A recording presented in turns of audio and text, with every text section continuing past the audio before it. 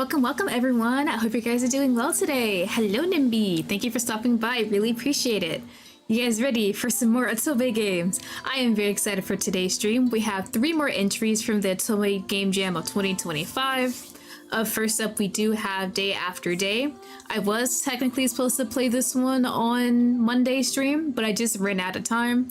The other games definitely took a lot of time, which I had a lot of fun playing them. So I decided just to move it to today and then add 2 more Otome games from the entries, and we'll see what we have.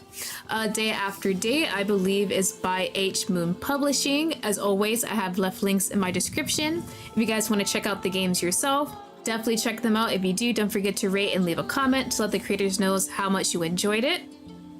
It is muggy outside in my area. We finally got some bit of rain after this huge ass heat wave. I still like the heat, so I'm enjoying it with my window open. And I do have my kitty Price sleeping behind me on my bed. He is knocked out. He's snoring a bit, so hopefully the camera does not the mic does not pick that up. But yes, Day After Day. In this game, we play as Vera. She finds herself on the docks of Vadina, an island of winding canals and opulent wealth, after a savage attack on her ship that nearly ends her life. Left with gaps in her memory, she roams the island in search of answers. Cursed to repeat a single day, Vera must uncover who has cursed her and why. How you break the loop. So I made sure not to look up too much information before today's stream. So I did not know there is a time loop, really, which is interesting. I really like the thought of a time loop and try and figure things out.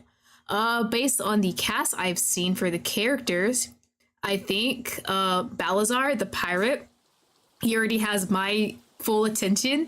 Bro looks hot as hell, black hair, red eyes with the titties out. Perfect chef's kiss. That is wonderful male character design. I wish more male characters have something like that. We're just gonna go ahead and get started and see how this game plays out. This is a demo, and also they do have a Kickstarter, just letting you guys know. All right, so archetype, do you want brains? That's 5 IQ, 2 EQ.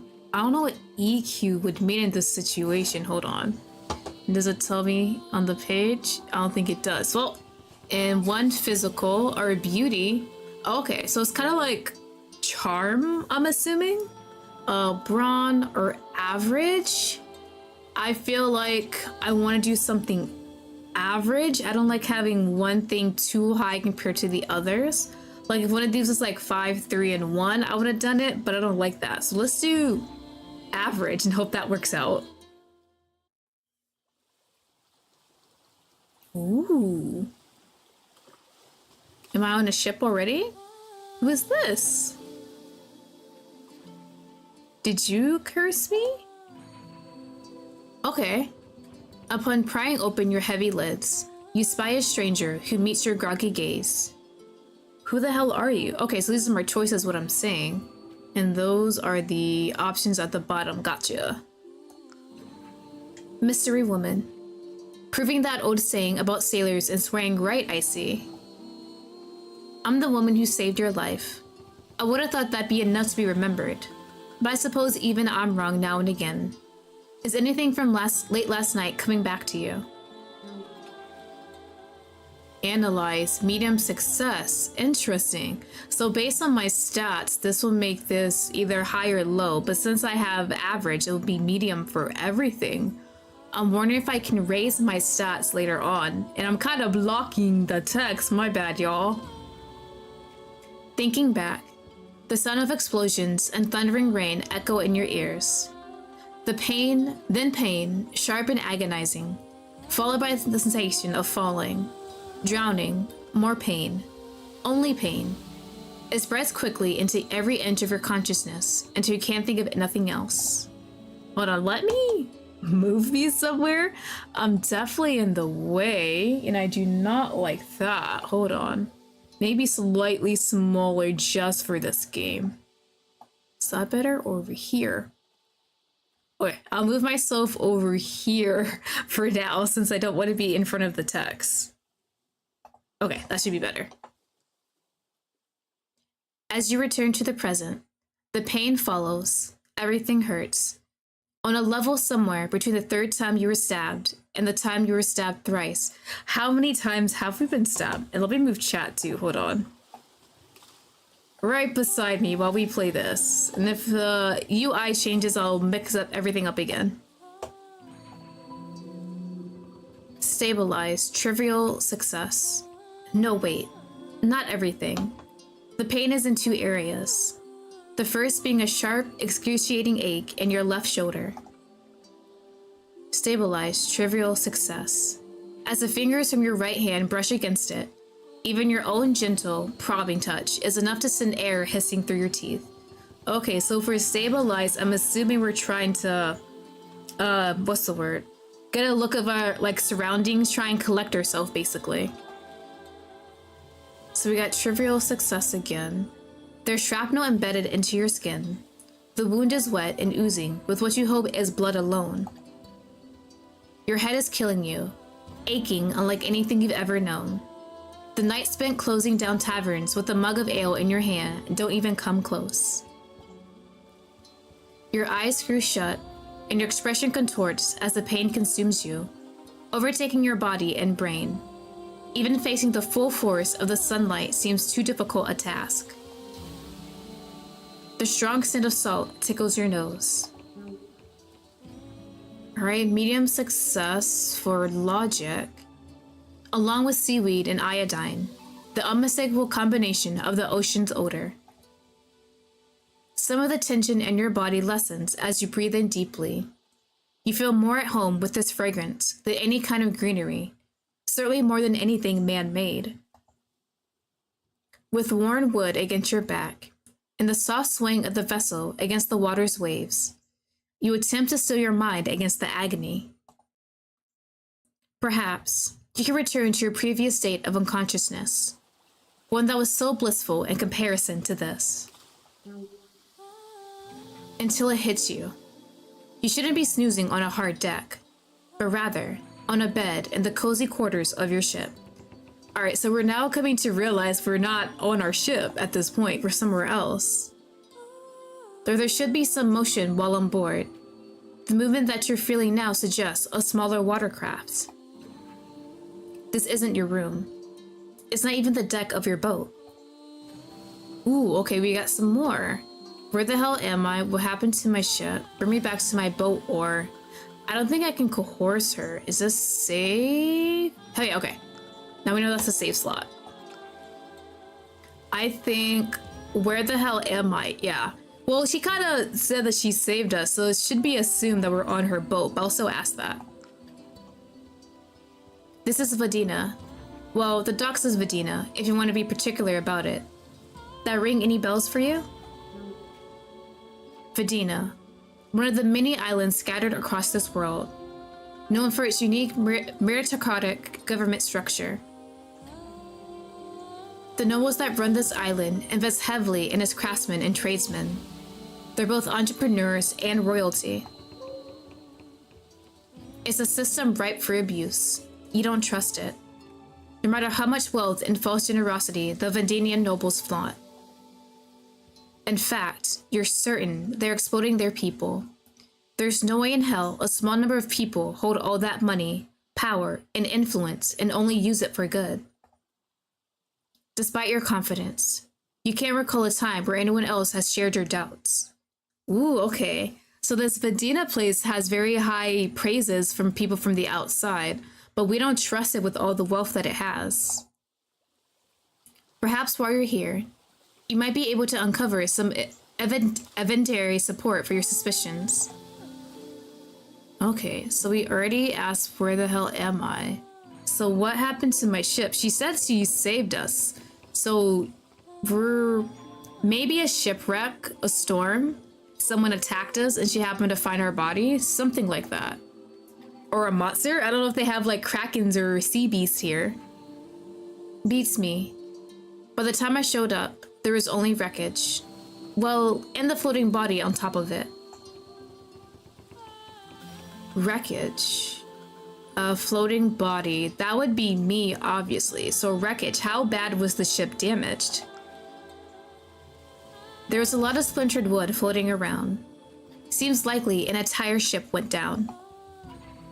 Your ship. Your home. The one containing your valuables, your documents, your clothing. All gone. It took you a very long time to save up the money to buy that ship, and it allowed you to take odd jobs and to travel across all of the islands. Without some act of providence to help, it could be a very long time before you leave Vadina. The last thing you want is to be stuck here longer than you need to be. Ooh.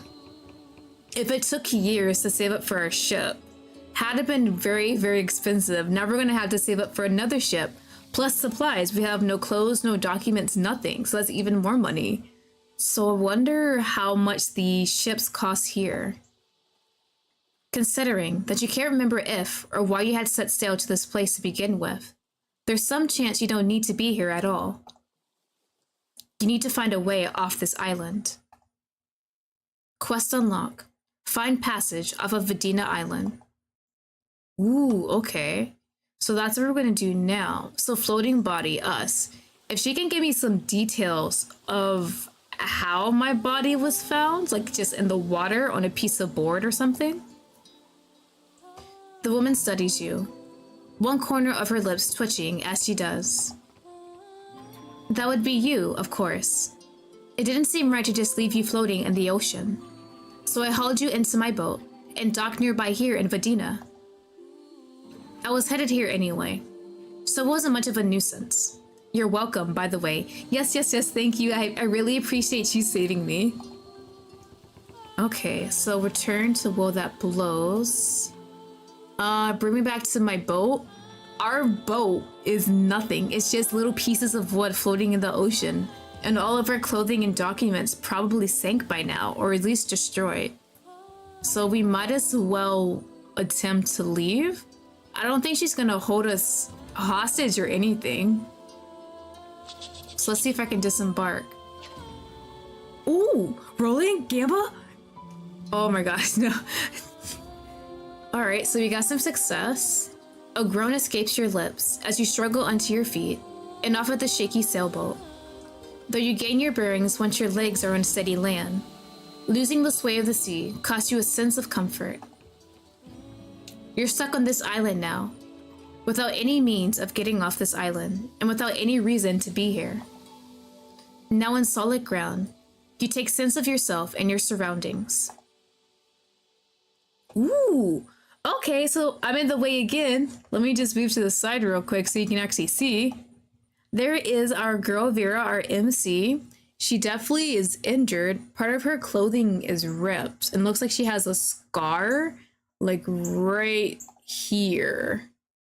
So hopefully we can figure out what we have to do. Definitely first, injury. We need to go to like a hospital, a doctor, someone, but we probably have to pay money. Can I get a job while injured? This is you. You're in rough shape, but it's nothing you can't handle. You grasp for an understanding of what to call yourself. Ooh, custom name, hell yeah.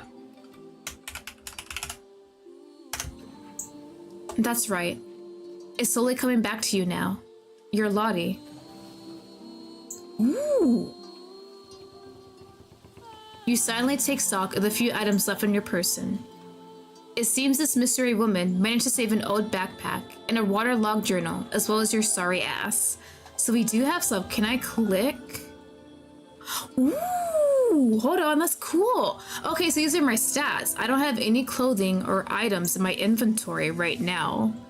A bonus from items, nothing right now. Selected item, item type, item effects. I love that. So everything's even so far. And this would be a map. Ooh, okay. So we're at the port. So this is Vadina. So far, it is just a bunch of canals. We only have one place unlocked so far. I'll check out explore later. And then we have a journal. Ooh, skills, okay. Main quest line, side quest, gotcha. Okay. So each one has a certain part. So when I was doing the beginning of this game, it told me something like a word and then like success. Like stabilize here. Okay. So physique would be like snatch, sneak, stabilize, strength, and stunt. So everything is equal for me. So I should be good with success rates for these. Pray. Hopefully I can find a way to actually increase these to make it easier. I'm not sure if you can in the long run, but we'll see. The journal should be more useful once it's had time to dry. You also find a pocket watch. Looks like it still keeps accurate time. You turn your attention back to your... Oh, okay. You don't look so good. Do you have a map of the city? I haven't spent much time with Vidina myself, but there's gotta be a doctor around here somewhere. You think this is bad? This is nothing. I'm fine, mind your own business. I don't want to be rude. She's the one who saved me from the wreckage. She could have left my sorry ass. Do you know where to find one? Let's be nice so far. I have no reason to be mean to her as far as I know. I know the next best thing. Someone who does. There's a cafe not far from here, and the server there knows practically everyone in town. She should be able to help. Thanks. I'll make note of that. So we unlocked the cafe. Let me check map real quick. Not yet. Maybe after? Quest unlocked. Somebody help me. Well, with you back on your own 2 feet, I suppose this is where we part ways. Wait, before I go. Ooh, what's your name? You never told me. I need to know my savior. They call me Sion, and by they, I mean me. I didn't catch your name back when I was saving you from drowning and bleeding out. Who are you? If I told you I have to kill you, why do you want to know? Let's go ahead and just tell her our name.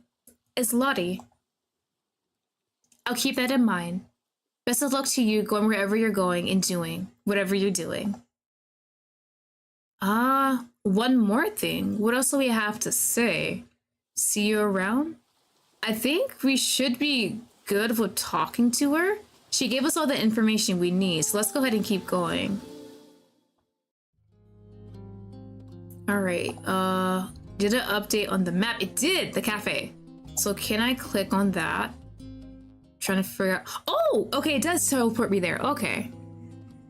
So this is the cafe area. Would I just... Okay, so you can click on items. That is nice to know. So you just click on the door. And then we're inside the cafe. This looks nice. I still explore the outside a bit more, but that's fine. And then there's our little cafe worker. Okay. The server smiles at you amidst the hum of the customers and conversation. Hi, sweetie. Come right on in. I'm Vivi. We're not serving our full menu today, but if you like, you may take a seat at an open table, and I'll be with you in 2 turns with fairy wings. Sweetie, 2 turns of a what now? Have a seat somewhere. Let's go ahead and just take a seat and wait for her. We still gotta think about what we're gonna do in this situation. You slid into an open seat near a window, wincing as the change of positions pulls out your injured side. Who knew having shrapnel embedded into your skin would be such a pain in the ass? Hi! Ooh, I'm loving your design. Your hair is really pretty. Vivi must notice you picking at your wound as soon as she arrives at your side with a worried expression. Oh, sweetie, that looks awful. What happened? Have you gotten that looked at by a doctor yet? Actually, that is why I am here, ma'am. I need to know where to find a doctor. No, my ship was attacked. Whole thing. Shot to pieces. Vivi's large eyes turn dewy as she listens to the curt summary of your story. That's just awful. I'm so thankful you made it through alive and you're here talking with me now. Now, is there anything I can do to make your day a little easier? Are you hungry? Thirsty? Do you want some fresh clothes? How about a recommendation for a doctor or a shipwright? Need someone to give you the rundown on who's who and what's what in town. Ooh, okay. First things first, definitely get the wounds figured out. So how about a doctor? You show Vivi your map, and she points to a specific spot with swiftness and ease. Ooh, so we have doctors now. Nice. Right here, sweetie. This place will take good care of you. The doctor makes house calls sometimes, but I think the office will be open today. You have to head over there and see for yourself to know for sure. Okay, so can I ask about the shipwright? I can! Perfect! Now we have 2 more places. Vivi's eyes alight with affectionate familiarity. His name is Moss. He's an exceptionally kind man and a genius at his crafts. He comes to visit Vadina now and again. I know for a fact he got into town yesterday. Moss said he's looking for a buyer for a new ship of his. He'll likely have it docked at the town port. Ooh. You'll think he'll help me? Excuse me. How do you know it for a fact? How? Yeah, I need to know confirmation. Do you think he'll help? If I have the money, he'll make me purchase it. Let's get to know a bit more about him. Absolutely, he's such a generous and empathetic person. I can't imagine him not helping someone in need. This is exactly the kind of person you could really use. Someone spineless who you can easily sucker into doing your bidding. Not really, but okay. Hopefully this man bites back at us. I kind of want that. All right. Was there anything else? How do you know for a fact? Nope. Can I get the menu? You'll lend me some of your clothes.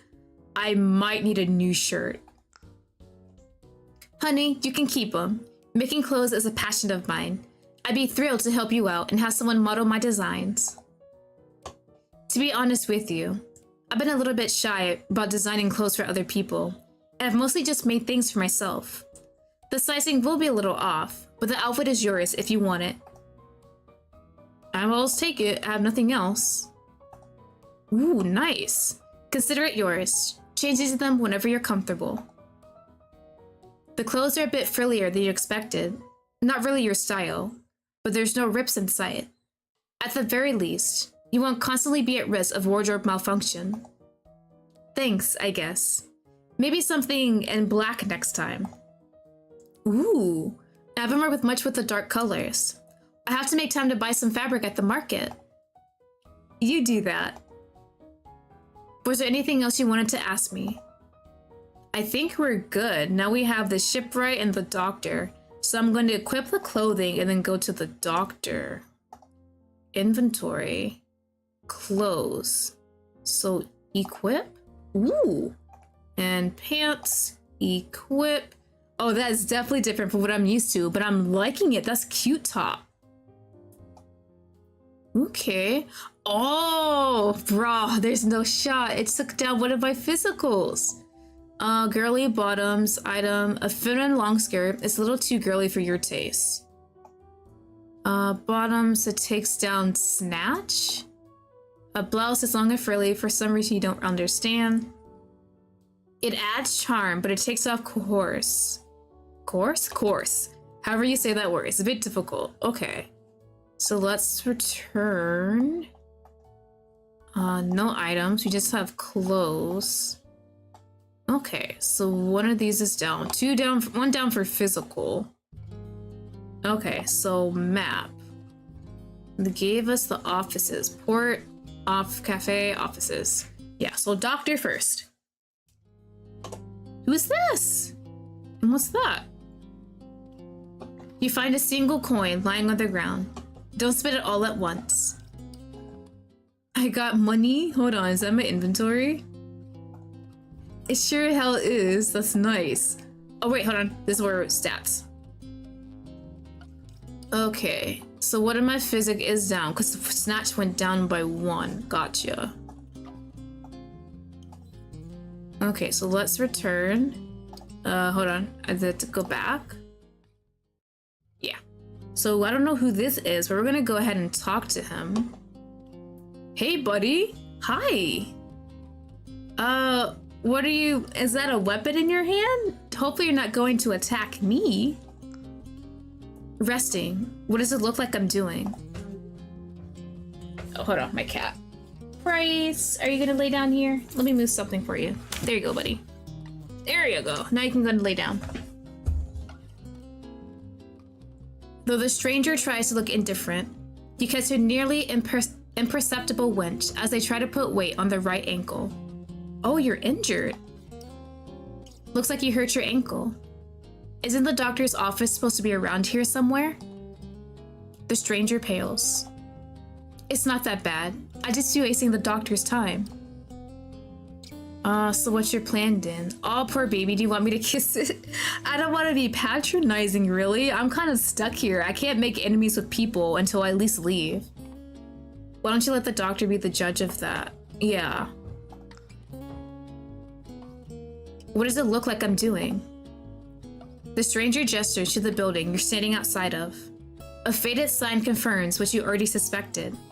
This is the doctor's office, but it looks like he's standing outside instead of actually going in to speak with the guy. Are you going to go in? Of course I am. Eventually. Upon inspection, the stranger seems to be sweating more now than upon first finishing their run. You guess they're not the biggest fan of medical professionals. Would it help if I went in with you? What are you afraid of? Just go in?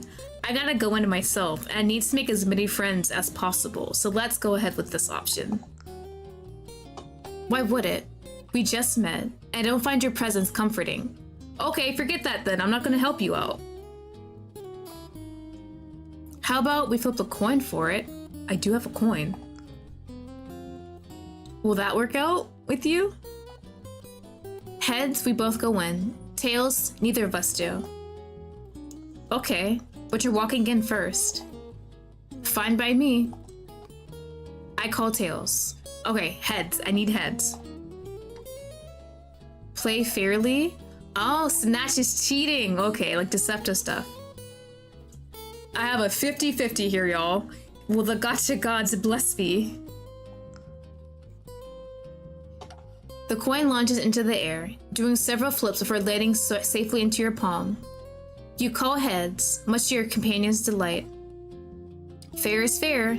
You're off the hook. Farewell, strange woman. I'm off to work. Damn, 50-50 didn't work for me. They limp away faster than you would have thought possible. You watch them go in amusement. I mean, I might as well go in myself then. Maybe I'll meet them up later. The door opens, allowing you to peer inside of a dim, empty reception room. There's a little sign on the main desk that reads, "Out on a house call. We'll be back tomorrow," in barely legible handwriting. Okay, it doesn't even matter if he would have gotten if I had gotten heads and we both went inside. You shut the door, seeing no reason to look further. Alright, so I can't go in. So let's go to the port. That's where our guy should be. What was it? Moss. Is that him? Should be. Is there nothing else in this area first? No coins, nothing to pick up. Looks like not, so let's go ahead. Hello, nice to meet you. I'm Lottie. Who the hell are you? Hanging around the docks. Introductions seem fine. Why hanging around the docks is a nice question, but let's be courteous. The man meets your eyes with his own, waiting for you to continue. He clearly suspects you want something from him. True, but...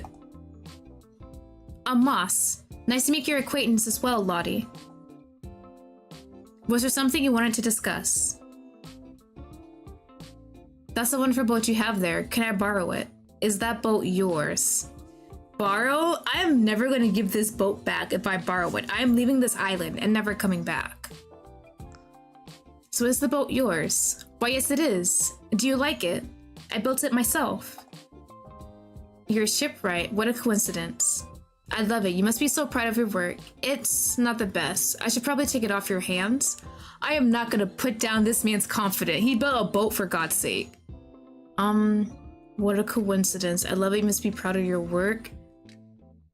What would help me out in this situation?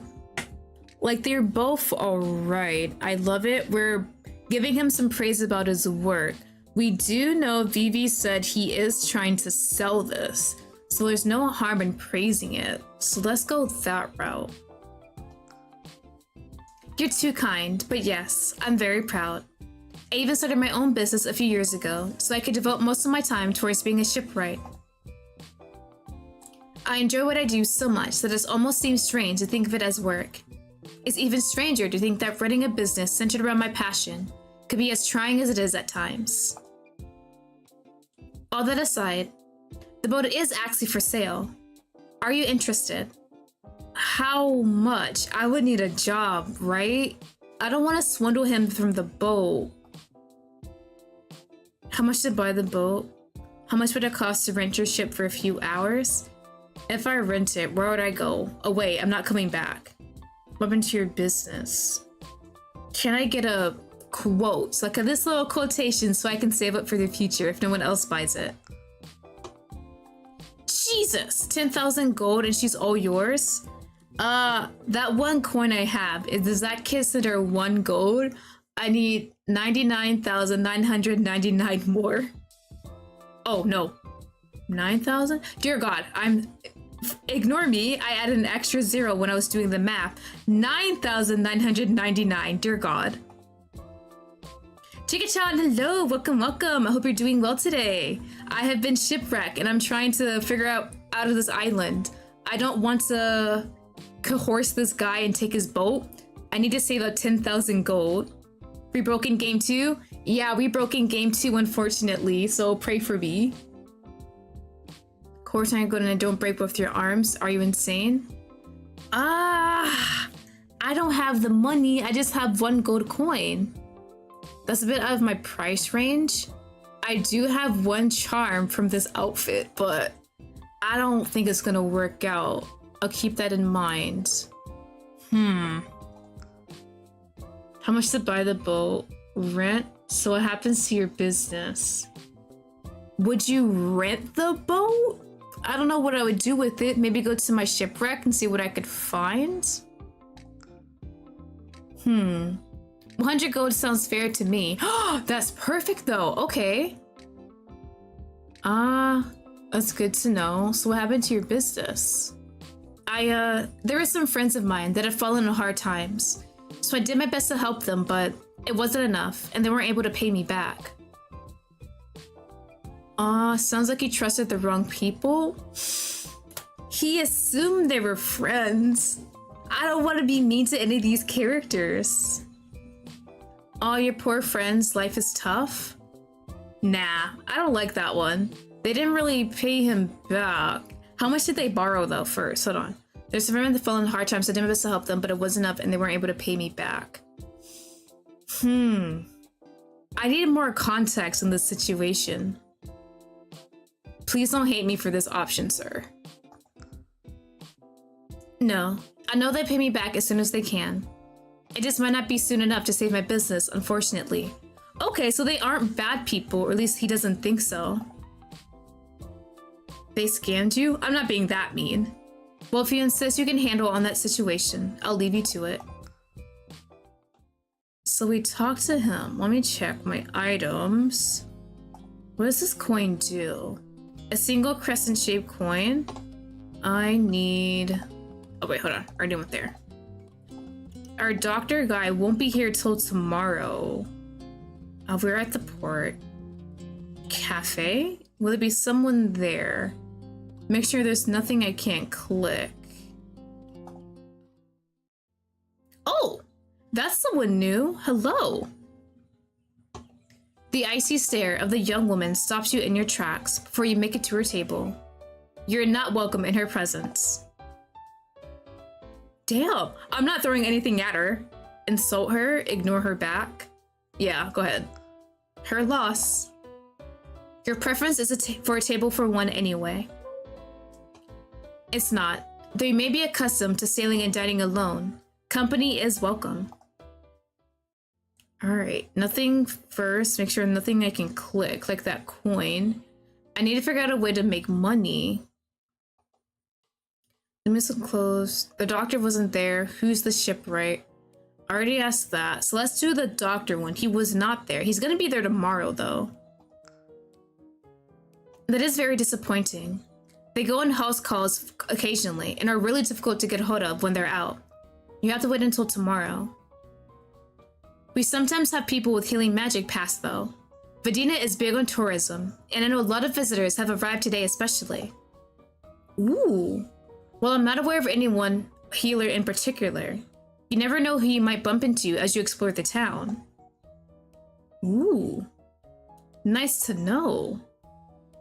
So I could probably find someone in town. Can I get a... I have no money, but I can still look at the menu, right? Window shop a menu? Do people do that?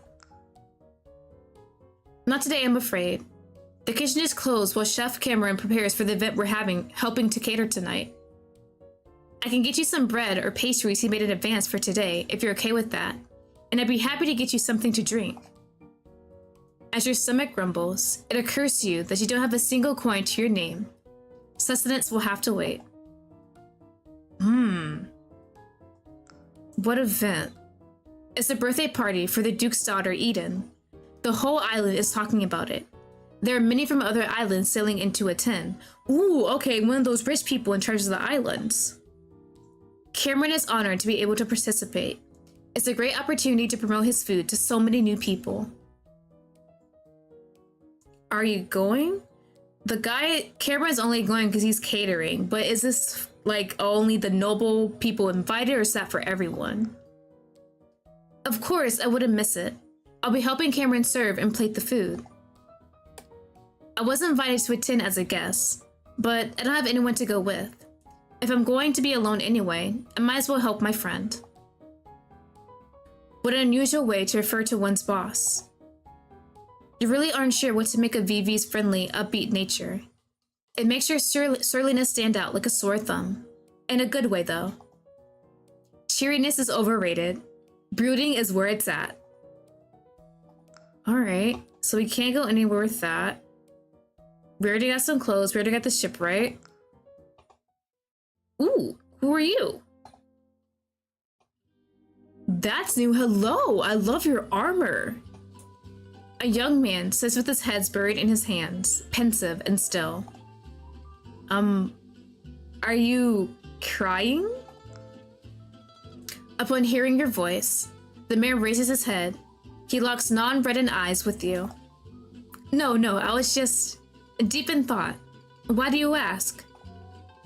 I wanted to make fun of you. I was curious what was wrong. I enjoy imposing intrusive questions to strangers. I was just curious. I need to make all the friends I can. I invited my sister here for lunch to celebrate her birthday, but I was a bit late getting here. By the time I arrived, she had already left. Was that the girl that was sitting here earlier? Bro, there's no shot you were late to having lunch with her. No wonder she gave me a glare. The seat was reserved for him. How late is a bit? The man nibbles at his lower lip before responding. An hour? That's a lot though. An hour? If you were my brother, you'd be dead to me. I wasted more time doing less. She asked, what were you going to do? Yeah, bro, that's horrible. Knowing my sister, death would be a mercy. I'm more worried about her making my life a living hell. Can't deny you have it coming. Ouch. I suppose I deserve that. Any interest in helping me dig myself out of an early grave? I'm Enzo, by the way. Hello, Enzo. It's nice to meet you. I'm Lottie. Make room, zombie man. Let's try and help him out. I don't know what I can do, but we'll see. With pleasure. Bring an amazing birthday gift to her party. Have you tried apologizing to her and explaining why you were late? Just let her cool off. Siblings can suck. Everyone knows that. Why were you late, though? That's the point. I'm assuming based on his outfit, he's someone important, like a guard, knight, something like that. Enzo shakes his head sadly.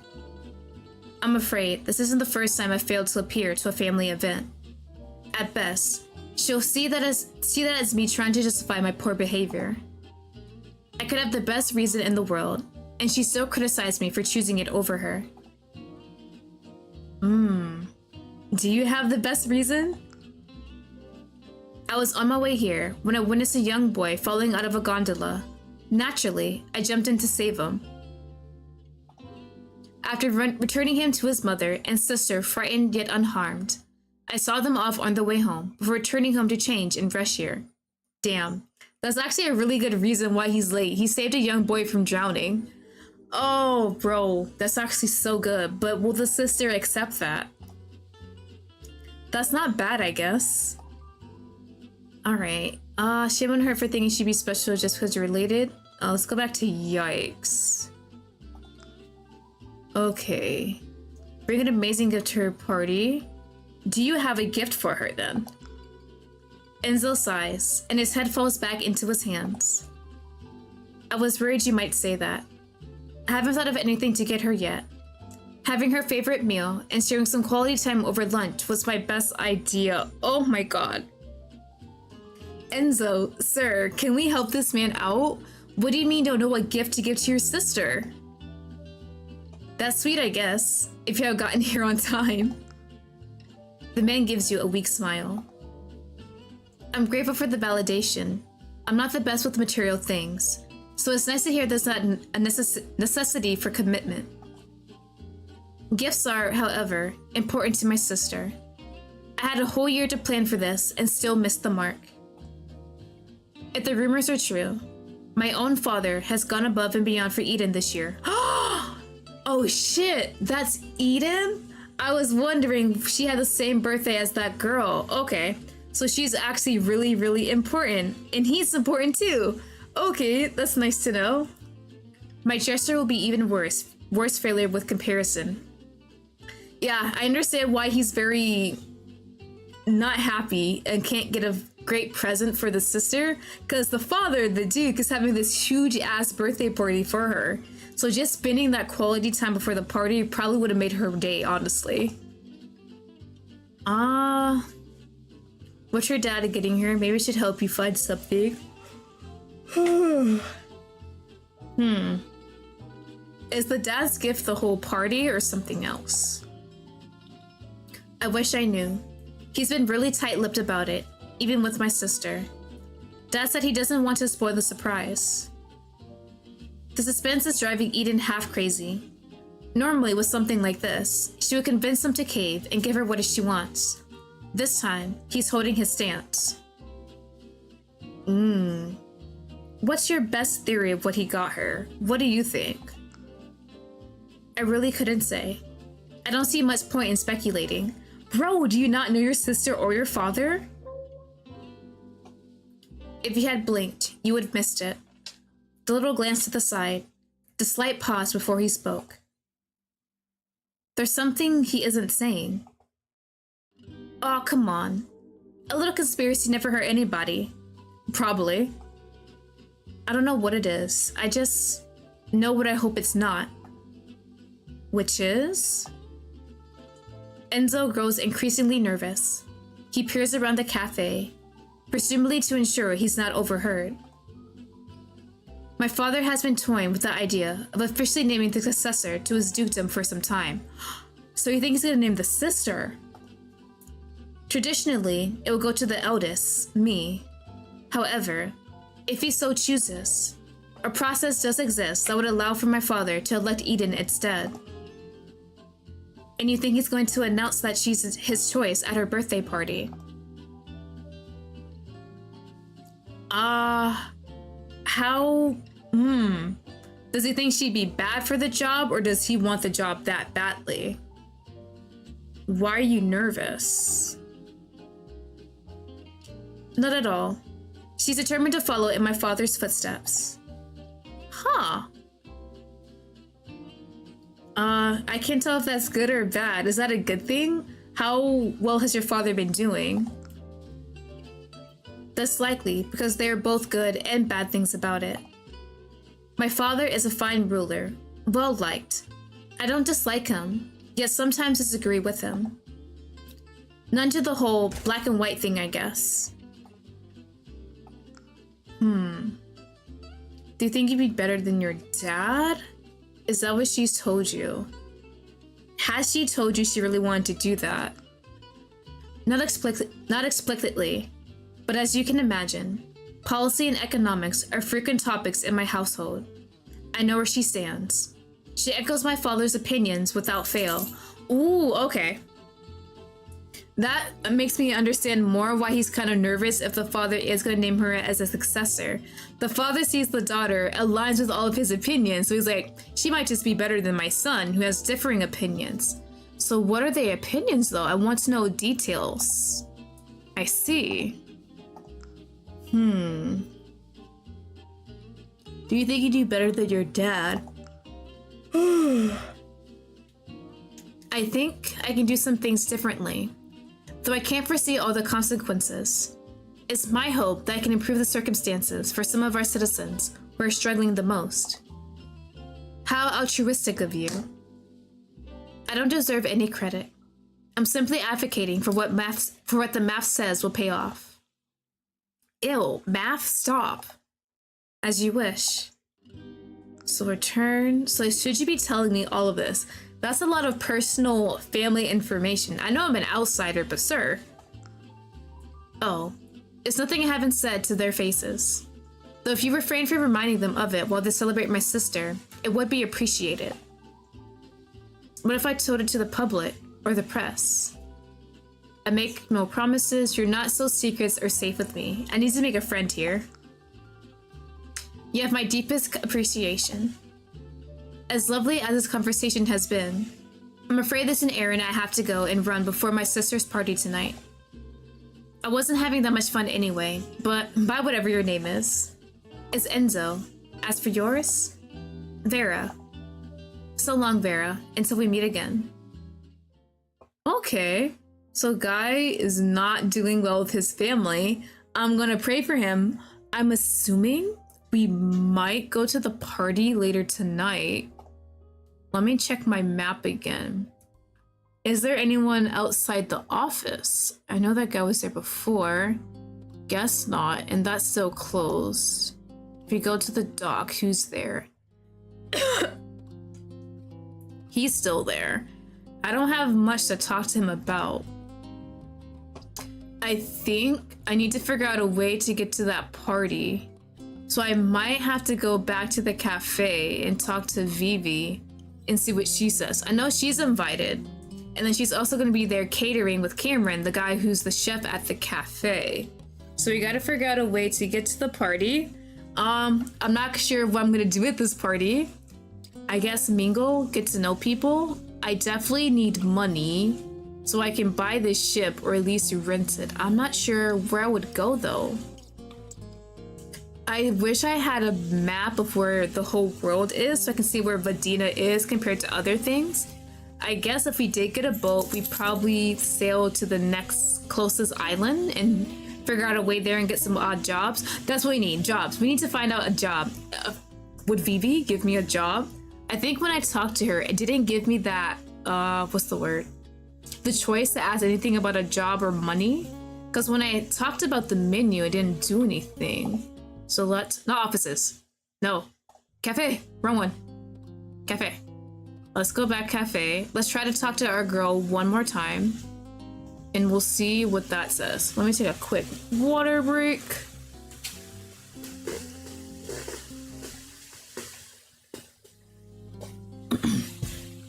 Technically a juice break though, but still, same thing.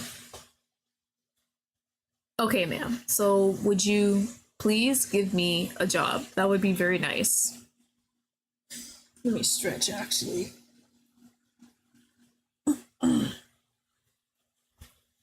So I think this game time loop? Hold on, let me check the page. I'm pretty sure it says something about a time loop, right? Yee, there is a time loop. So we haven't gotten to the time loop part yet. So I'm assuming the party is supposed to be tonight. So after the party, we'll probably go to sleep somewhere and then we'll wake up back on the boat with Sion and then we're back here. Okay, so let me check something real quick while that loads. Custom skill tree of passive active skill checks. Yeah, skill checks did happen in the story. Quest system, numerous outfits and hairstyles. Yee, okay. I haven't met my other guy yet. The pirate. I haven't met Balazar yet. That's what I need to see. Okay, so Vivi. Can I get a menu? You let me some of your clothes. Shit. She hasn't given me anything new, really. Damn. Who's this shipwright? The doctor wasn't there. She already told me about that guy, but can I... If I do this, will it give me something else? Same? Yeah, I already got this option. Okay. How do you know it for a fact? He came by to see me most exactly regular since he doesn't live in Vedina. Oh, he doesn't live here. Right. Okay. No, sweetie, the cafe. He loves the food here. Right, the food. Okay, yeah. Got a menu. I have nothing else to talk to her with. Court? Oh, it's getting darker. He said back tomorrow. Hold on. I know he said he's coming back tomorrow, but still. Yep. He's still not gonna be back. You know what? Now that I think about it, since this is a time loop and the doctor's not gonna be back tomorrow, I come back tomorrow and I'm still injured as hell because it's the day all over again. That is ridiculous. Okay. Oh, wait, hold on. What was that explore? Does that... Ooh, I did not think about that. Okay. So wanted sign. There's nothing for me to pick up to make sure. With their wanderlust guiding you, you soon walk into a quiet street lining the canal. The many hidden nooks and alleys allows for easy concealment with one people watches, those passing through on their boats. Continue. Eternal pain loop? It is an eternal pain loop, unfortunately. So I did find something new. Is that? Who's on this poster? Oh, money? A poorly illustrated wanted poster hangs across the side of the building. The name listed on the ad is The Shadow, with reward for dead or alive capture set at 20,000 gold. That's double what I need to buy the boat. Your eyes widen at the mention of such a large sum. Even with the gaps in your memory, you're confident that you haven't seen such a hefty bounty offered for one man in a very long time. Whoever this man is, he must excel at pissing people off. Maybe this is why you came to Vedina, chasing a lead, hatching a plan to capture this man. Hell, even if this is pure coincidence, it will be more than worth your time to track him down and turn him in any way. You pocket the poster. Nice, now we have a side quest. As you practically salivate at the thought of all that reward money, a man's voice calls out to you from the darkness. Is this who I think it is? Looking for the shadow, are you? Now what could a pretty little thing like you want with a guy like him? Are you the shadow? The shadow. You know that name. Something deep within you burns when you hear it. You search for memories, for information, for answers, only to come up empty. First of all, compliments or grills. Who the hell are you? Who's the shadow? Why do you think I want to find him? I think at this point we actually can be a bit rude. If I told you, that would ruin all the fun, now wouldn't it? Be that way. What do you want? You know what else would ruin all the fun? I haven't done Cool Horse yet. Will my skill check work? Let's attempt skill check this. Success, let's go! You know what else would ruin all the fun? You. Me breaking your fingers. Wow, someone's not in a good mood today. I'll let you go have fun doing whatever it is you do. Oh, I kind of want to talk to him a bit more though. Damn, I wanted to do the skill check and it worked, but I still want to talk to this man. I'll probably see him again later then. So that's, ooh. So that did pop up, gotcha. So not all the places come up automatically. If I explore, will it take me somewhere? Ooh, nice, okay. Bored to tears, you set out walking north and stop as you approach an ostentatious manor. A strange sense of foreboding comes over you. You get the feeling that if you continue forward, you'll see something you won't be able to unsee. At the same time, there's a part of you that urges to push on. Whatever may lie ahead, you cannot escape learning the answer. Are you ready to continue? Ooh, yes, let's continue. As you finish crossing a long bridge over glittering ocean water, a magnificent manor comes into your line of sight. No sooner do you lay eyes on it does your head begin to ache with immense pain. A migraine that matches the strength of the one that awoke you this very morning. You've never been here, but you've seen this place before. Your memory comes back to you in flashes. You see yourself examining blueprints of the manor, combing over every escape route. Did we rob this place? You recall getting onto your ship with gear, specifically chosen for this journey, as well as setting course straight for Vidina. There's no doubt about it. You meant to come here, to this exact spot. You try to pry into your head as to why, but doing so makes the pain grow intolerable, unbearable. You wouldn't wish it on your worst enemies, any of them. You scream, until your brain puts you out of your misery.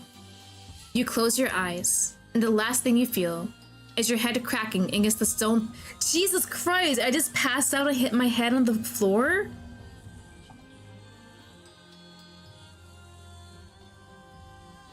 And there we are at the very beginning of the game again. Well, damn. So how does this work out with the whole time loop situation? Money better come with us. Me with the 1 coin to my name? You spy a familiar face to meet your groggy gaze. What the hell are you doing here? Yeah, this is, I did all of this already. Well, damn. Oh my god. How does this work out? I want to examine the text and make sure nothing new is popping up. But this is all the same. Oh, wait, there's this new. There's no mistaking it. You've been in this exact position before. Only she's acting like you haven't met. Something is terribly wrong. What? Wait a minute, that's the end of the demo! Wait a minute. The demo ends as soon as you do the time loop. Thank you for playing the first day of Day After Day. This concludes our demo. Ah! I didn't barely get to talk to my other guy, my Balazar, my pretty man. Damn, alright. I really enjoyed that though. Okay. That was really nice. So we do have the time loop part. So I'm wondering how this is all gonna work out time loop wise. And while we're stuck in this whole thing. So once we saw that manor, something happened to us. We had that headache and then we passed out and just split our head open on the, hold on, Price. Get your leg off that dude. Bro. Bro. Move your leggy. There you go. Okay. But I'm praying for our girl, our NC, because it's like in a time loop while we're broke, poor, we have nothing to our names is hilarious. So it could be one day where we just make so much money, and as soon as we wake up the next day, we have nothing. We're perpetually poor and injured too. Our stab wound is never going to be healed. Alright, you can start again to find all the characters and try new dialogue branches, but continue here down the manor always to end your rerun. Ooh, okay. Alright, so let me move everything back. So let me go ahead and get my next game going. Let me open that up. So that was Day After Day's demo. Don't forget to check out the game yourself if you want to play it. If you do play it, don't forget to comment, rate, what have you, to let the creators know how much you enjoyed it. Let's see, what is next on the list? I definitely forgot what order this is supposed to be in. Give me 1 second. So what was next? Okay, it was Subject Love. So let me go ahead and get our next game ready.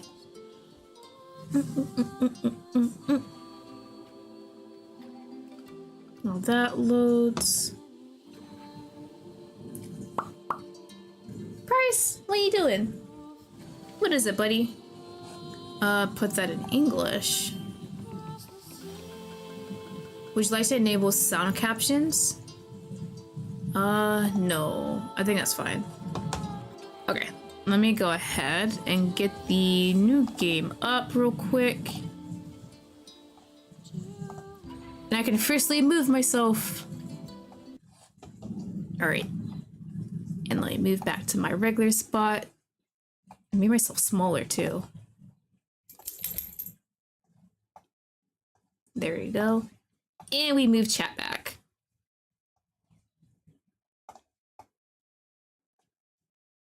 There we go. All right, next game on our agenda, we have Subject Love, Happily Ever After.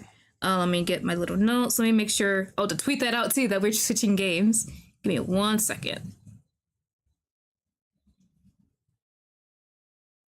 All right, we're starting this one next by Honey Bunny. Let me make sure to tweet that blue sky. Now this one, the character designs definitely caught my interest. So I'm very excited to play this one. Where are we? Subject love. Blue sky. Where is it? There we go.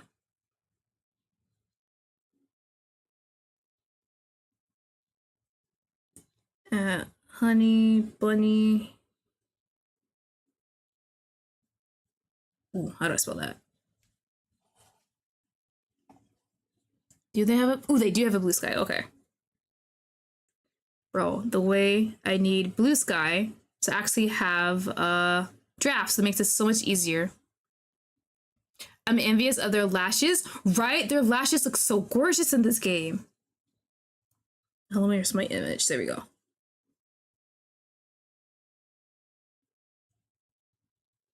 All right, next game on our list. It is Subject Love, Happily Ever After. In this game, you play as Rosalind, who wants to have a happily ever after. When her love potion turns her subjects into adorable and slightly annoying creatures, she starts thinking maybe, just maybe, this is a sign from the universe to stop. Character designs are wonderful, honestly. It's a work of fiction, you guys all know, yada yada yada. As always, I've left words. Links in my description if you guys want to check out the game. If you do check out the game, don't forget to... Ooh! Ooh! Hold on, I'm being distracted, that's so cool. Yeah, right here. Let me go audio real quick, hold on. Bit. There we go, okay. Don't forget, if you go in my description, I have links if you want to play the game. If you do try out the game yourself, don't forget to rate and comment and let the creators know how much you enjoyed it. But this one here has my attention. When I saw the game, I was like, you. right there. So actually, this is really cool so far that I'm looking at it. I'm being distracted, but it looks so cool. Ooh. So when you do these options, the hand goes forward, but for quit, it goes back. And I love our little witch girl. She looks pretty quirky. Okay. So for this one, I do believe this is also a demo. Let me see the characters. I haven't looked too much into the characters. I definitely wanted to be surprised on stream. But there's definitely the long-haired guy. Got my attention.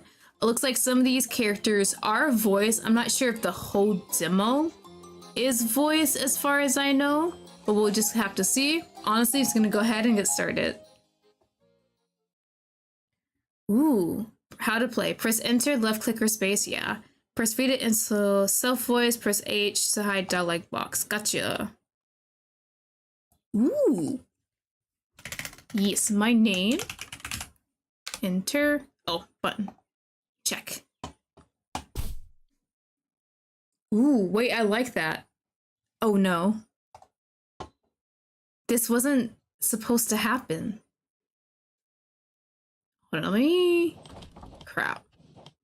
Expand? Oh, wait, I'm getting distracted, but the little... Hold on, I'm in the way. Hold on, chat. This looks so cool. The little options part, like when you go over it, it's like little drawers opening up. That's so cute. Okay, let me move back. And there we go. It only took seconds for the pink liquid in a heart-shaped bottle to vanish in a puff of smoke. Smoke that didn't sparkle like joyful fireworks. No, it poured into her living room like an eruption of sheer frustration. I want to put up the speed of the text real quick. She waved her arms until every last wisp was gone. And in that silence that followed, she realized something had gone terribly, terribly wrong. Let me save real quick. Ooh, I love that. Let's expand. Ah, oh wow, this UI is really nice. Actually, that's so cute. So settings real quick. Text speed. I like my text speed pretty fast. Let's return and close. Ooh, there we go. Thinking about it now, the witch tried to put the pieces together and find her primal mistake. Why did this happen? It doesn't make any sense. I must have mixed something wrong into the potion. If I remember correctly, when I started the recipe, I added... Ooh! So I'm guessing whichever choices we make, it will show what guy we have. I want my long-haired guy. He looks kind of decrepit and sad-ish. So maybe opossum bones? Right, those bones. They were way thicker than I expected. I tried breaking them down, but it was too much of a fighting. I gave up halfway through the recipe. After that, I sprinkled some stardust, threw a few strands from a dead man. This one. I think this one. Devs had way too much fun with the UI. Love it. Yeah, I'm glad they had a lot of fun with it. It wasn't easy to find. Rare materials like this always give a better chance for success. Then I added... some dry tree branches, pieces of a blade, 3 amethysts. What would give us our guy? Dry tree branches? A blade? Cheap material, but it never fails. It also gives my potions a funny taste. And lastly, I seasoned it with red berries, teardrops from a gazelle, sweetgrass. Sweetgrass? Of course. Because color and history are the best seasoning to finish a potion. And I remember I stirred it with a staff, a wand, a knife, my fingers, a spoon. Stirring a potion with a damn knife is a choice. A spoon? Seems simple enough. Maybe a spoon. Let's do spoon. I wonder if they have a walkthrough to figure out which guy you get. I think that's what the whole choices are. I mean, why not? The potion was looking like soup anyway. Lottie? To hear her name in the silence of her lonely house is not a good sign. It always comes followed by something darker or nothing at all. Am I going crazy again? Lottie, turn around, please. No, I'm not gonna do what you voices tell me. It's me, Frank. Huh? Shocked to hear a name she thought had been gone from her sight, she turns around quickly. Above her table, a small creature looks at her with shiny eyes. I'm sorry? It turned you into a worm? I turned this guy into a worm! Why? I thought she would answer that for me. Oh, sorry? But it doesn't make sense. It was supposed to be a love potion. I know. Does it mean there's something wrong with me? Why you?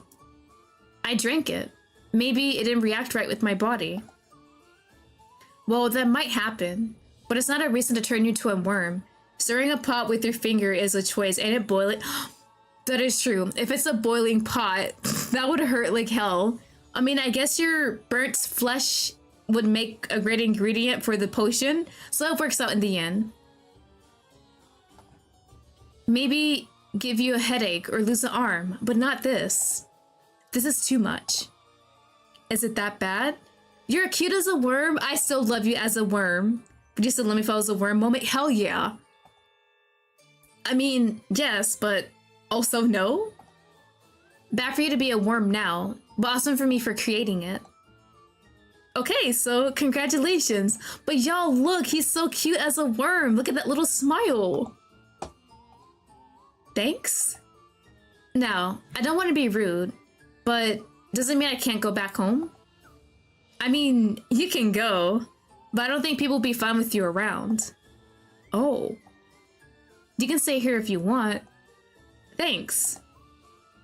Are we just stuck here with this worm guy now? That face. I don't think he wants to do it. Is he feeling something? What's wrong? You don't like it here? And that's not it. I'm just thinking about my family. Oh. I won't see them again, will I? Wait a minute, sir. Why are you getting so depressed? I just gotta figure out a way to bring you back to your regular body and we should be fine. Nope. Okay, never mind. I guess it's not fine. I thought so. Family seems important to him. I don't understand. I wouldn't feel so bad if I didn't see my aunties for some time. How about I try to turn you back? Huh? You can do it? I said try. I'm not sure how I can do something I didn't mean to do. I see. It's okay, Lottie. I trust you. Oh, sir, you have too much trust into me. Now I'm pressured. But look at those eyes. Why are they so shiny? I can't say no to that. Okay, let's try. Ooh. You need to collect all items in 25 seconds. Don't start yet. Don't start yet. Hello, Emily. Welcome, welcome. I hope you're doing well. Okay, so don't start the mini game yet. Hold on. Give me a sec. Let me take a sip of my drink first.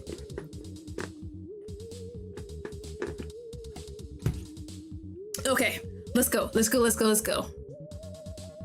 Shit. How does that? Oh, click. A mushroom. Where's that? Here? And where's that? Here? Hell yeah! Well, everything is here. Now I'm going to go to work. That was easy. Hell yeah, you can't do that against me. Speedrun time, Lottie. Alright, a few long minutes later. Does the potion work? Did we actually fix this man? Or does it make it worse? Are we gonna make him worse? Alright, drink it. Are you sure this is going to work? 50% sure it's going to work. Question mark added to that 50% because I'm not sure it's even 50%. No, but you trusted me, so I did a good job. Okay, here we go. Please work. Please work. I don't feel any... Frank? Right before my eyes, a cloud of smoke bursts forth just seconds after he drinks the potion. The pink mist wraps around his tiny body, swirling and thickening as the dust in the air begins to shift, growing, twisting, becoming something else entirely. And then suddenly, he's back to normal. Let's go. My day is good. How are you? My day is wonderful. We're finally getting rain in my area after having a harsh heat wave. Cool, it worked. Hello, so wait, can you move that hand so I can see your gorgeous hip bones out in the air for someone just to grab? Yes. You did it, Lottie. I knew I could trust you. I just did what I had to do. And this is nothing. You really are amazing. But what about the love potion? I guess I'll need to try again. But this time, I better be careful with my ingredients. Let's go. Hmm? You. What are you still doing here? Waiting to help you. You're actually gonna help me after this disaster? Why? The potion didn't work, right? So I'm still a subject. He's still gonna help me out? Bro is too good. What is wrong with him? Ah, also, I still need to check your ceiling. Wait, did this guy come to check our ceiling and then we decide to give him a potion out of nowhere, or did he volunteer before? This can't be real. Thanks, Frank, but I think you should leave. But your parents are probably worried about you. You are right. I should check on them before helping you. Yeah. And once you're out, I'm going to lock this door. Well, what about you? Huh? Will you be alright on your own? Of course I will. He doesn't seem like he trusts me. Also, I'm not alone apparently. Oh! Ah, that's the guy, that's the guy, that's the guy! Hi, you're so pretty and so cute with the long hair. Hi, sir. Hi. Bro, he can't. No! I see. So better get going. Thank you. Good luck, Lottie. Thanks. Bye. What do you mean? Y'all. What a strange man. This departure was supposed to happen anyway. However, for some reason, the witch feels something inside her. Am I sad? Am I worried about my life?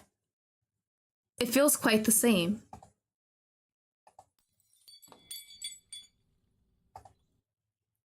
No, y'all, I can't. You guys don't understand. This happened again. Why does this character have the same name as my brother? No, I can't play this route anymore. I'm sorry, I can't do that. I just cannot separate the names. I'm gonna lose it. Oh my god. What do you mean? Y'all, there is literally another game I wanted to try, but the character I was interested in has the same name as my brother too. This happened 3 times already when I wanted to play Indian Otome and the character had the same name as my brother. I cannot. He's hot. I'm sorry. Every time I think of this name, I think of my brother. I'm gonna lose it. Nah, I'm gonna have to start over. I can't do that.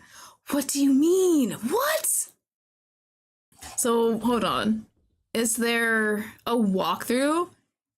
So I can... Bro, I cannot. You're lying. Hold on. Can I get a walkthrough, please? Oh, no. See, I can't read cute lovey-dovey lines and also say his name. What do you mean? Hold on. Let me see. Is there a walkthrough, please? Bro. I'm gonna lose it. Also, this game is actually technically a sequel to another game, which I did not play, so just ignore that. Bro, play the demo. Can I get a different route? Shit. Is his route something that you get all the way from the beginning, or do I choose another guy? Hold on. Let me save real quick, and we're gonna try something. Hold on. Save. Save, and we're gonna return, and we're gonna expand. If there's no choice of dubbing him Jose, yeah, okay, we're gonna go home. We're gonna try real quick and see if my choices will give me someone else, because I just cannot, y'all. Bro, I'm cursed. There's no shot. There was like a mobile visual novel dating game that I played when I was younger, like in high schoolish, I think, or like early college. And my favorite character, of course, had my brother's name. But thankfully, that character had like a second name in the game that he was called by. And I was able to trick myself into calling him that second name and making it work. But every time I still think about it, that name steps up. I'm so mad. Oh my god. Okay. Let's just do something else. Let's not, rose petals. Let's do everything the opposite of that spooky guy. After that, sprinkle some stardust. Hopefully we get something new. Purple, pink, and blue. I feel like a fairy working with it. Until some got stuck in my throat and I almost died. Then I added 3 amethysts. Of course, stones are the most powerful materials in magic. It makes sense, right? Love should come from something that's precious and solid. It is super convenient. You can buy those crystals at any corner. Witches sell it everywhere. We're all crazy about it. And lastly, I seasoned it with red berries. Berries. Delicious berries. I thought it was a brilliant idea. I mean, it's berries. I thought they add a sweet taste and a nice smell to the potion, but it didn't change much. A real waste of perfectly snackable ingredients. And I remember I stirred it with a wand. Of course. Why would I use a tool when I have magic? It doesn't matter now. Yeah, and our buddy, okay, yeah. And him, oh, it's someone different. No, do not tell me that guy's still there either way. I think he might be still there either way. Oh shit. Oh shit. I think he might still be there either way. I might have to send it. Let's try. Yeah, I think he's part of the story either way. Bro, I'm gonna lose my mind. This is not happening. Bro, and the way you guys can't hear it, but I can hear my brother yelling in the room next to mine playing games. Oh my god, okay. Bogart, hey buddy. In the flesh, but not in my hot body, honey. I mean, this is not what I wanted. That's good. For a second there, I thought you tricked me just to steal a kiss. What? No, absolutely not. Could you maybe be a little less terrified by the idea? Sorry, this is not the point. I mean, what have I done? I have no idea, my darling, but how are you a frog? And how can you talk? I'm surprised too, but... The brother screaming, bro, every time I think it's nice and quiet and then I just hear him in the opposite room just going crazy, and he cusses like crazy too. This, no way. Darling, don't panic. I know this is... I'm really amazing. I've seen it, but I've never done something like this before. Now, I can turn people into talking animals. How cool is that? Also, sidebar, I want to say, I'm loving the expressions of the MC. They're so good. Not very much for me right now. Oh, of course. Anyway, so this is an accident. Yeah, I didn't expect my potion to turn you into a talking frog. I mean, this has nothing to do with love, right? Definitely not. Well, I guess that's why we're subjects. And at least my legs still look good. That's true. Are you gonna be stuck as a frog? What's wrong now? You're a frog. How are you not in panic? Oh, darling, why would I be?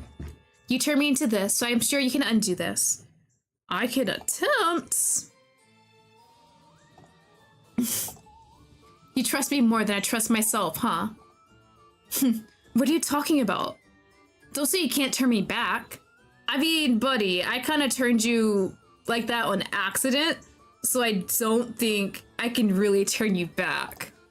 Of course I can. Oh, good, good. So no panic, right? Yeah, I just... What? I'm not sure I know how to do that. Sorry, I think I didn't hear you. I said you were going to turn me back. That's what you said, right? Oh, I can try. No guarantees. And you will do it before I lose my patience. Oh. Is that a threat? Yes. You're threatening me while you're still small like that, sir? I can squish you with the book. What's so funny? I'm trying to picture what a frog would do to me. Are you gonna jump on me? Stick your tongue in my eye? Or are you gonna make those funny sounds until I can't stop laughing? Okay, fine. You are right. I can't do anything. But please, Lottie, turn me back. Okay, you made me laugh, so I can consider trying. Give me a second. I need to think.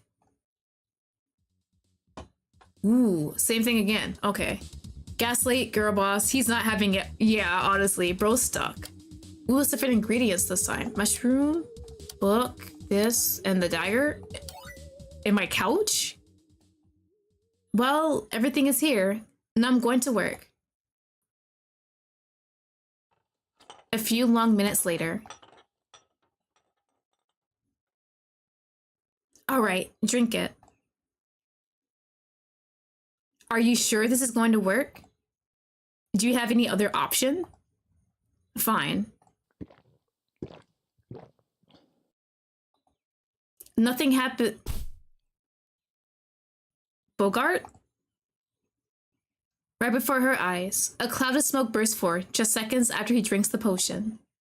The pink mist wraps around his tiny body, swirling and thickening as the dust in the air begins to shift, growing, twisting, becoming something else entirely. And then suddenly... Hello, you got your titties out too and your waist? Huh! Okay. Okay, sir. I see what you're doing. You're really trying to get to me, huh? Bro, I'm not gonna make it with these guys. I am never going to make it. Cool, it worked. Oh, my legs. My beautiful legs are back. Oh, and wait, a mirror. I need a mirror. Here. You're still the same person. Oh, I love that expression. You good? Oh, what's wrong? Have I always been, are you gonna say so handsome, so gorgeous, so pretty? This beautiful? I mean, I guess so. I guess. Ooh, I like that. How blessed I am. Anyway, I turned you back like you wanted. Now leave. How dare you? But wait, what about the love potion? It didn't work. You saw it yourself. Yes, but now what? Are you going to give up? I didn't say that. Oh. Nice. I like that. Bro, his voice actor's killing me. Yes, but I need to do that on my own. Huh? So get out. Leave me alone. But darling, Shoo. How annoying. Lottie? You didn't leave? Yes, my darling. Bro, fine. Finally, he's gone. The departure was supposed to happen anyway. However, for some reason, the witch feels something is that Bride's gonna come back, right? Am I sad? Am I worried about my life? It feels quite the same. Yup. Yeah, I can't get rid of this guy. So we're gonna have to give him a new name instead of the name he has now, because there's no way I'm gonna read that name. Okay, what name are we gonna give this man? That's not his name anymore.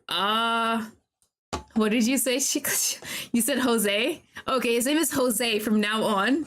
Oh, Jose, you're still here. Oh, of course. A character I really like. Same name as my brother. Wonderful.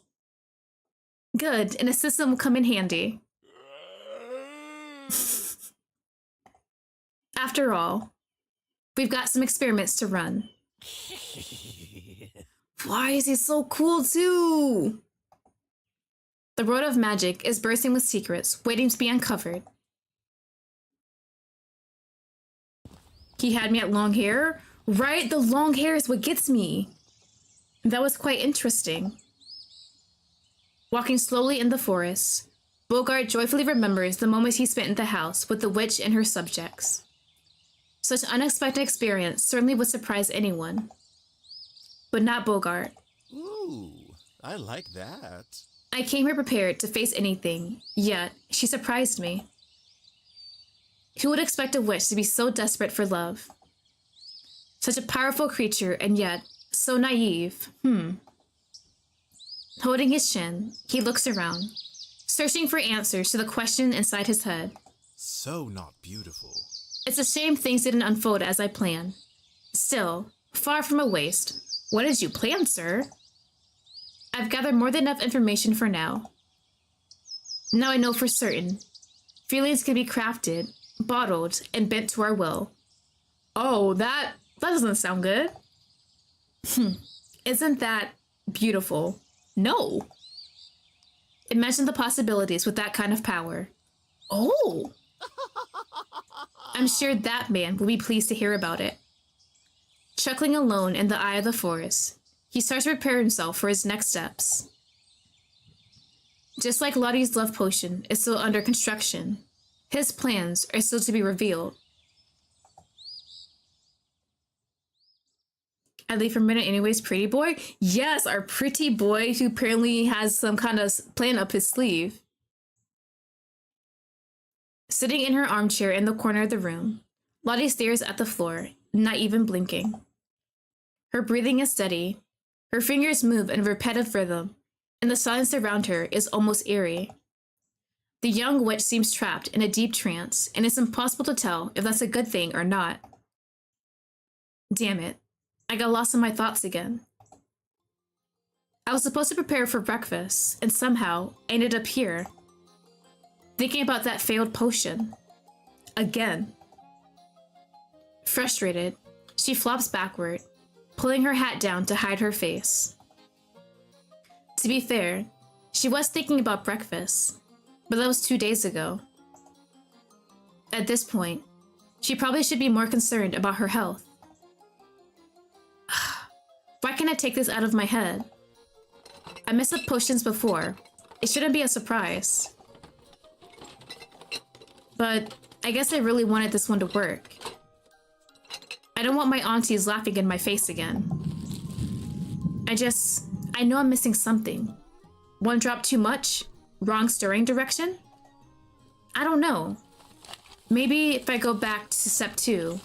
Or was it step 20? How many steps is this damn potion? Come on, think, Lottie. What did you do wrong? There has to be an answer. Think. Think. Think. But I can't think with all this noise. Jose, what are you doing? As soon as she steps into the other room, she freezes, startled. Next to her potion cabinet stands a tall man with his hair tangled around the furniture. He stares at her, confused, holding a glass bottle swirling with yellow liquid. Jose, what are you doing? Okay, buddy.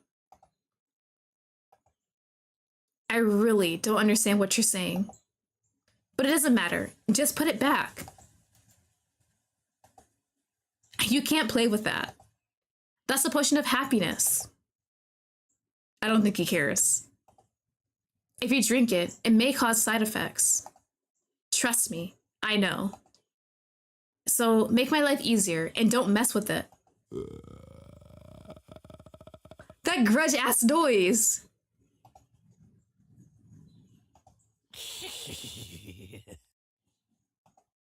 Jose, put it down. As soon as she finishes speaking, Jose drops the potion, and it crashes straight onto his foot with the... Well, he put it down. He did what she said, so... Thick smoke erupts from the floor, climbing up his legs like a fog with a grudge. It swirls, twists, and in seconds, engulfs him entirely in a puff of simmering chaos. Lottie doesn't move. She just stands there, head tilted, eyes gleaming with intrigue. What was once a flicker of worry quickly blooms into excitement for the results. She leans forward slightly eager, anticipating what's behind it all. Moments later, the smoke begins to thin, wisps coil away, revealing a very unimpressed Jose blinking through the haze. The spirit waves his hand through the air, trying to disperse the lingering smoke, with eyebrows furrowed in irritation. Jose? I guess it didn't work out?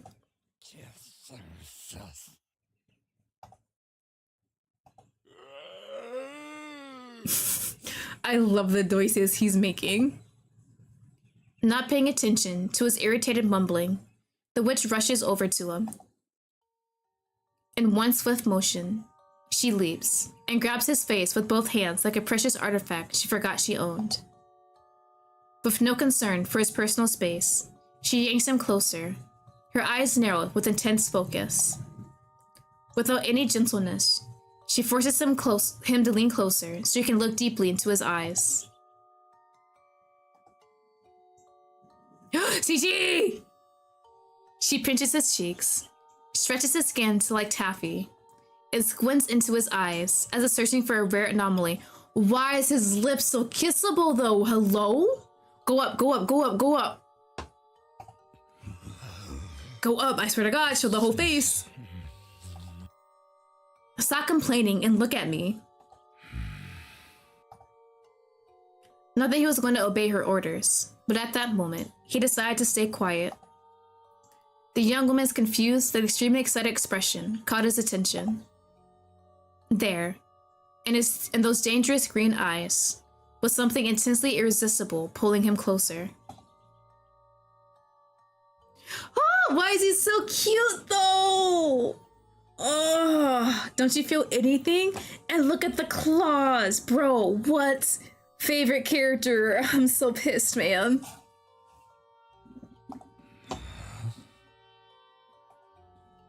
Don't you want to smile? But it was supposed to work. It always works. He can talk a bit? They just make little grumbling and hissing noises. What?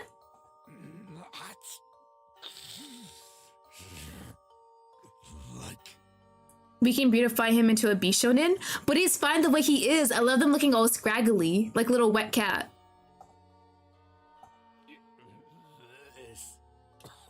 He's attempting to speak. If you're complaining about the smoke, you better stay quiet. I told you not to mess with it.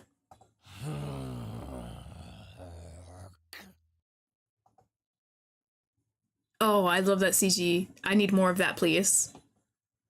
Annoyed, she releases his face with a sharp motion and takes 2 steps back. Her gaze falls to her hands, and a whirlwind of questions begins to storm through her mind. What is happening to me? Why aren't my potions working?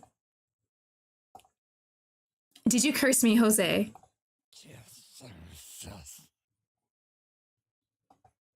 That won't stop me. You know that, right? But it can't be that. Curses don't work on me. So what is happening? Her voice falters slightly, as if the weight of the words is catching up to her. The silence that follows is thick, full with her thoughts and the low hum of the birds outside. Maybe it's not about me. Maybe there's something wrong with you. Well, damn, he's just living his life. He didn't like that.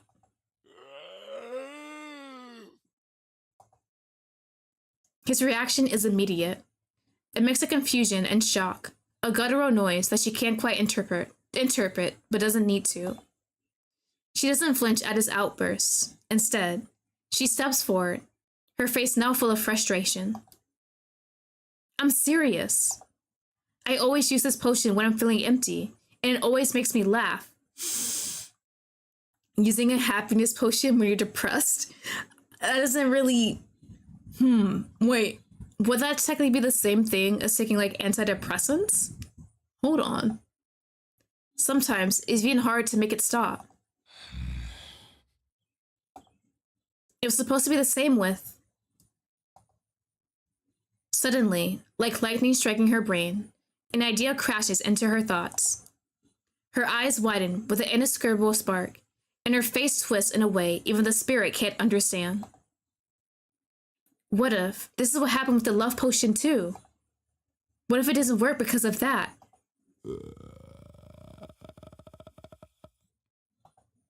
Yeah, maybe that's it. Maybe you guys were the oh my god. It's not me. My potions aren't the problem. It's you guys. It didn't work on you because there's something wrong with you. And maybe it's my fault for rushing it.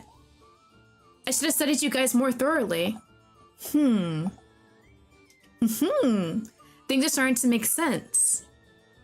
The room seems to fade away around her, as if the truth is unfolding right before her eyes. She looks at Julian, a small smile slowly forming at the corner of her lips. Really are a good assistant, Jose. Now I know exactly what I need to do. I'm sorry, it's you, not me, right? How can you say that about a potion out of all things? If a potion doesn't work, it's the potion and the potion maker. I can make the love potion work. I just need to find them all, study them, and then I'll control love once and for all. There's an unmistakable thrill in her voice, like the moment a divine revelation hit her. Jose's gaze drifts, observing her with a mix of confusion and excitement. Go get changed, Jose. We're going to the village. And we will commit crimes. We're ready to do some crimes. Bro, we're committing crimes in the village? Ooh. Ooh, little animation. Wait, who are you? Wait, who are you? We saw you. And we... Sir. Oh, Jose! Ooh. This animation's so cute.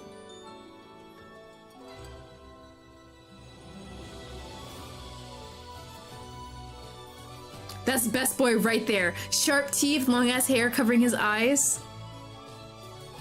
What do you mean blue eyes? What do you mean?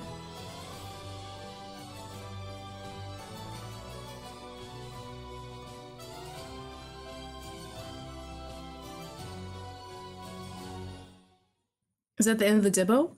Hmm? Are we gonna continue? Oh, we continue, hell yeah!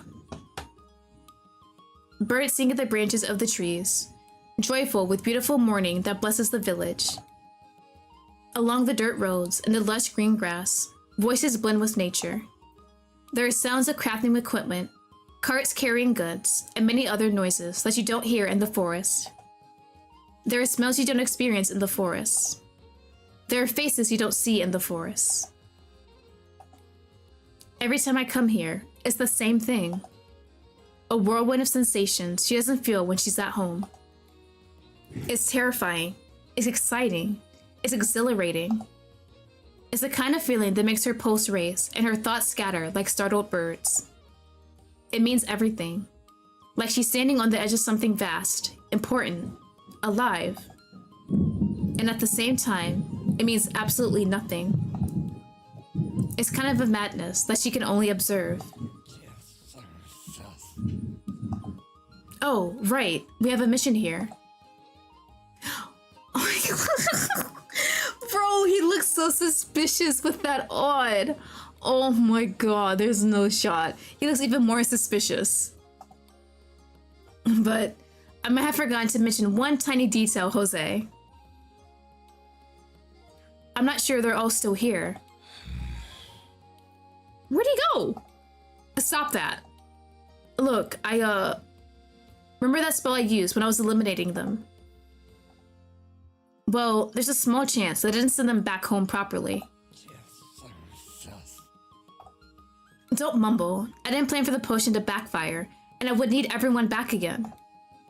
I just want to get rid of the problem. So, that's the plan.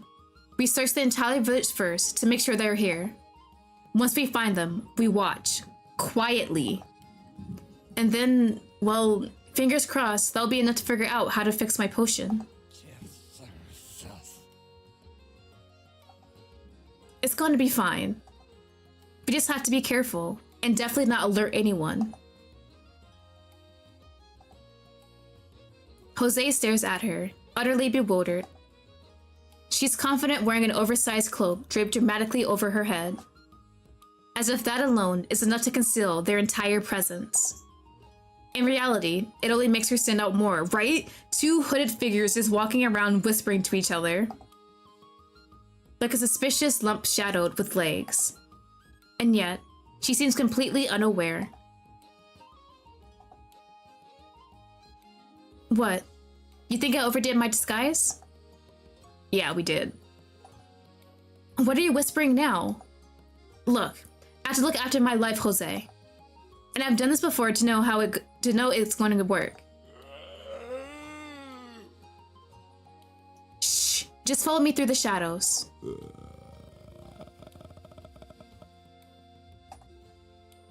Now, where are we going to find them? With a hand on her chin and eyes narrowed in concentration, Lottie stares into the distance, digging through her memory for any clue about the locations. She mumbles to herself, hoping the answers might float out of thin air as if she squints hard enough. Meanwhile, Jose watches a flock of birds rustle nervously in the branches above his head. He watches them tremble in place, clearly spooked by his mere presence, which made him smile. Of course that would make me smile. If I remember correctly, Busby's shop is over there, the newspaper is on the opposite side, and the tavern where Burgart works is near the center. I think it'll be easier to find these guys first. Although, Frank isn't exactly the hiding type either. We might find him helping someone at the market, just like last time. What do you think we should go first, Jose? You're right. Your opinion isn't helpful as always. He's trying his best. Look at this man. In that case... Ooh! Characters, hold on. Definitely who do I want to do? Busby? Hold on, let me look at these characters real quick. A journalist. Ooh. Blatella looks pretty good. He's the red-eye, black-haired character. We know Bogart is our pink-haired guy with his titties out. Frank is the guy we did the first try with the blonde hair and tan skin. We haven't have Doug. He's the one with the dead eyes. Busby is the guy with the blondish hair, purple eyes, kind of have girly clothing. Looks cute. Oh, he's a candy maker. Who do I want to go for? Blatella looks like he's gonna give me problems, like he's gonna insult me. So I'm gonna do him first. Can I save? Oh shit, hell yeah. Save. Yeah, Blatella first because he might insult me and I like that. That guy. I'll definitely find Blatella arguing with some angry peasant. Or spying on someone like the nosy bug he is. What do you think, Jose? Huh? Jose? She turns to her side, only to find an empty space where a tall, looming spirit should be. Where did bro go? She rolls around, heart thudding, every nerve screaming, oh no, oh no, oh no. This is bad. If he got caught, I'll definitely... Her eyes scan the area in a frantic blur, until they freeze on a quiet corner of the village square. There, birds splash playfully in the fountain, blissfully unaware of a tall, ominous figure slowly crouching. Is he gonna ambush the birds and eat them? What the hell is he doing there? People will see him. I need to do something fast. In mere seconds, she ducks behind a bush. From her hiding spot, watches in horror as Jose drifting calmly toward the center of the square, completely unbothered. Birds scatter around him in a frantic blur of feathers, clearly distressed. People glance his way, brows furrowed, murmurs beginning to rise. Meanwhile, Jose is utterly charmed by something in the water. Jose? She hisses his name in a half-whisper, half-shout. Jose leans in, utterly calm, reaching one hand toward the fountain water. She watches in horror as his reflection flickers. The soft blue shimmer around it is turning darker. Without thinking, she bolts from her hiding spot and grabs his arm with both hands. He's startled, but not nearly enough for her liking. What's your problem? I told you to stay in the shadows. This isn't a well, you idiot. I can't take my eyes off you for a second. Are they mimicking? What movie is that? Is it The Ring? Where the girl goes in the well? Shit. Grudge and The Ring are two different things, I believe. And I think they had a movie where they fought against each other. I'm not sure if it was a serious movie or just a comedy movie, though. Is he a combination of both? As the man turns his face away with sulkiness of a scolded child, the witch shifts her gaze to the water. Everything seems to be fine now. No ominous shadow, no lingering negativity in the liquid surface. That's when it hits her. Even Jose's slight presence seems to sour things, even water. She's so caught in that thought when she catches the reflection of his fingers, quivering back toward the surface. Stop! Get your hand out of there! We have a mission, remember? Yeah, right. Now let's get out of here. I don't like the way these people are looking at us. They're so suspicious. I don't know how she thought. Both of them coming out here in cloaks. Jose being tall as hell, too. Looking suspicious as hell. Everyone else is just out there without their faces and no cloaks on them. Grabbing the spirit by the wrist, she pulls him toward the trees, doing her best to hide her own face.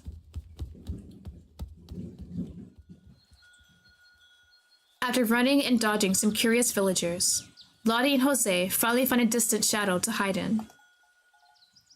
I think we're safe. If you stay quiet behind me, we'll be even safer. I love how they still give him little lines, even though it's just a little garbled mess. Yeah, did just look at us to you too. Now, where were we? She quickly looks around and doesn't need too much observation to figure out the answer. Oh, this is where Frank works. If we're lucky, he'll be hammering those irons. Frank? A booming voice echoes from somewhere inside. Both Lottie and Jose freeze. Then, slowly, they turn toward the sound like two kids caught sneaking cookies. Huddled behind a thick tree trunk that does a terrible job at hiding Jose's broad silhouette, they peek at the workshop. Oh, hi sir, who are you? Wait a minute.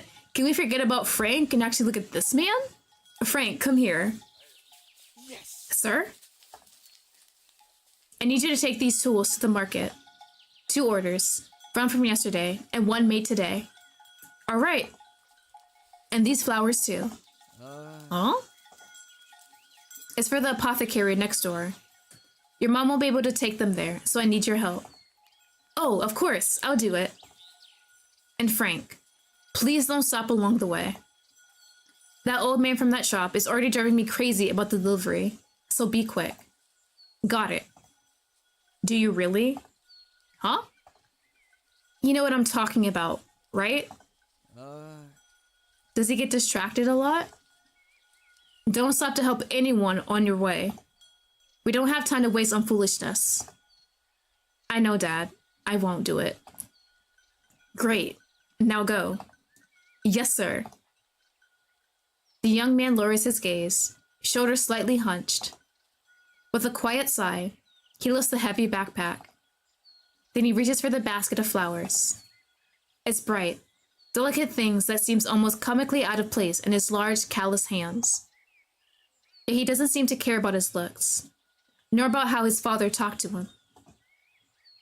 With the mission in his mind, he doesn't look back, doesn't argue, doesn't complain. I didn't know that man was his father. At least now we know he's here, and the others are probably around. Yeah, I told you my spell never fails.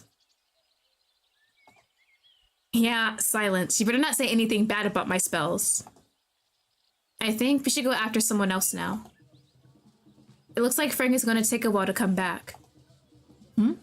What's this? Just as she's about to plot a plan, her thoughts are interrupted.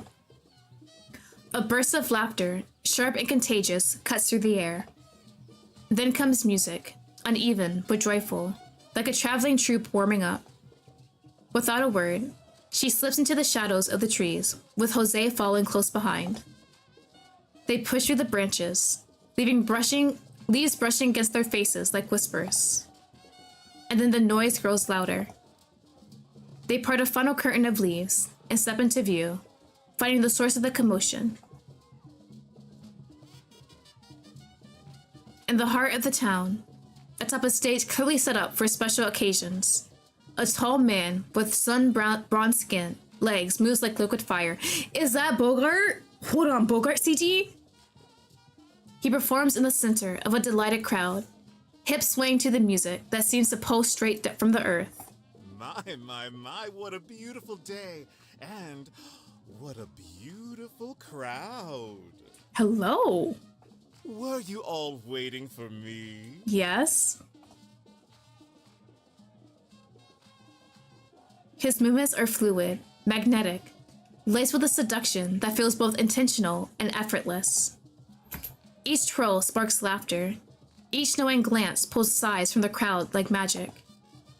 Children are clapping, elders smiling knowingly, merchants, nobles, commoners, women, men, every kind of soul drawn in like moths to a flame. Don't just stare. Come on, you over there. Yes, you. Dance with me. Better not be me, I can't dance, man.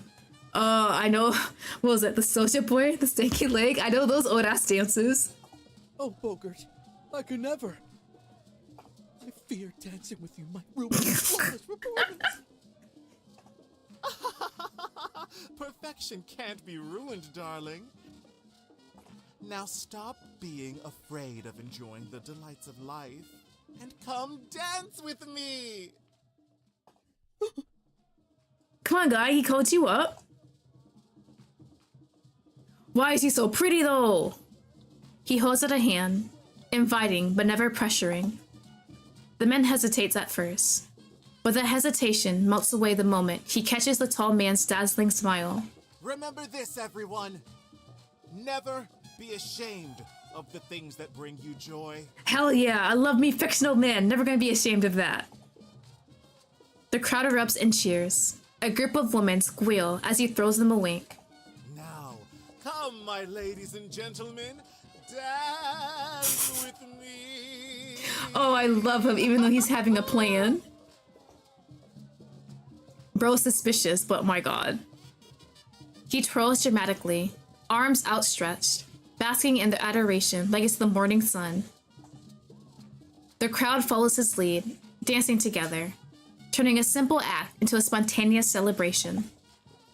A perfect distraction, timed with flair, hiding something else beneath the glitter. This, my darlings, is only a taste of what tonight holds. The tavern will be open, and the show will be on me.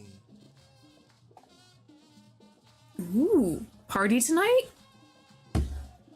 Someone tosses petals into the air, and Bogart laughs an infectious sound, almost like a spell. Lottie blinks slowly, her brain seemingly trying to reboot. Jose, on the other hand, tilts his head slightly, like a cat pondering a reflection. Bogart. It's been a long time since I saw him dance like that. Funny, isn't it? First Frank, and now him. He is so pretty, right? Like, God, the dark skin and then pink hair goes so great. Just look at me. I never really trusted them, but I didn't think they moved on so easily. Like, none of my experiments ever happened. Did I really leave that little of a mark? Am I that easy to forget? What? No, we're not staying here watching this. Focus on the mission, Jose. We found two. Now we need to figure out where the others are. Let's go that way now.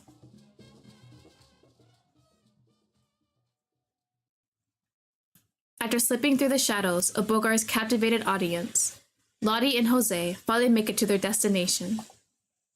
The crowd's laughter and music fade into the distance as they move quietly between the gaps in the buildings. Then, they reach the spot Lottie had been eyeing. Stuck between two weathered structures is a small, vibrant house, almost glowing in the soft morning sun. Its windows are framed with an array of wildflowers, spilling over with colors so bright they almost look too perfect. Busby's candy shop. He has to be here. Somewhat anxious, the witch glances around, her eyes scanning the area, but she sees nothing unusual. Not a single movement, no faint sound of music or distant singing, and none of the usual sweet fragrance that always fills the air around the house. Feeling the weight of her own concerns, she steps out from behind the tree and approaches the house.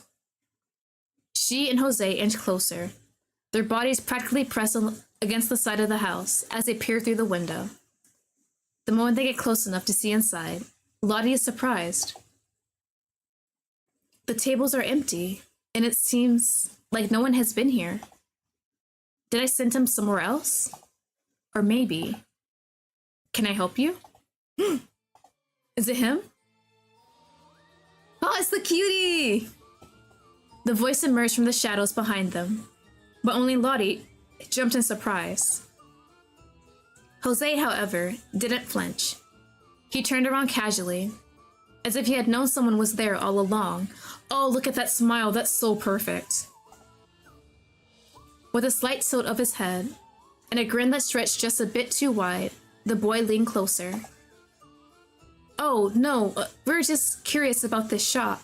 Why is he so gorgeous, though? Oh, you guys are not from here? No, definitely not. So you don't know about my shop yet? Oh, this means you experienced my candy paradise for the first time! Hey, buddy. Huh? Lottie's heart skipped a beat, and her mind raced, searching for a proper response. The young man's smile widened, as if he enjoyed watching her squirm. I'll show the whole place to you right now! Please, please? Oh, What? unfortunately, I can't do it now. It's a Wednesday. What happens on Wednesdays? What about it? It's the day I go hunting. Huh? I mean, research for new recipes. Sir, wait a minute. What do you mean hunting? Why'd you change that? Hold on. Suspicious? Suspicious. It's always the cute ones that have something under their sleeves, right? A hidden side. Have new candy every day. But I don't want your visit to go to waste, so... Free? Free? Free? The man's eyes sparkled with amusement, and he leaned even closer. She glanced at Jose, then back at the man, but before she could even react, he was already gesturing toward the door. Come inside, just for a moment. They're poison? Honestly, I'd eat whatever he poisoned just because he made it. It does not matter if I die. Worth it. Letty had seen that place before, but she had never stepped inside. And in that moment, staring at the young man sitting right in front of the dark entrance, she knew something was terribly wrong. Thanks, but we're in a hurry. Was he actually gonna kill me? Just one candy, please. Lottie's eyes widened as she heard that word. Bad memories of what happened last time plagued her mind. No, I don't want that again.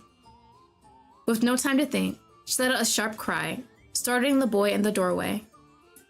In a desperate move, she grabbed Jose's wrist, her fingers clutching tight with urgency, and without another word, she yanked him away. Bye, buddy. I still eat if you try to poison me. It doesn't matter. After running for what felt like forever, they finally stumbled upon another secluded spot behind a wide, gnarled tree.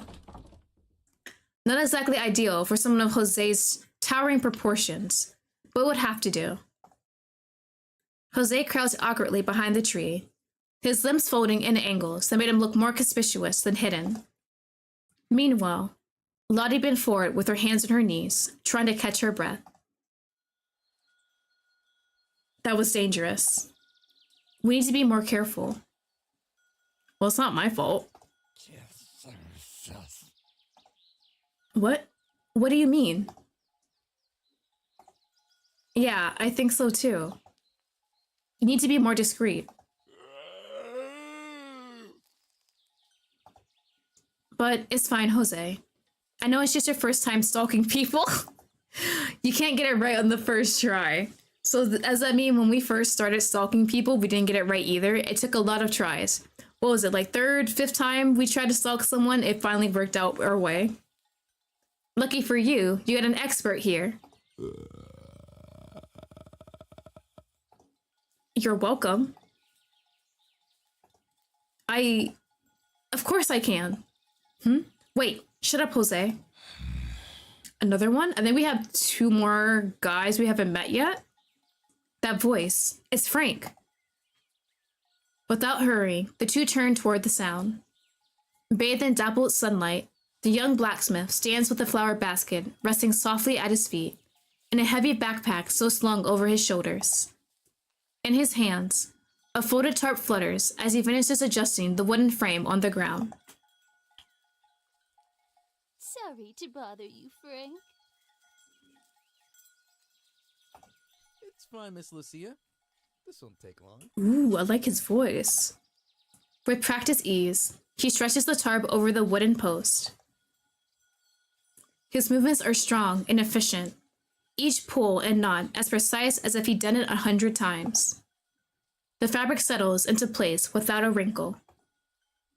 The old lady watches with a fond smile, arms crossed, head tilted in admiration. You're such a sweetheart, Frankie. It's nothing. I'm just doing what anyone would do. He brushes his hands off of his pants, a faint flush coloring his cheeks. No reason to turn your back on a quick favor like this. I thought his father told him not to help anyone. Like he's gonna trust that. He's not gonna do anything against that. Your parents really raised a great man.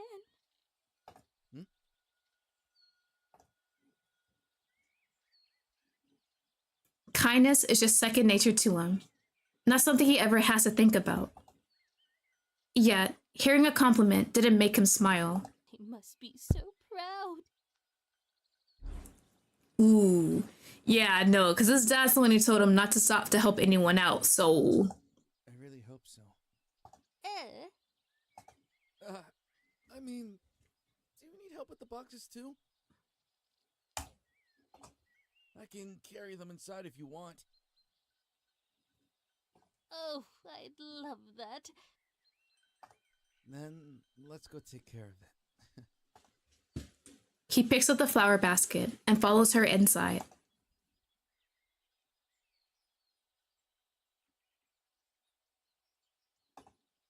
I don't get it. How can he be so nice and help everyone like this? It seems like such a bother. And it's tiring. But stalking people is fun, right? Please be Blatella. A chill runs down her spine. They both spin around in perfect synchronization, like two cats caught near a broken vase.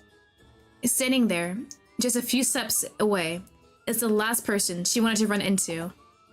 Be who I think it is. Yes! Okay, now I need you to insult me, please. There he stands, arms firmly crossed, eyes narrowed with that same unmistakable mix of impatience and suspicion. Blatella. I can't believe we are back at it again. Hey, buddy! What's up? The silver tongue, the only one still clinging to logic, and Lottie's hardest challenge. Looking exactly like someone who knew they screwed up and waiting just long enough to say, I told you so. Who are you?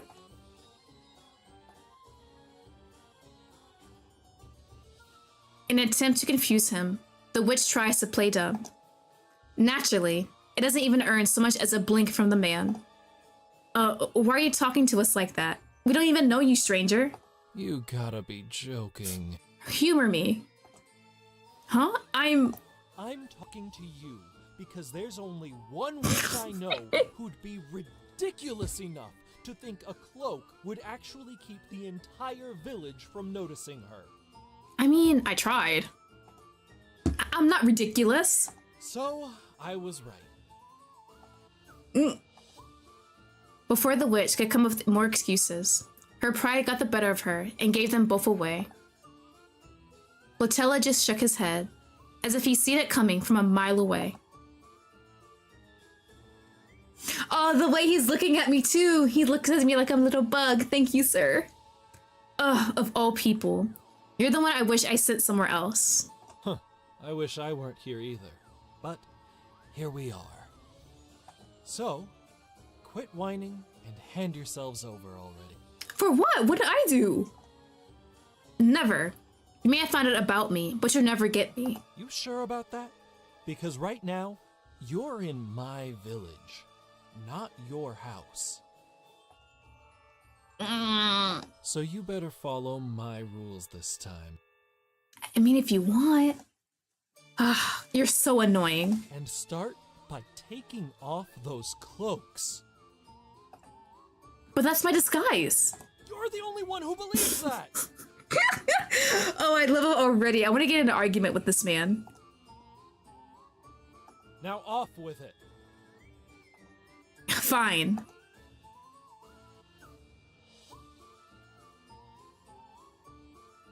They turn slowly, guiltily, awkward, and very obviously caught.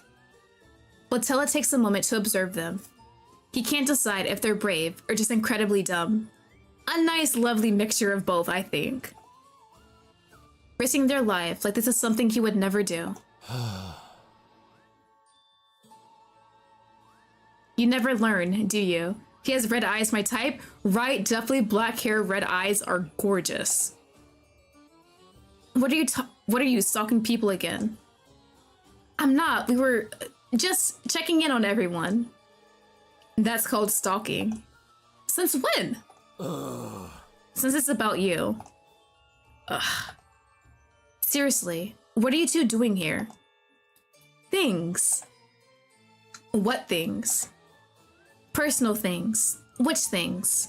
Which in her spirit assistant things? I love his little pout. So, I can assume you're plotting something against the village. And right now we're all at risk of being cursed and turned into insects for you to step on. No. You're still holding a grudge onto that, huh? Of course I am. That result was scary. Well, I didn't plan that either. But you're wrong. I have no business with these villagers. Then what is it? I can't tell you. Why? It's a secret.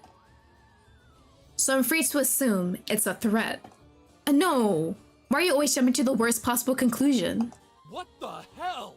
Because that's what you would do. Oh, the eye twitching is perfect. Ugh. Just because I messed things up once doesn't mean I'm going to do it again. Really? Maybe. But that's not what it's about.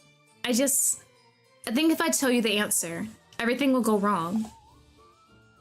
Because you're afraid I'll run to the authorities. No. It's different this time. For a moment, a fleeting miserable moment, Blatella caught the hesitation in the witch's voice. She wasn't lying, and she definitely wasn't going to back down just because he threatened her. There was a purpose behind all of this. And maybe, just maybe, this time, he could stop it from spiraling into chaos like it did before. Fine. Then maybe he is right. Huh? What are you talking about? Someone's been watching you ever since you got here. Huh? Yeah, and I think we should meet him now. Come with me. Who the hell? I've been stalking people and someone's been stalking me stalking people. Oh, wait, I don't understand. Things will make sense. Just follow me. And how can I trust you? Last time you literally said you were going to turn me into the village. I know. So, how do I know you're not going to do that now? If I wanted to, I would have screamed witch the moment I saw you. What do you think, Jose? It can be a trap, huh? Yeah, but he has a good point. Just come with me already. Fine, but if you do anything to me, I'll destroy you in this village in a heartbeat. Yeah, noted. Now come.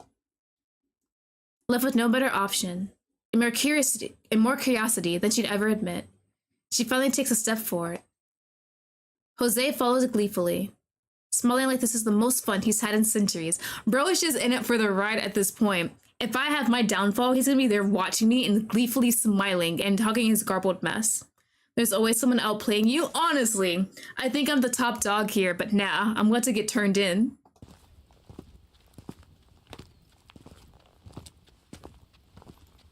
Even with Blatella leading the way, the two insisted on sticking to the shadows. It was utterly ridiculous, and Blatella made no effort to hide his growing aspiration. But still, he didn't say a word. If pretending not to see them meant they kept moving, he'd take it. In no time, they reached the place he had in mind. A place right in the heart of the village, one of the most recognizable spots in town. Why did you bring us to the tavern? What are you thinking? Uh... Unfortunately, this is our best option. Best option for what? Trust me, this is the most discreet place to do this. Do what? Go inside and you'll find out. Can I trust you though? Cause like,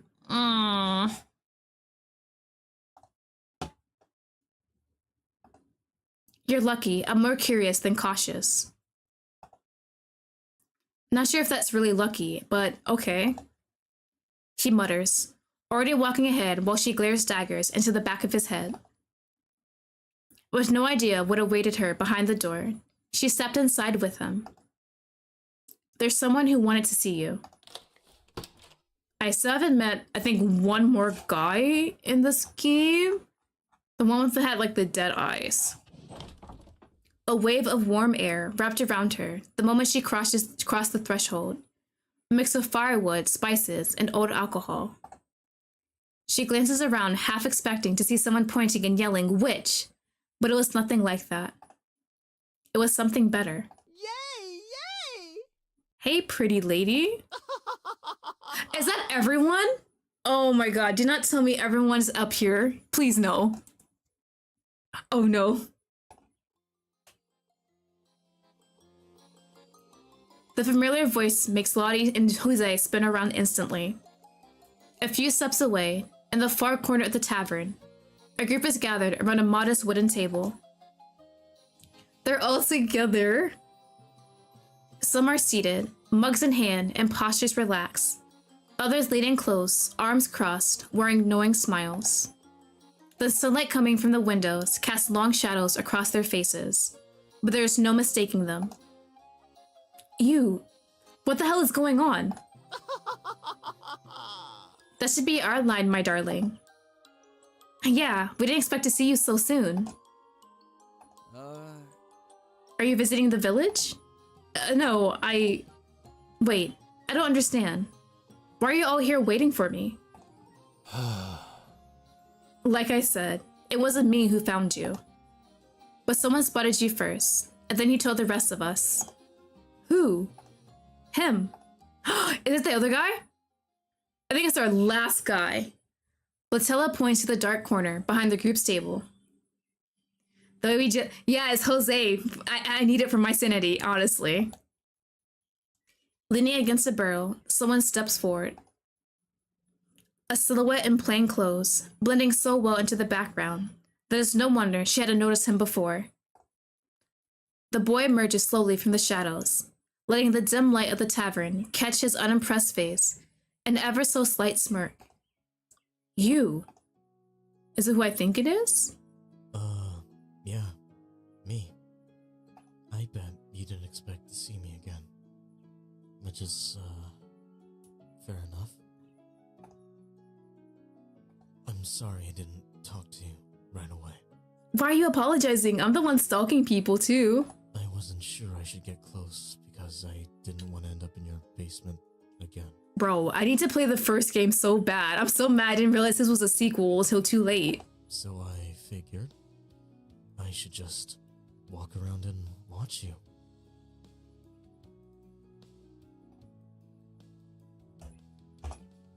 His tongue is flat. His tone is flat, almost offended by how easy it was. Oh yeah, I think Julian saw me at Bogart's performance. But he still didn't notice me walking behind you. I wasn't so surprised that you didn't notice me. But, I don't know. I kind of wanted you to see me. Huh? What is it? Sorry, but who are you again? No! What do you mean? Oh my god. There's no shot out of all these guys we don't remember him, and he gives us this little heartfelt speech. Oh my god. I feel so bad. I am so sorry. I am so sorry. Pretend it was essential. Playing the sequel for the OG is just a power boo. I'll pretend it's essential. Oh my god. I feel so bad. I'm so sorry.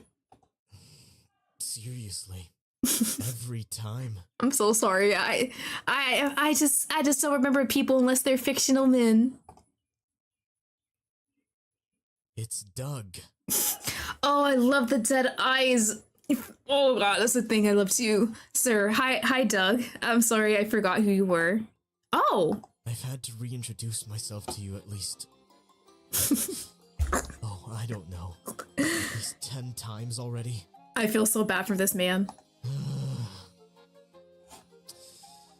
Then again, why should I even be that surprised? My bad, buddy.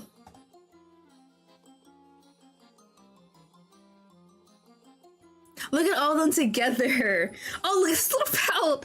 I'm so sorry, sir. It's not my fault. Right. My bad. I'll definitely remember Doug. She never changes.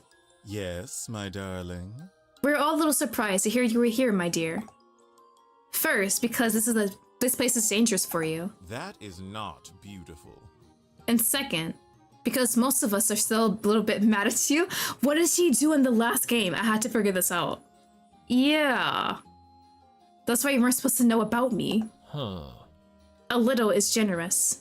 Some of us haven't forgotten what happened, you know? Okay, that's a bit harsh, guys.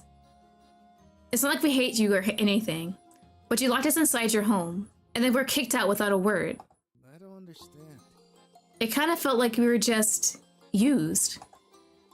Well, that's what happened? My bad. How dare you? And that's mean, darling.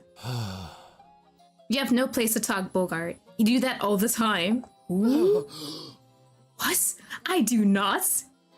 But I'm not mad. Yes.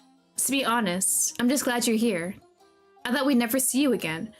See, we're really gonna play the first game, because what do you mean I kidnapped these guys and kept them in my house and just kicked them out of nowhere? Wouldn't that have been better? It would have been, for me. You. No. Wait. Because I really don't like being away. I'm your friend, Frank! Frank's the sweetest of them all, honestly. Oh lord. Well, I need you to come back. You? Why? Because you failed. So what? So you had a reason to try again, which means you come after us. At least, that's what I do if my recipe failed. And I figured you're not that different. Honestly, Lottie, after everything we heard from you in that house, life hasn't really been the same. So yeah, maybe we're all just waiting for you to show up again.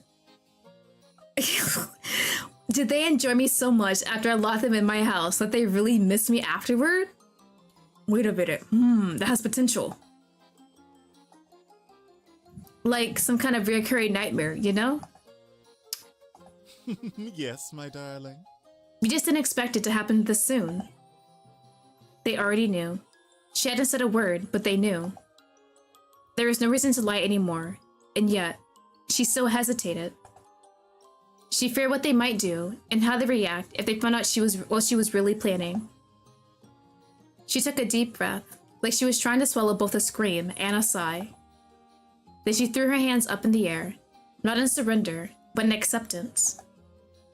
As much as she wanted to fight it, this was the only way forward. This is not how I wanted things to go, but fine. Yes, you're all right. It's about the love potion. I think I finally figured out what went wrong. But did you manage to make a new one? No, not yet. Yay! Yay! Does it mean you have a special candy for me now? Are we doing tests again? Are you... Shut up. You wanted me to explain, so let me do it. I'm sorry if I caused the envy. Right? Bogart's hair looks so nice and curly and luscious. I'm so jealous. Sure, go ahead. How do I say this? I come up with a theory, a way to make it work this time. And somehow, It has something to do with you all helping me. Her voice falters, eyes darting between their suspicious stares. Suddenly, the entire room falls silent. Is she planning something more dangerous this time? Could she hurt them? Dozens of questions race through their minds, each more dramatic than the last, while the young witch just stands there, clearly regretting how much she let slip. Huh. How are we supposed to help? We don't even know magic. It's not about that. It's more about what you guys can teach me, I think. What kind of reaction is that? Is it that surprising? I don't know. That's unexpected. It's just a theory, okay? But I have to try. That's why I'm here, to observe you, that's all. I need to understand what it is about you that made the potion react the way it did. So that means... The sound of the door creaking open was definitely not a part of anyone's plan. It sliced through their conversation like a blade, silencing every voice in the room. In a flash, everyone turned toward the entrance, and like a flock sensing danger, they moved as one. In a protective motion, they stepped in front of Lottie and Jose, forcing the witch and the spirit to crouch behind them. Footsteps echoed on the wooden floor, slow and confident. From beyond the threshold, a tall man emerged, dressed with elegance of someone who knows he commands attention. Who? Gold accessories gleamed from his fingers, ears, and collar trinkets that said, "Look at me," without ever needing to speak. His gaze landed on the group, sharp and curious, and an amused smile curled on his lips. Who are you? Well, what's going on here? The rooms are taken, and the bar doesn't open until night, my dears. Bogart, ever quick to adapt, stepped forward with a theatrical grace, placing a hand over his chest like a true gentleman caught off guard. Oh, sir, I had a break and thought I'd gather them for a little chat. Oh, and what's this little chat about? Well, planning a party, Mr. Fortune. Botella's tone is flat, unbothered, too smooth to be suspicious. Which in itself is suspicious. A party? Yes, something private. Nothing you need to concern yourself with, sir. I see. How curious. I never imagined the five of you together. Huh. Sometimes work forces us into these unusual alliances. That's true. But I must admit, I'm surprised. I didn't expect Frank's father would be okay with his son in a place like this. Oh shit. Don't tell his dad. I swear to God, do not snitch on this man. He's only here to help us with decoration. We need his mother's flowers. Quick and deceitful, like a snake to strike, Botella acts in time to save the group. Even Bogart is caught off guard by how fast he talked. That's how a real journalist gets things done. The man looks at his face, but says nothing. Instead, he shows a smile to cover his intentions. Understood. Didn't touch you well, Botella. But don't mind me. I'm just waiting for a guest. Would you like us to leave, sir? Oh, no. He's probably already around. We'll be chatting in my office. Yes, my darling. All right. Make sure not to disturb you. Thank you. At that, the man leaned casually against the doorway, watching them from a distance. He didn't say another word, but his eyes said everything. Keep talking. Oh, they're gonna pretend they're trying to come up with a party. Okay. Party talk. So, Frank, your mother wants to give us these flowers for the party. I'm thinking for the theme color, maybe something gold, bright colors like bright pinks, blues, orange, yellows, you know, something to make it pop like springtime. We gotta do something. Snacks. Yes, snacks. What? I don't know. We need to talk about snacks for the party too, right? Ooh, Oh, of course. I like that. We've been so focused on drinks, we forgot about the food. Unexpectedly, Doug's first move helped them to find a way to cover the real conversation. They launched into a discussion of sweets, snacks, and party decor like it was all real. Look at them go, hell yeah! But can I actually get a snack? But deep down, every one of them was silently begging for that man to disappear and stop breathing tension into the room. Ah, my guest has arrived. At that confirmation, everyone exhaled like they've been holding their breath for hours. Come in, my dear. And who is this? Excuse me? A stranger's voice drifts in as another figure steps through the doorway, unaware of the whirlwind he's just walked into. The unfamiliar voice echoed through the tavern, crisp and commanding, despite its gentleness. What? Sir, get your ass back down. It cut through the group's silence like a needle through silk. But that wasn't all it did. Jose lifted his head slightly from behind the others, his expression vacant for a moment. Something tugged at the frayed threads of his soul, drawing him forward without a reason or thought. Then the figure appeared. A hunched man clad in religious robes, worn by the clergy. I don't think clergy? Someone from the clergy is gonna like that we have a spirit and the witch here. Oh no, not a religious man. Please, can we not? Good afternoon. He's a father. Oh my god, oh no, priest? Get down. The title slammed into Jose like a thunderclap. Whatever held his spirit together momentarily fractured. His eyes glowed red with a surge of barely contained rage. His posture shifted like a predator catching scent of prey. Instinctively, the group tensed as they noticed the change. Father exchanged calm greetings with Oris, unaware of the supernatural being just meters away. Even Lottie flinched as Jose began to rise.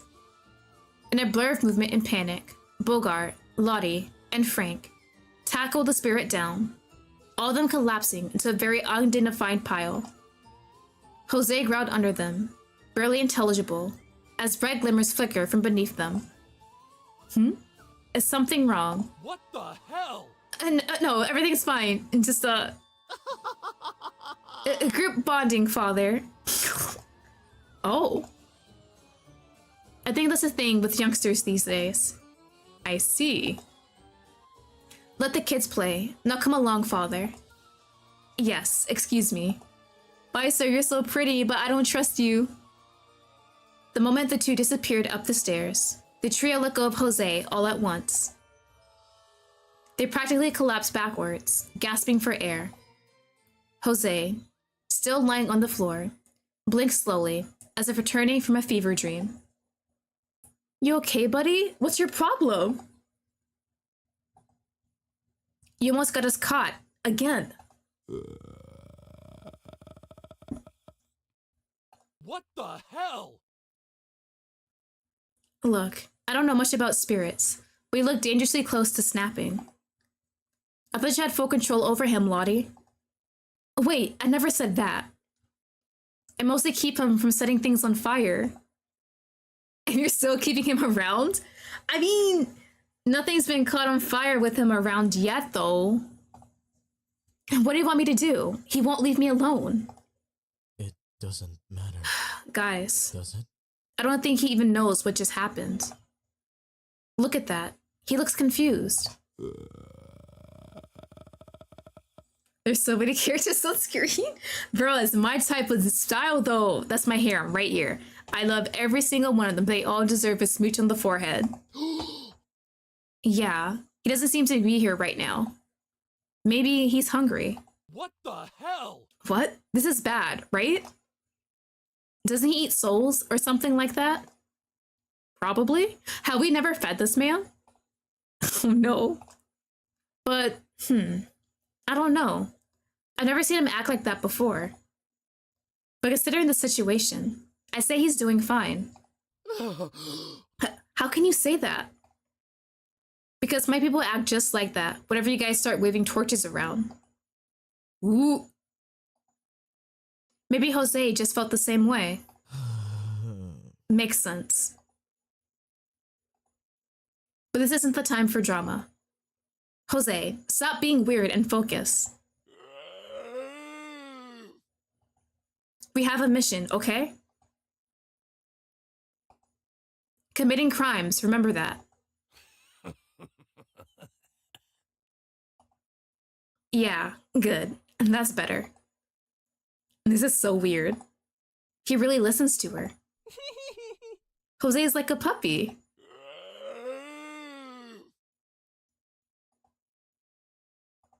Yes, my darling. Can we please get back to the actual conversation?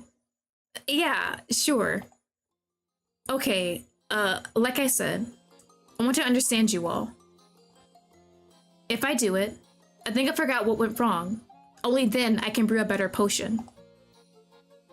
I'm still not sure how that helps, but at least this time we know your plan before we turn into lab rats. No offense to the rats in this room. No. Well, yeah. And I hope that doesn't ruin my plans. And why do you think we're going to help you? Because you brought me here, so it's the least you can do. And if you say no, I'll stalk you all anyway. You never listen, do you? Yes, my darling. I don't see a problem in helping. What? Sounds like it'd be an interesting experience. Oh. Chaotic, possibly romantic. Like that. You know, I'm sold. What is your... Yes! I'll hope to. Oh, really? Are we doing this again? It seems like you have to help out Blatella. Everyone else seems to be keen for it. Let's go!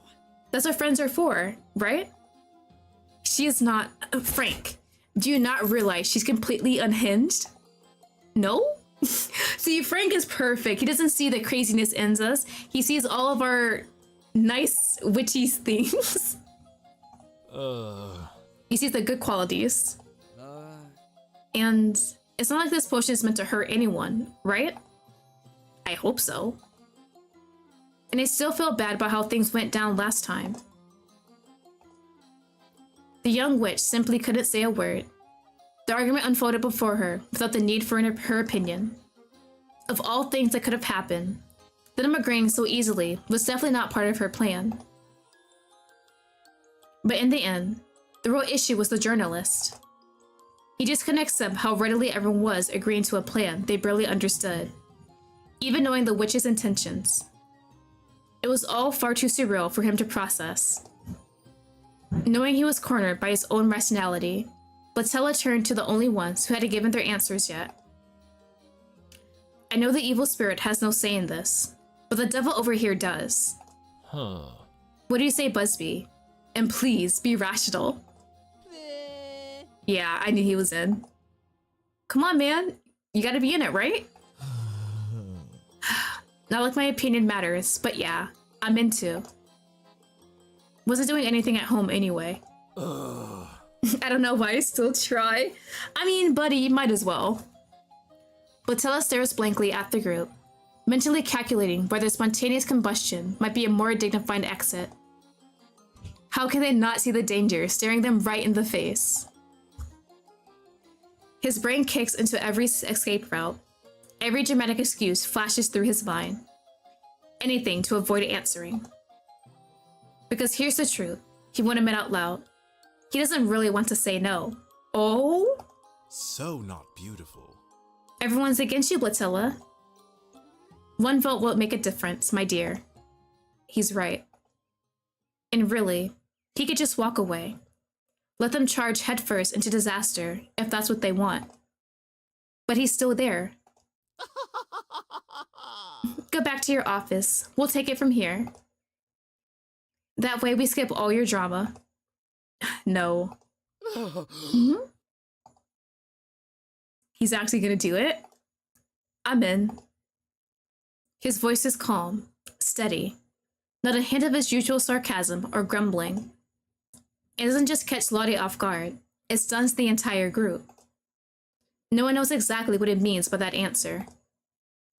It leaves the group puzzled, but also quietly relieved, maybe even a little hopeful. Only Bogart doesn't buy it. And Blatella knows it. How dare you? You. If we are going to do this, then let's make it right.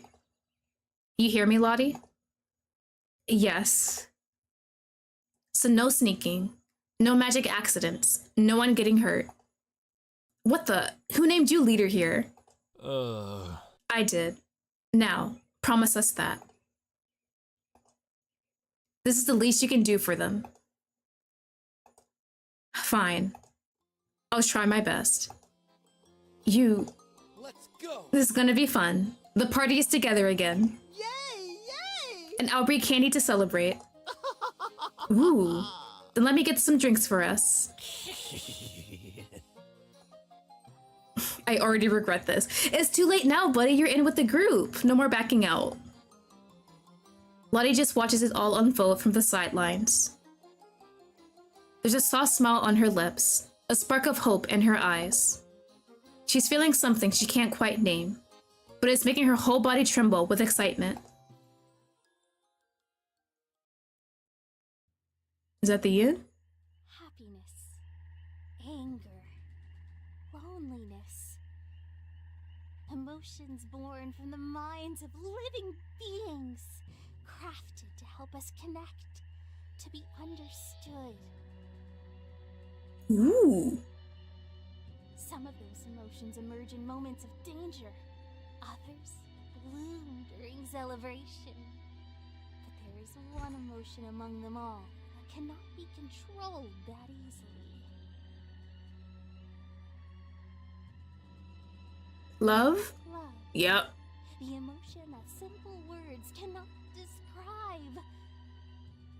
This feeling alone has the power to imbalance our lives and cause pain and confusion. It's the force that drives people to cross boundaries, to sacrifice, to destroy, to heal. For better and for worse. A terrible yet delicious sensation that takes over your body and makes you beg for more. The ultimate connection, the purest madness, the absolute truth. Stop! We heard that exact speech the last time. Yes, and you're still as dramatical as ever, my Bro, dear. can she not? Let her have her moment. But this time, you can't say, I have it in my hands!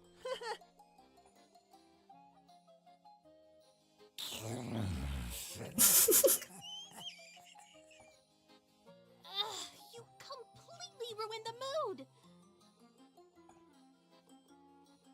It's okay. We'll make it work this time.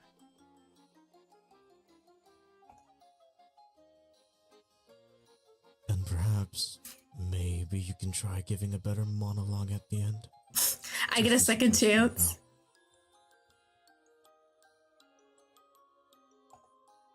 You guys are really annoying. Fine, let's go and make this count.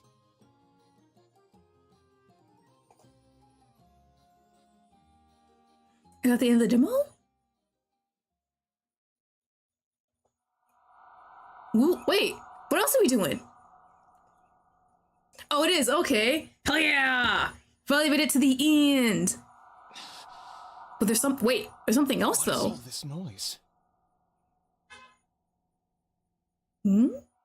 It's so loud. I can't sleep.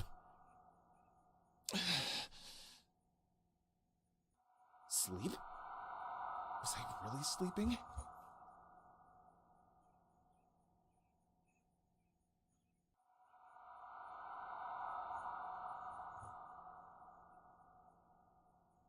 Oh, no. I remember now. I was waiting. But waiting for what? Was it someone? Someday? Hmm?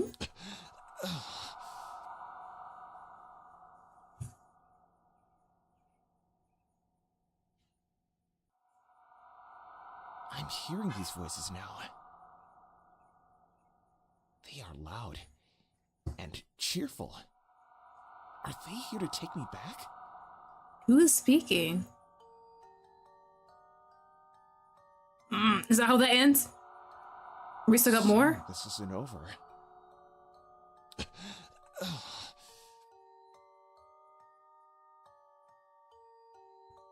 What a shame.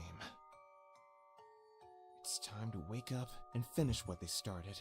What is this? Oh, it's a spirit thing, right? Now, is that the actual ending? What do you need? Okay. I enjoyed that demo. I feel a bit bad. I didn't realize this is a sequel to another game, so I probably have a lot of details I don't really know about. Let me check the first game, actually. Let me check out the itch.io page. I feel so bad. I didn't realize this is a sequel. So there's definitely things I'm like behind in or don't know about. So it looks like in the first game, same set of characters. She wanted to make a love potion. A heartless witch and 6 infused guys join this journey for an answer. Now, will they find love, or will another feel awake inside them? Yes, all the same guys. Huh. 6, self-voicing. Bro, yeah, I definitely probably missed a lot of details since I did not play the first game. So we're kind of just out here. But that was fun. Let me stretch a bit because Derek got my back. Still dying that one character I really like has the same name as my brother. I will not be able to play that character, interact with that character properly ever again. Oh my god, I can't believe it's actually happening for like the 3rd time. Why? It's like one of the downfalls if you want to play like a Western indie Otome. They have like Western names, and of course it had to be my brother. So let me go ahead. What time is it? Almost 6. We still got one more game left. Let me go and get that ready. Give me a sec, y'all. So that was Subject Love, Happily Ever After. Don't forget, I left links in my background, in my description, if you guys want to check it out yourself. If you do check out the game yourself, don't forget to rate and leave a comment to let the creators how much you enjoyed the game. All right, next should be Sweet Valentine. Let me go ahead and get that ready.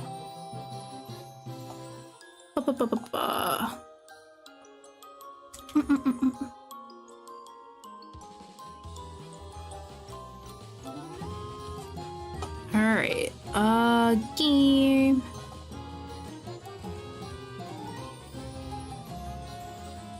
Ooh, hold on, let me get it up. There we go. Sweet Valentine. There we go. Next game on the list.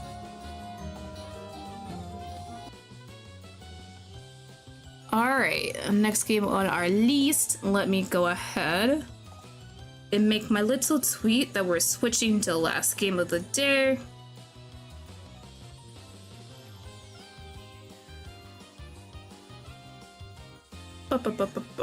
This one looks really interesting. I saw on the itch.io page that there's like cute little mini games, and I'm very excited. I only know Jose, right? We only know Jose in this house. Who is that other J name? Nope, only Jose. All right, let me go to Blue Sky real quick.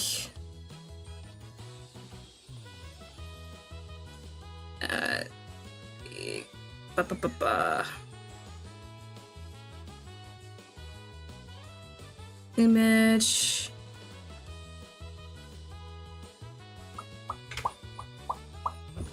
All right, next up on our list is Sweet Valentine Chocolatier. Hold on, Bryce, what's up, kitty?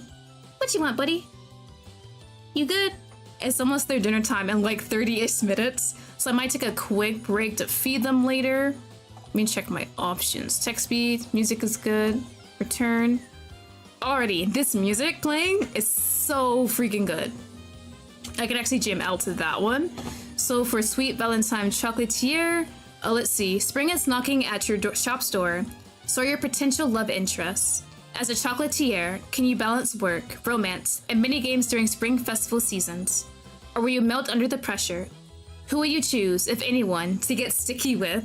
So this is created by Big Mama Fat Cat. I have played a game from them before, from the Otome Game Jam.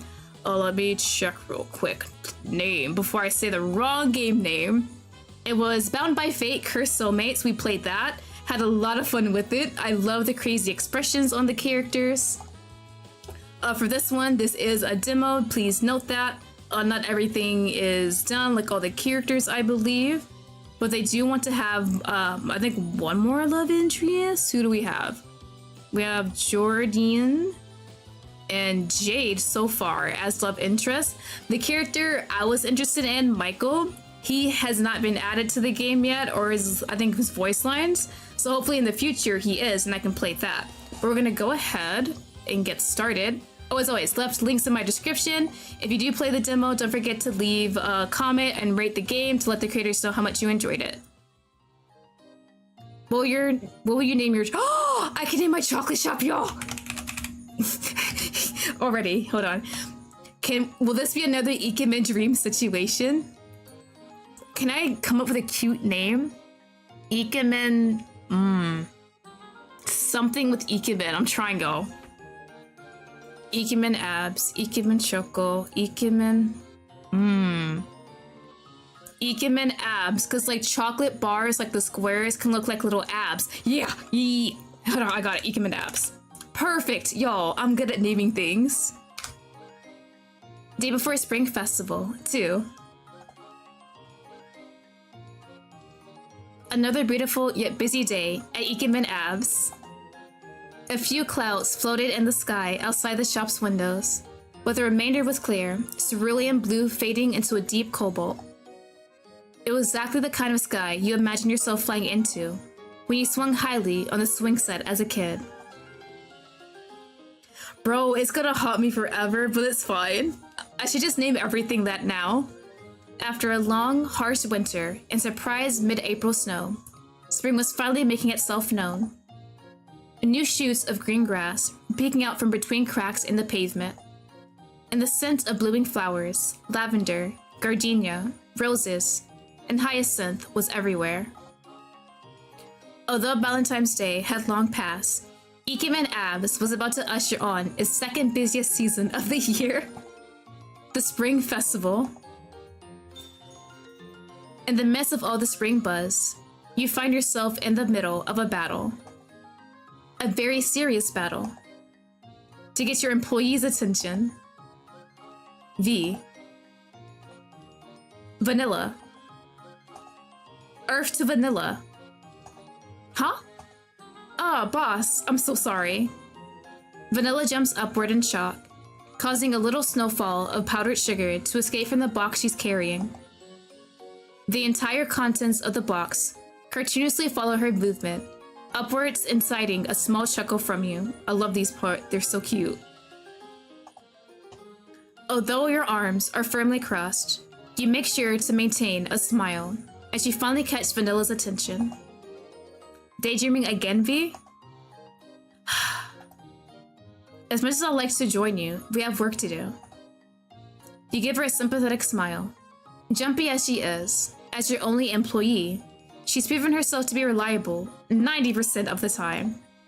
As for the other 10%, well, that's right, oh my gosh. All the orders for the festival. What are we gonna do? Vanilla panics a little, precariously swinging the box from left to right. Oh, whoa there, careful. Her fingers tremble as she struggles to maintain control over the box. You have a very bad premonition of what's to come. Let me take that box from you, V. You're reaching out to grab the box, almost pulling her into an embrace, but she swiftly turns around, trying to avoid it. No worries, boss, I got this. She strikes a bodybuilder pose to reassure you, but her thin frame is decidedly unreliable. Oh no. No. Not today, V. Not today, V. Not today. Please. Circling around her again, in an attempt to snatch the box, you end up in sorting of back hug with her in your arms. Boss? Girl, it's not time to be blushy. I promise I got this. Let me... What? Damn, girl!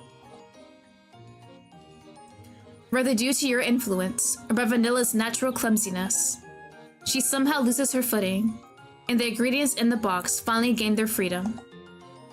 You barely have enough time to close your eyes before you're covered in a tidal wave of powdered sugar flying up and over Vanilla's shoulder. Surely, with skies this blue outside, the items in the box want to fly up high too.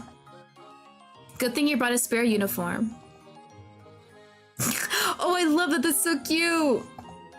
Oh my gosh, boss. I'm so sorry. Are you okay?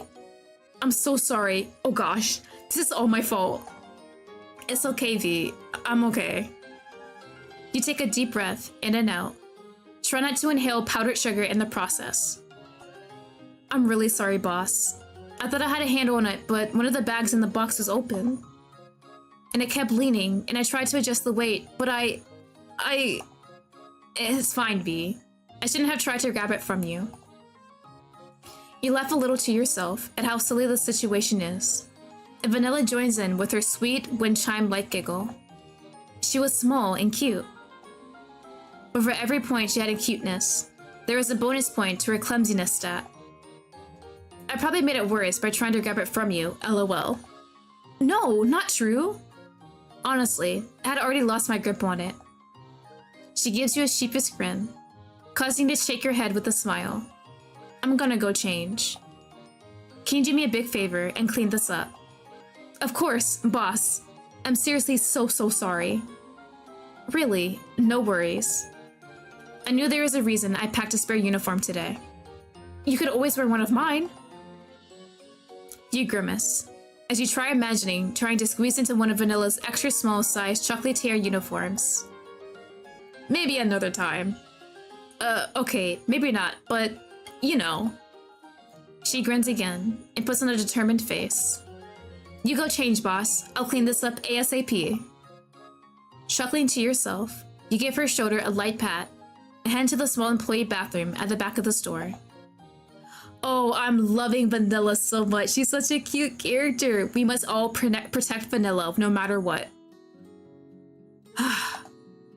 Guess I better start getting cleaned up.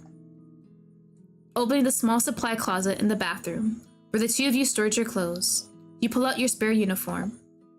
Making sure to push the cleaning supplies stored at the bottom back in as you reshut the door. Was it an ideal place to store clothing? Perhaps not.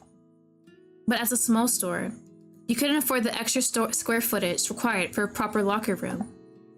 Besides, with just Vanilla and yourself, the current system seems to be working just fine. At least, in the 4 years of her working for you, she had never complained. Ooh, we've known her for a while, okay, so we really do trust her. As you strip off your sugar-coated uniform and start to clean up the white powder of securing your features, your image in the mirror goes clearer and clearer. Oh, that's such an awesome way to have you customize your character, having to get changed and looking at the mirror. Okay. So skin tone. Ooh. Ooh, all the way back. Okay. Something like that. Eyes. Ooh. Have yellow. Hell yeah. Ooh. It's different hairstyles. Ooh. Oh. Wait, color? Color? Pink? What other hairstyles are there? Ooh, short? Ponytail looks nice. I think I like this one. Purple? Pink? Let's go back to the pink. E. Outfit. Ah, something cute. Ooh. Okay, let's do this one. Oh, outfit color. Hell yeah. Something like that looks nice. Hell yeah. All employees must wash hands. Don't forget to wash your hands, guys. As a final touch, you brush across your name tag, trying to clear out the powder before reprinting it to your uniform. Ooh, okay. The shiny and clean tag reveals your name. All changed. Although I love to walk around in casual wear, I'd best wear the uniform while I'm working. lest it be mistaken for a customer. You frown to yourself as your mind briefly wanders to the memory of the first time you met Michael. You were in your store as usual, but in casual clothes that day. He walked straight up to you and asked if you wanted a taste of something better and sweeter. Sir, no one said anything about having... Yes, you have to practice basic hygiene in this stream, sir. And to follow him to his store if you did. The nerve of that guy. What are you doing here? Is that who I think it is? It's the hot bastard! As if your thoughts had summoned him, suddenly, there he was. Snarling with what she probably thought was menace. Vanilla made for a very unintimidating and honestly slightly adorable guard dog. I see the Chihuahua is at it per usual. The edges of Michael's lips curl up into his signature smirk, emanating big dog energy. Chihuahua? Vanilla is practically shaking with anger, perfectly embodying the small dog nickname Michael had given her after their own first encounter.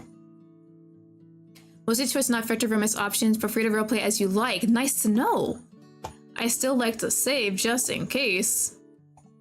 Ooh. Welcome, Michael. How can I help you, Stoic? Seriously though, Michael, what are you doing here, Righteous? Whoa, look at the cat dragged in. Let's be playful with this man. Ooh, I love these options. Well. Look what the cat dragged in. At this, Michael cocks an eyebrow. You mean the Chihuahua? I mean that I'm about to drag your ass out and get into a cat fight with me and give you a taste of some cat punches. You hold your fist up, smiling wider. Lovingly, punch you in the face. This produces a full-blown laugh from him. I wouldn't mind getting into a mess of tangled Sir! Tangled limbs with you. Are we still talking about fighting or something else? What are you saying? Vanilla covers both ears with her hands. Boss, he's being weird. Michael, you're scaring the kid. Sorry, Vanilla. Mom and Dad need to argue ever so often to keep their romance alive. Oh my gosh, I cannot wait till his Val's actually there. See, I love characters like this. I love this hot bastard. What romance? Boss could never date a weirdo like you. Nepo baby, narcissist, creeper. Vanilla continues shrieking and takes cover behind you. Michael chuckles God-humoredly as you roll your eyes and shake your head with a smile, patting Vanilla reassuringly behind your back. In reality, it wasn't so unusual for Michael to pop in from time to time.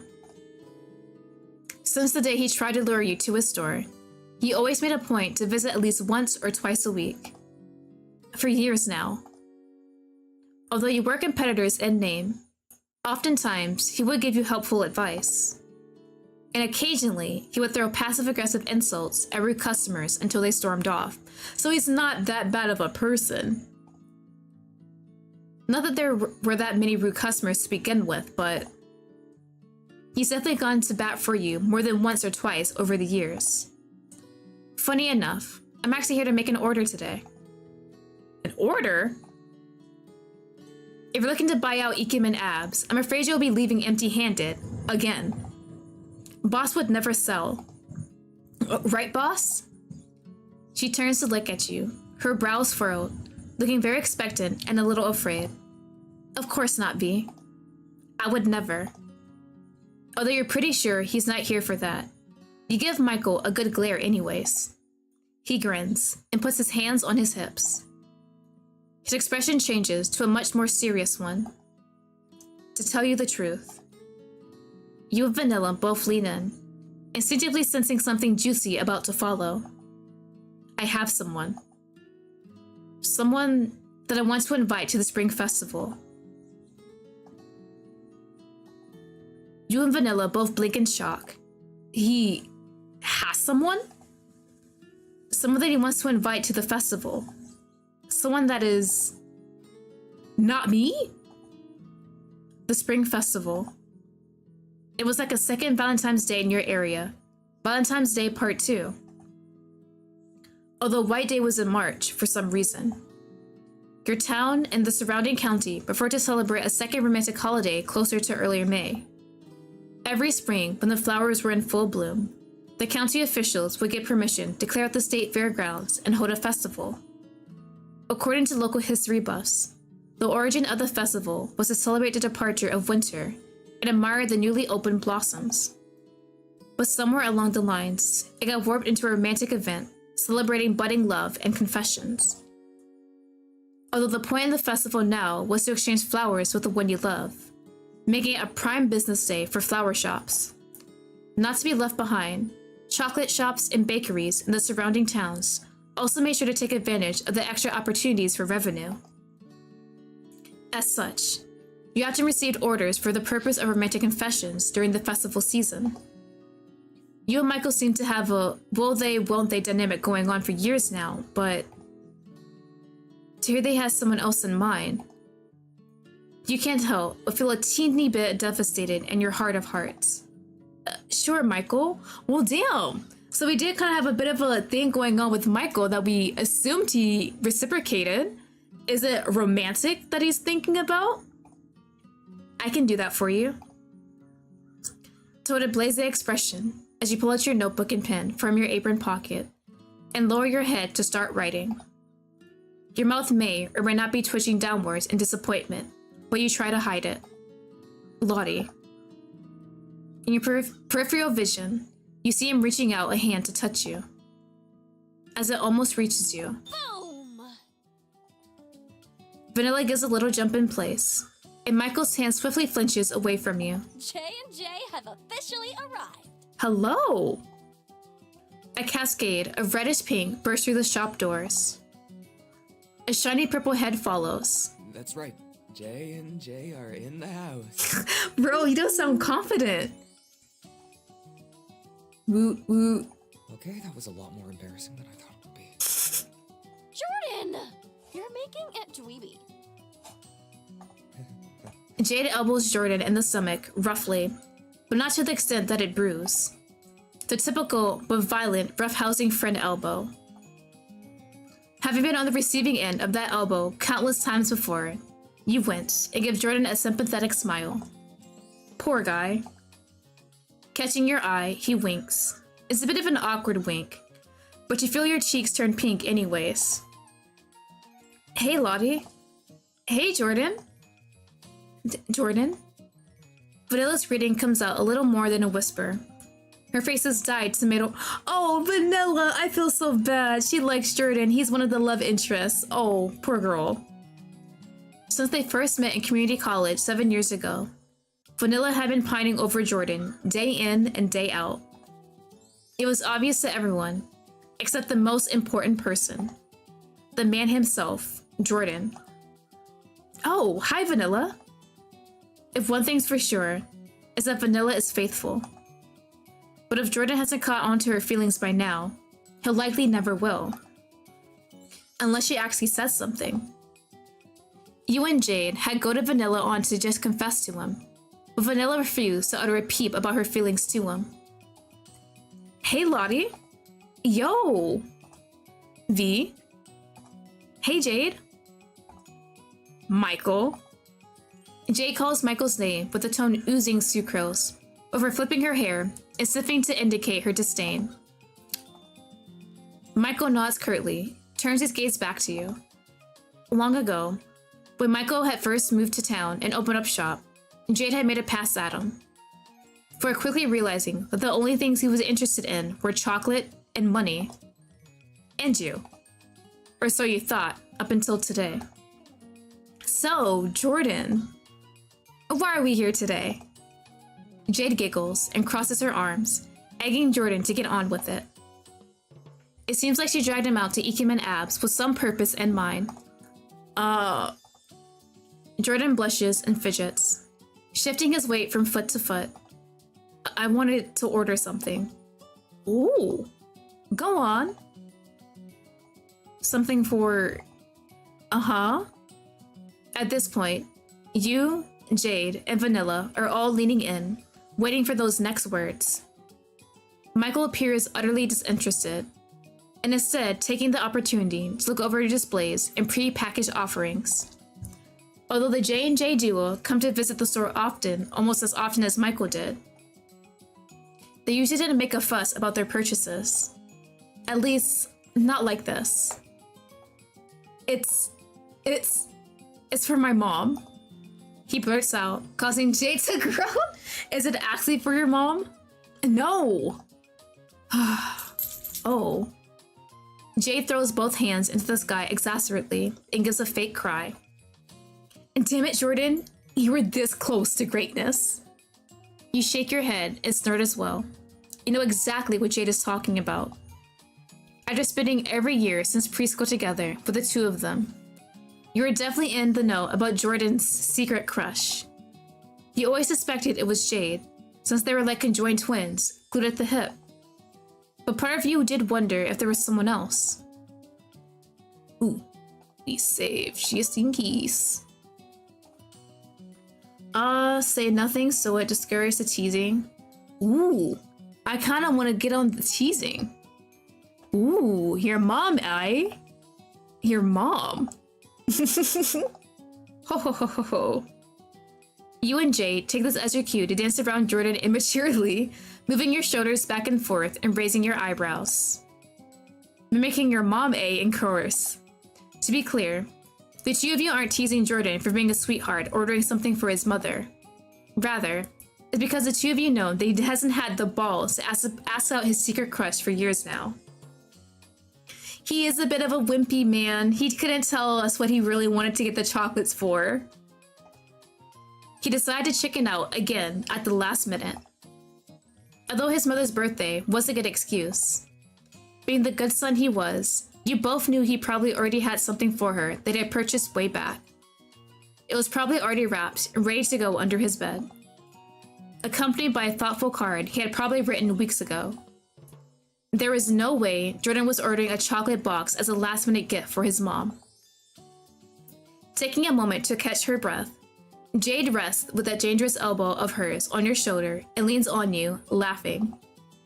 The intoxicating scent of Jade's Libre Eau de Parfum waves past your nostrils, and you can't help but take a good sniff. Oh my god! Did you just sniff me? Never! You perv. She says, but she takes the opportunity to pull you into a squeezing side hug. You can feel your arm between her boobs as her soft hands pull the other side of your waist in tighter. I missed you, bestie! I missed you too, Jade. You chuckled and returned the hug, gently placing your hands on her arm and leaning your head against hers. Realizing that time has been ticking by without any progress on your massive list of orders, you shift gears and address the two men together. Jordan, Michael. You alternate your gaze between the two of them, giving each a hard look.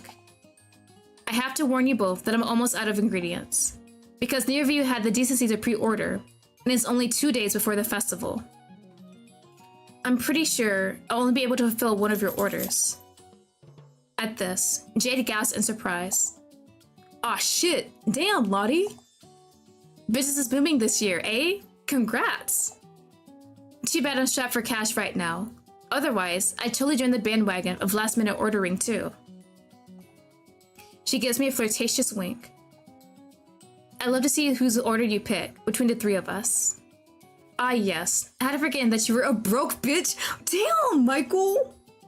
Oh shit, not him really calling her a broke bitch out of all things. Okay, buddy. So she's a broke bitch? I'm sorry, this caught me off guard. Everyone turns to Michael, face uniformly aghast. Michael? What the fuck, dude? Bro.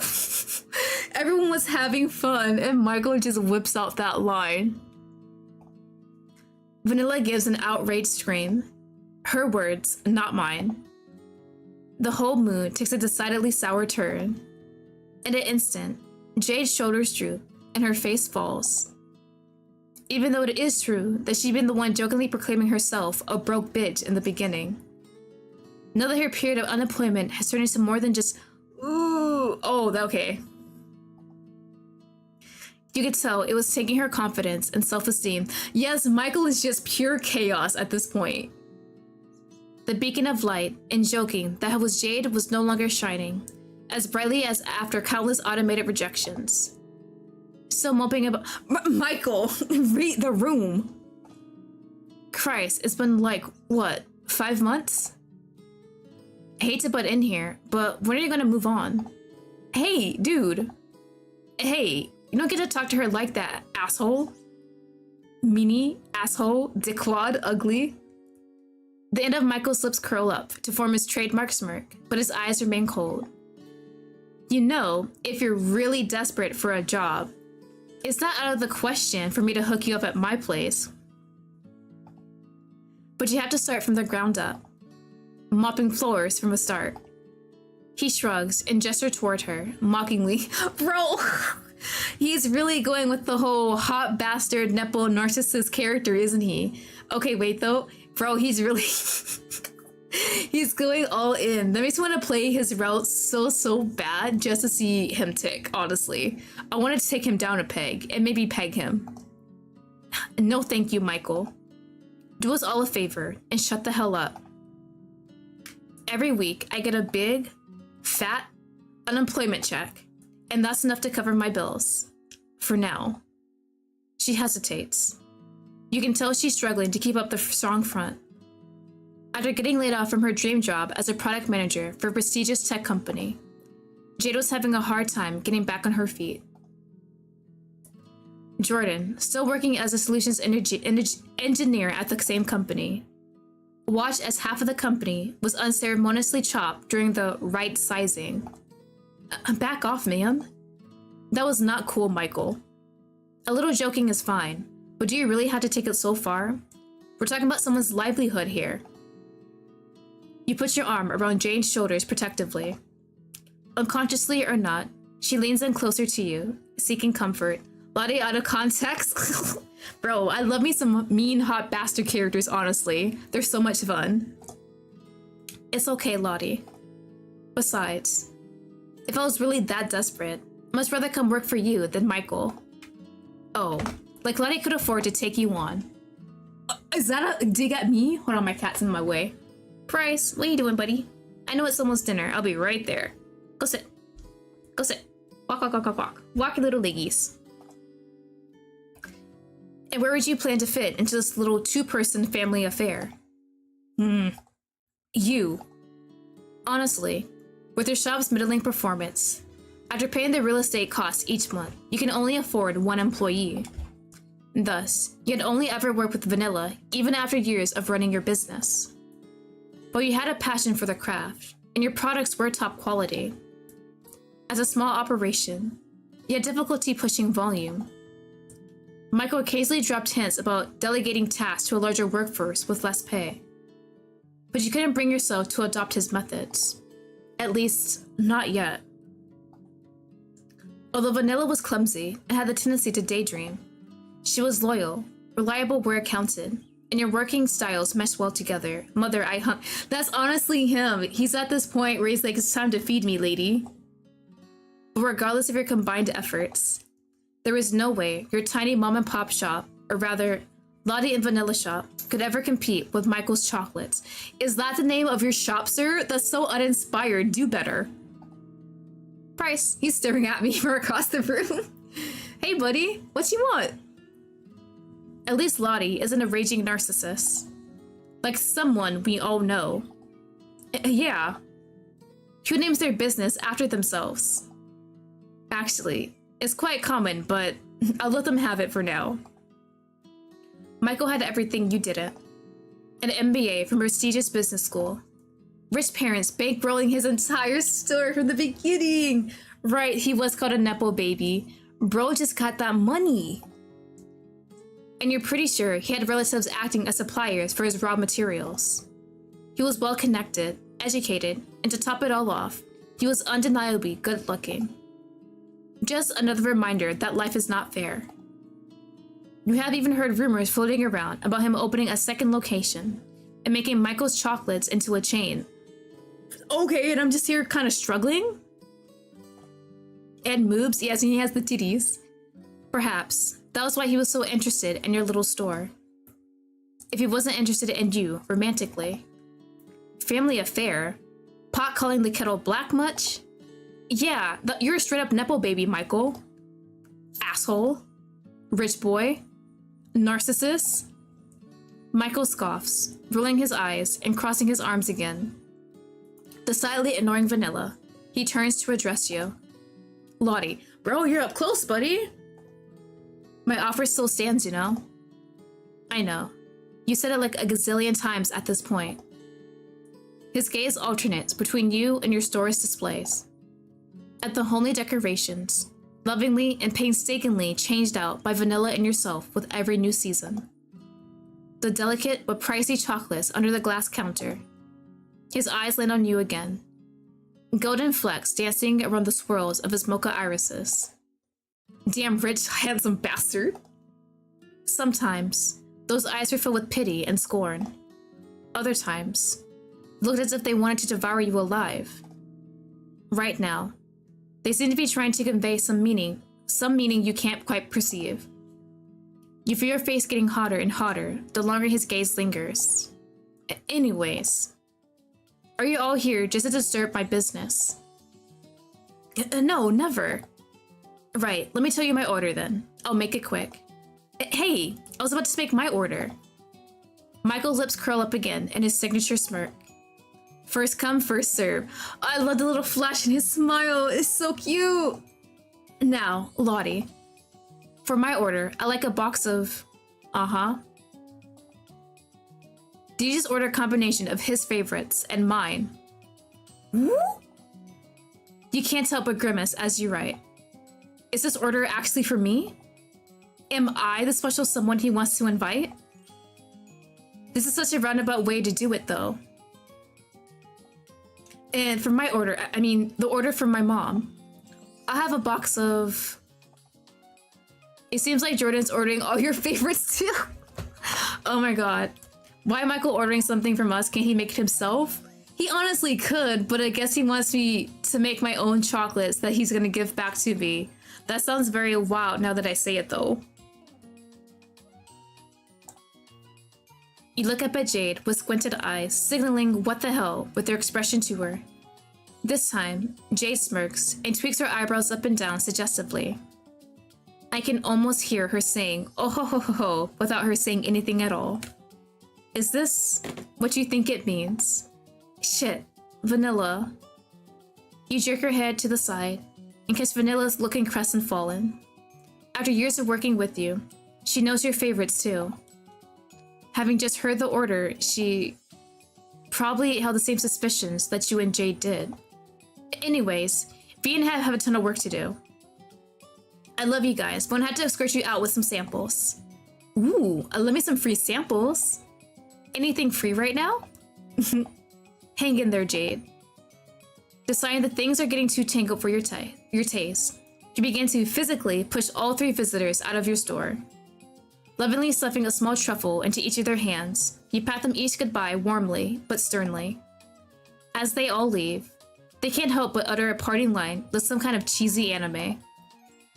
This is a cheesy Otome Game Jam, not breaking the fourth wall. You won't regret fulfilling my order.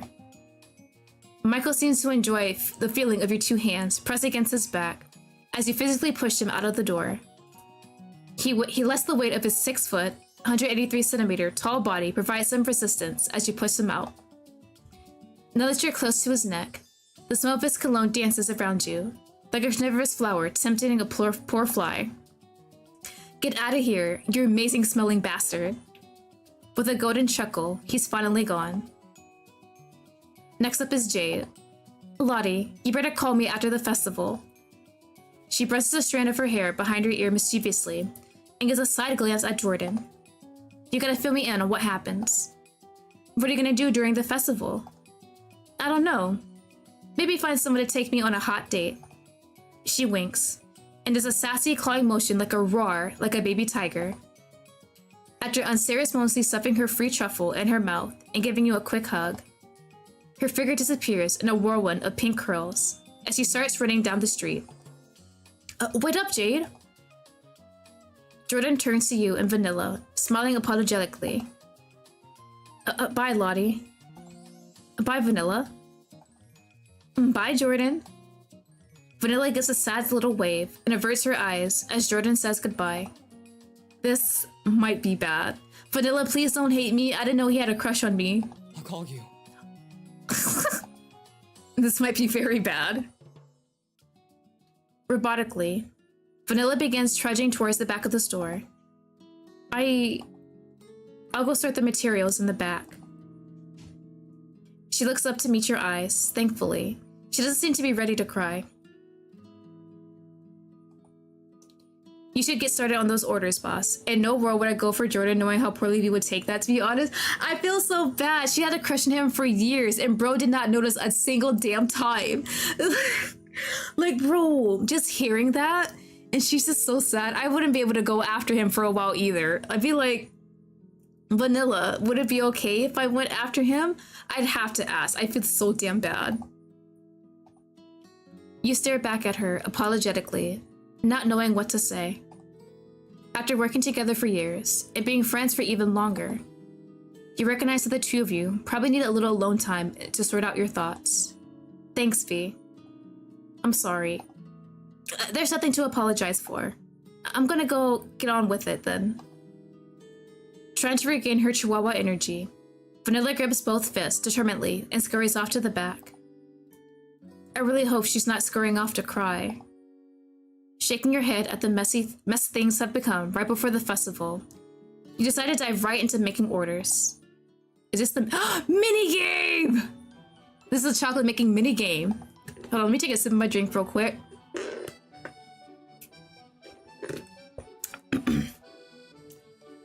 And after the mini game, I'll take like a 5-10 minute break to feed my kitties and we'll be right back. Fill the heart-shaped box by dragging and dropping the chocolates according to the request. Ooh, okay, at the top. Gotcha. Any request in any order. However, the order that you drop the box, the order matters. Try to drag in an order. So is it like 1, 2, 3, 4? Okay, just like that. 1, 2, then 3 and 4. Gotcha. Okay. Your chocolate drop into the trash. Gotcha. Things a little bugs here. You can just scrapping the whole order if that happens. Gotcha. So you can use autocomplete if you want to. At the timer, so it won't jump to the next room automatically. If you pause until you complete the outstanding request. Gotcha. Okay. Maybe something eventually, but first not in this update. Ooh, earn money. For now, this game is just for fun. Good luck. Okay, I got it. 1. Ooh, 2. Was it pink? Pink? Is it? Ooh, I gotcha. Hold on. 1, 2. Shit, got it. Brown, blue. Is it this one? Shit, this one? There we go. Okay. 1, 2. This one's a different pattern. Shit. Shit. Oh, I did it wrong. But trash the whole thing. Just trash the whole thing. I messed up. Shit. Mother trucking. Hold on. I gotta chat. Don't look at me. Oh, is it brown and then blue? Ah, okay. So brown, blue, money? E, brown, blue, pink, money? Is it brown, blue, and then blue, brown, money? All brown? Crap. Brown. Gotcha. Be blue, pink, blue. Having to swipe across my keyboard is killing my fingers. Brown and 2 blues. Pink, blue. What was it? Pink and brown? E. What was it? Blue. What was it? Pink? Pink and brown. Pink. Brown and then pink? Jesus gosh. Hey! Money! $165. You're a master chocolatier. Alright, I'm gonna take a quick break. I'm gonna go and feed my cats. I'll be right back.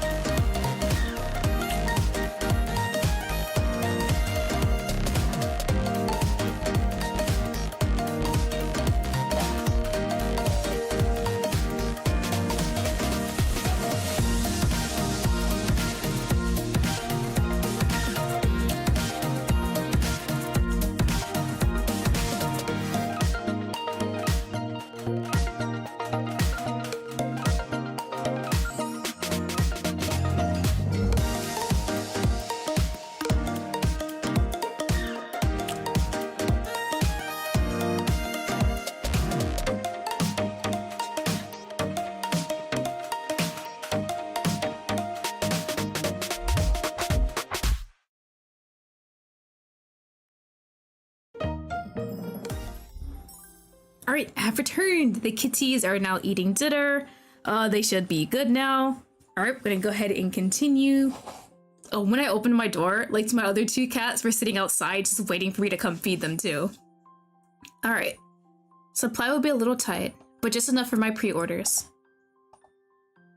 As for the 2 orders I received today, I can only fulfill 1, since neither of them have the decency to order in advance.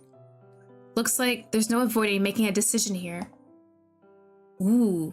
Right, so I know Michael has not, his route's not there yet. Let me save that. Return. We have to make Jordan's. Sorry, Michael. Friends come first. Although he might be more than a friend.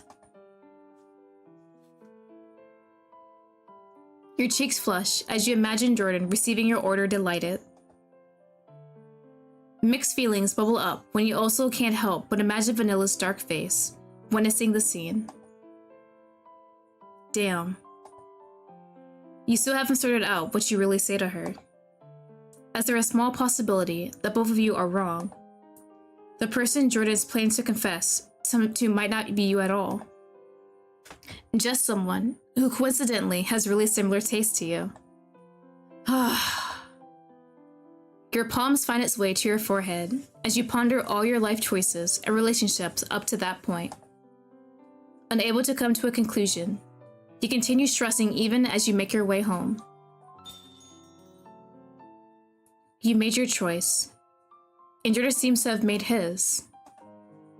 And while you truly value Vanilla, you and Jordan have been together for way longer. Your mind wrestles back and forth between the two of you as you toss and turn, finally falling asleep only as birds start chirping outside. Days before Spring Festival 1. Ooh, so he's gonna confess. Once again, it's a beautiful day outside. Annoyingly so. The sun is shining brilliantly, filling the nooks and crannies of the shopping district with light. And the birds are singing a love song, tweeting and twittering romantically to each other. All in direct contrast to the brooding mood inside Ikemen Abs. Today, you're burning in customer service hell. Oh, please no. But thankfully, the day is passing by in a blur of fancy gift wrapping and money exchanging hands. For better or worse, you've asked Vanilla to continue handling their chocolate prep in the back today. She seemed grateful for the reprieve from working in the front. Especially since her eyes were red and puffy. No, she cried last night about Jordan liking me. Of course. Oh, I feel so bad for her. Damn. It's obvious she spent a good portion of the night crying. You sigh to yourself, putting the finishing touches on another box of chocolates, when suddenly, your heart jumps at the sound of the store bell tinkling, heralding the arrival of another customer. Jordan, hey! How's my order coming along? Oh my gosh, Jordan. You scared the shit out of me. Sorry, did it come at a bad time? No, not at all. I just don't really know why I'm so jumpy these days. It might be the heat. You're sweating, but you're honestly not sure if it's due to your unexpected guests, the temperature, or Vanilla. Thank goodness you sent her to the back today. You don't know if you could take another soap opera love triangle standoff right now. Shit, hang on, I got this. He rushes over, pulling a floating fan from his pocket, and proceeds to blast you with small custom oil. What is this boy doing? I love his little determined face though. He's kind of dorky, I like that. Oh my gosh, you're so silly. Thanks, Jordan. You still look flushed. Do you want me to get you an ice pack? Oh, he's laying it on thick though. He takes a step towards the back of the store, where he knows you have a stock of ice packs to prevent chocolate melting mishaps. Oh, no need for that. You quickly move to block his path, putting your arms up a little too defensively. Vanilla's still back there, so that'll be kind of awkward. Kinda, very very. Look! Your eyes bulge as you silently beg for him to get the hint. It's fine. I'm fine. Haha. You don't mean to be unfair to Vanilla and prevent her from seeing Jordan, but You get the feeling that it wouldn't be good for the two of them to meet right now. Whatever Jordan came here for, it's probably safe to assume that is not for Vanilla. For some reason, you find it a little difficult to meet Jordan's eyes. Pacing a smile back on your face and gathering your courage, you look up to find concern flickering on the stunning green depths. I promise you, I'm good. Just keep me cool a little bit longer. You got it, Lottie. You shift your already spread arms into a posture of enjoyment, as if you're a spoiled regent from ancient times. Fan harder, servant. Jordan nods and fans a little faster. What are we doing? In my store? Are there customers? Yes, great ruler. He says jokingly, playing along. A bead of sweat trails down his forehead to the side of his jaw, but he doesn't falter. He's a simp! He's a simp, y'all! This dork, he's a dorky simp. I love him already, but I kind of want my hot bastard. I can't help but admit that he's cute. Taking a step back in your head, you can see why Vanilla would fall so hard for him. Having grown up with Jordan, it was hard to notice the gradual changes in him over time. But the more you compare him to the image that you had of him in your mind, the more you realize that he was no longer the little boy you remembered. He hadn't been, for a long time now. Now, approaching your late 20s, you realize that he was blooming into a handsome and reliable man. Still a baby girl to me and Jade, though. Yes, he has the baby girl status. After a few more seconds of sweet relief from the early spring heat, Jordan stops fanning you and leans against the counter. Handing him a small towel, you take the spot beside him, mirroring his leading pose. Inhaling deeply, Jordan finally decides to follow up. So, the order. For my mom, of course. Yes, your mother, who has the same taste as me. Of course. Did you still need some time, or... did you... pick me? Mine. Did you pick my order? He hides his face in his hands and moans, blushing in shame. From between his fingers, he speaks again. Lottie. Yes, Jordan. Did you pick my order? No. His jaw drops, and he stares at you with wide eyes, frozen like a deer in headlights. Nah, I'm just messing with you. How could I not pick your order, Jordan? You stare him straight into those doughy eyes. This time, he's the one who struggles to maintain eye contact with you, as a renewed wave of blood surges in his cheeks. He might not be blushing from head to toe now. You just gotta put the finishing touches on it. Let me get it for you. You stay here. Flashing a bittersweet smile as you think about him accidentally encountering Vanilla, you make sure to have him stay put as you head to the back. Oddly enough, Vanilla is missing from the workshop's area. You take a quick peek from the back door into the alleyway, just to make sure. And thankfully, it looks like she's just on her phone. Taking a well-deserved break, I see. Making sure to tread lightly, you gingerly pull the box for Jordan from the fridge, before swiftly returning to the front. As conflicted as you feel about the whole situation, you really are looking forward to Jordan's reaction to the chocolates. Jordan chuckles as you keep the box hidden in the crook of your arm, while you play a little drum roll. And ta-da! Although it's just a box of chocolates, the packaging is very special. Somehow, last night, you had found the time to press a box into a shape of a mini starship. While you're no packaging artisan, after taking on numerous custom orders, you become quite adept at box origami. You present the starship-shaped box of chocolates to Jordan with a flourish. For a long time, he just stares at it. Sweat drips off your forehead this time, but not due to anything temperature-related. Is this too cringy? Did I do a bad job folding it? Bro, say something. Jordan, is there a problem with the packaging? You're pretty sure you folded it to look as similar as possible to the spaceships appearing in Jordan's favorite sci-fi series. At least, as much as a fancy paper box could be folded into such a shape. No way. It's perfect. You actually made it look like a miniature War Stars battleship. How is this possible? I didn't even know you could fold your boxes like that. His smile is blindingly bright. Release sweeps through you, as does an unknown warm feeling, fluttering in your chest like a kaleidoscope of butterflies. Those vixen-like eyes of his curl into half-moons as he smiles, filling you with slightly evil thoughts. I'm glad my boxagami practice over the years is finally paying off. As for your mom, well, I have something else. What? Jordan yelps, having momentarily forgotten the excuse he had used for his order. Right, the chocolates. They were supposed to be for her. Yes, they were supposed to be.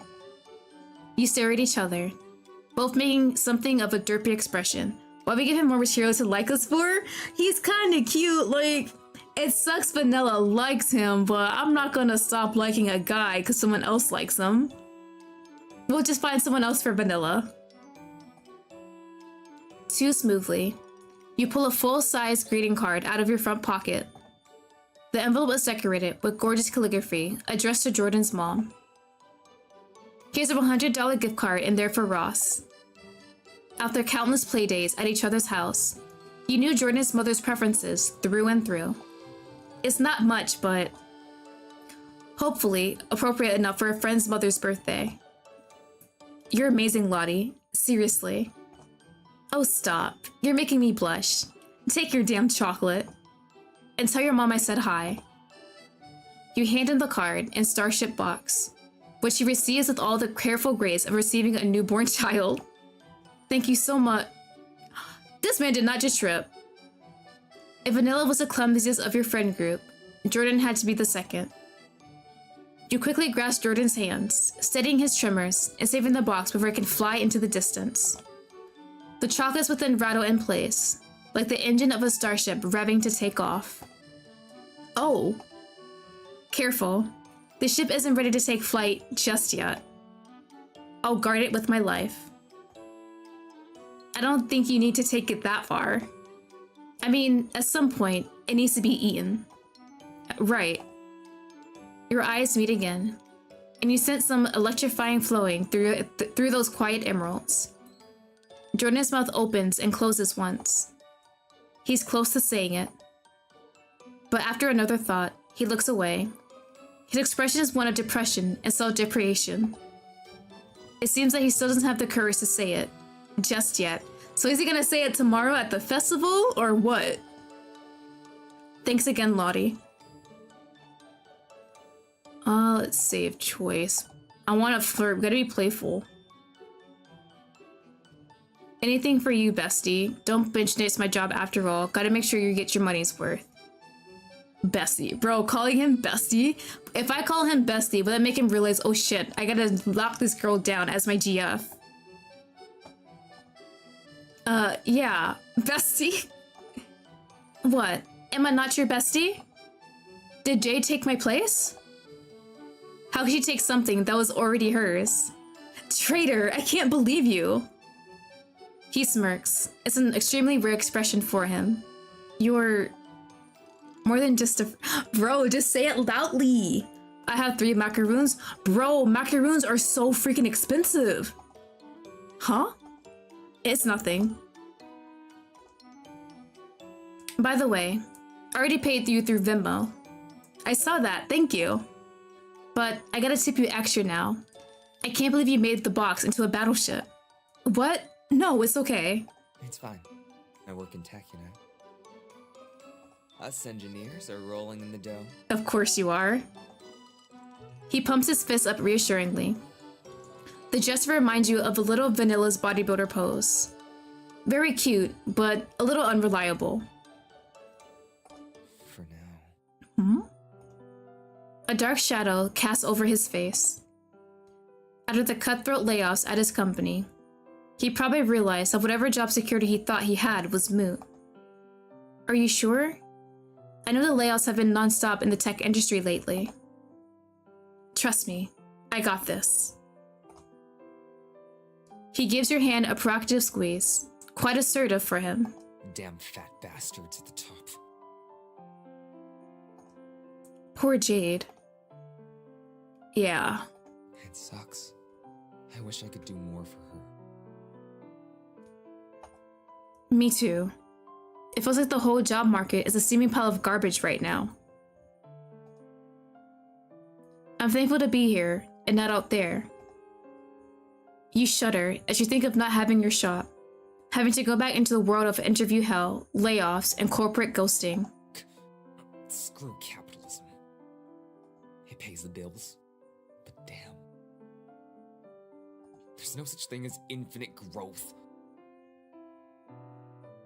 These investors need to wake up and realize that greed isn't the answer. As Jordan grows more passionate, his shy stutter seems to disappear. Ooh? You sigh and lean your head against Jordan's shoulder, doing your best to listen as he rants about the injustice of modern society. Unconsciously, one of his arms wraps around you, as he uses the other one to accentuate his speech with gestures. When Jordan finally comes to a stop, he stiffens, realizing that his arm has been around you the whole time. Oh my gosh! Oh my gosh! I'm so sorry. I didn't mean to touch you without your permission. I mean, I don't care. You can continue touching me. It's no biggie. You smile knowingly and give his arm a pat. He returns your smile and gives your hand another small squeeze. This might be kind of sudden, but do you want to go with me to my mother's birthday party? The birthday dinner? That's today. Yeah, Jay's already there, setting up the balloons. Mission was to pick you up and the chocolate. If you're not too busy, of course.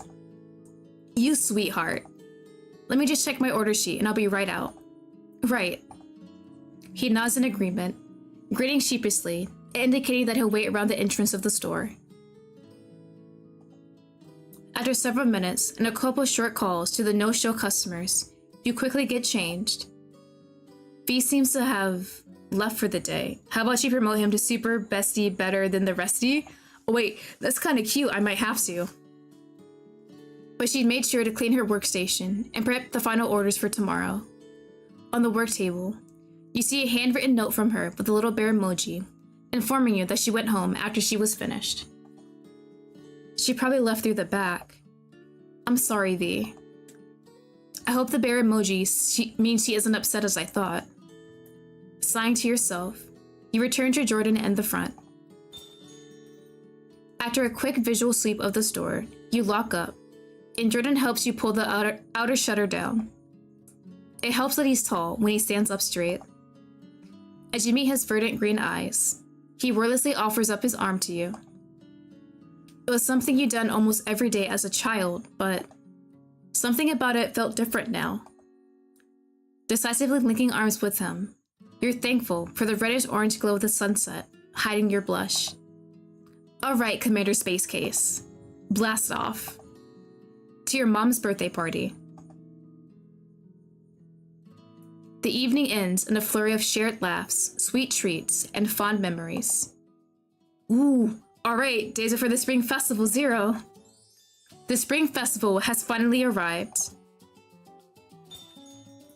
When the door of the shop swings open this time, you're not surprised to see a flushed Jordan coming in. Jordan! He's wearing a ridiculously adorable hoodie, complete with cat ears sewn onto the hood portion. It seems like a somewhat odd fashion choice, but it suits him so well.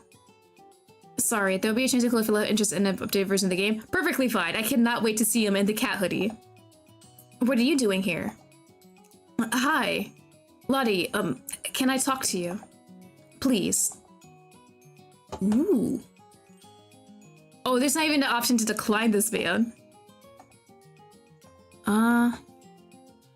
Sure, what's up? Okay, so Green eyes dart to the side, hands filling with the string of his hoodie before he pushes his thick rimmed glasses up his nose. That's not bedroom eyes, bro. What expression is that you're giving me? Anxious ticks of his, that you know intimately since you were kids. Whatever it is, you don't need to be so nervous. And then to husbando, right? Bestie USD up to husbando. You reach out and pat his shoulder. A trembling smile slips out of his lips, but so does the stiff tension in his shoulders. Right. So, you remember the spring festival, right? Excitement pours into his voice, the way it does when he yaps about an upcoming video game release or the latest spin-off of War Stars. Yeah? Let me guess. You got a date? Did he really not intend to ask me? Not yet. Are you gonna ask me then? I was planning on asking you, actually. I love how red his face is. Bro is flushed like crazy. Will you go with me? To the festival? Huh? The options. What are these? I hope these don't actually mean anything. Huh? What? These better not affect anything. Huh? Oh, thank goodness. It wasn't me being conceited. His head bobs eagerly, hands returning to his hoodie strings. It seems like the proposal drained all his courage in one go. Jade says he's busy, and I just thought it'd be fun to go together this year. It's also like a treat to you, as thanks for my mom's gift. Aw, dude, you don't have to. But I want to. Will you go with me to the festival? Blushing, his hand reaches into one of his pockets and magically produces a small bouquet of flowers, along with a star-shaped box of chocolates you just handed him yesterday. Really? Regifting my own chocolates to me? Hey, I paid for it. That you did. Laughing, you take the bouquet of chocolates from him, knowing full well what they symbolize. Giving someone flowers and chocolates on the day of the spring festival is essentially a romantic confession. What are you, Doraemon? Where were you keeping all this in that outfit of yours? Or are you actually made of magic or something? Jordan blushes again and grins, making your heart beat that much faster. Maybe. I could try learning magic for you. Looking for all the world like a pleading kitten with his hoodie. You find it difficult to say no to his eager gaze. Jordan. Ooh, yeah, we're saying yes. We're going to this man. Oh, two, in return. Of course, be my pleasure. I guess I could go with you. Righteous? Would Righteous be the perfect one? Yeah, let's do this one. Woo! He basically jumps for joy at your acceptance. Then he slaps a hand over his mouth in embarrassment. But not before you can catch the brightest grin sitting on his lips. I mean, thanks. It doesn't have to be the whole thing, but it'll be fun. Yes, it will. Of course it will. I've got you, haven't I? Unable to resist, you ruffles his hair, muffling up soft, silky locks. He shakes his head, leaning into it like a tall, awkwardly nerdy cat. I gotta finish up things here, but I'll meet you in an hour or so for the festival, if that works. Right, don't worry about anything. I'll have it handled. He rushes away before you can even ask what that means. Smiling to yourself, you tuck the small bouquet and chocolates away in the cabin underneath the cash register. Although you're basking in the afterglow of Jordan's sweet requests, there's still one major non-work issue to take care of. V. After a long day of handing off chocolate orders to excited lovebirds, the time for your date has finally come. Time to get changed. Looks like V still hasn't gone home yet. Her clothes are still here. V? Calling out to the workshop area, you look around, but no one answers. Huh, where'd she go? Heading to the alleyway behind the store, you find her. Hey, you okay? She's not crying, but her eyes look tired. Yeah, I'm fine. Quickly rubbing her hands over her face in a circular motion, as if to wipe away any sadness. She quickly regains her usual pep. I'm perfect. In fact, I've never been better. She exhales angrily. Her anger doesn't seem to be directed at you, but she does seem to be brooding about something or someone. 7 years. I'll show you what this chihuahua can do. I can get a hot date too. Her eyes full of determination. She finally focuses her eyes on you. Boss. Yes, V? You wouldn't hate me if you... Never mind. What is it? I'll see you and Jordan at the festival. Are you planning to come with us? No way. Vanilla looks outraged at the thought. Her anger expression is quite cute. I have someone better in mind. Huh? Who? Are you going with Jade? You have a sinking suspicion you're about to get blindsided by something. If she somehow gets Michael to agree to go with her. But then again, it's good to see that Vanilla isn't too devastated by Jordan's behavior. Oddly enough. Don't be too mad if when you see my date, if he agrees. I'm sure whoever you ask will agree, V. It's gonna be Michael, isn't it? They have to. You make a gesture punching one fist into the other. Or else. Let me know and I'll go beat them up. You won't need to. Vanilla blushes and finally breaks into a genuine laugh. I'm sure he'll say yes. Hell yeah, girl. You give her a high five. It seems like the tension between the two of you has finally broken. Although you're very curious to see who Vanilla's mystery date is. You should head to the festival, boss. I'm gonna give my date a call to make sure they make time for me. They better. They will. Feeling relieved that you reach a breakthrough in the situation, prepare to meet Jordan at the festival. After a long day, Jordan greets you near the festival entrance. A nervous smile playing on his lips and a basket in hand. Oh? So what you got for me, buddy?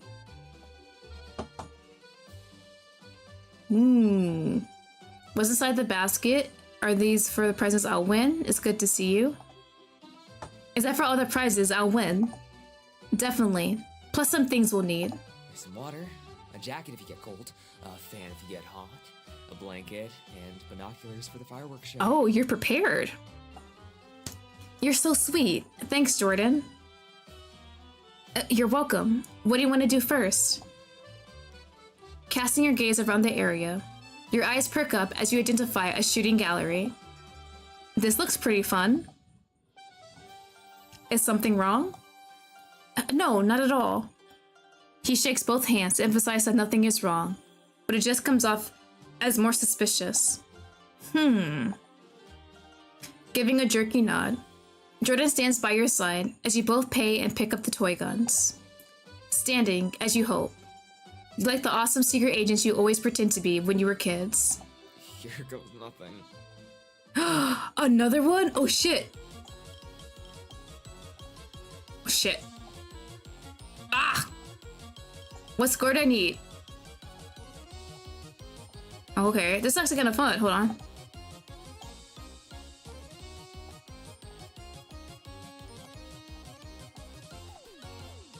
Ooh, did I get them?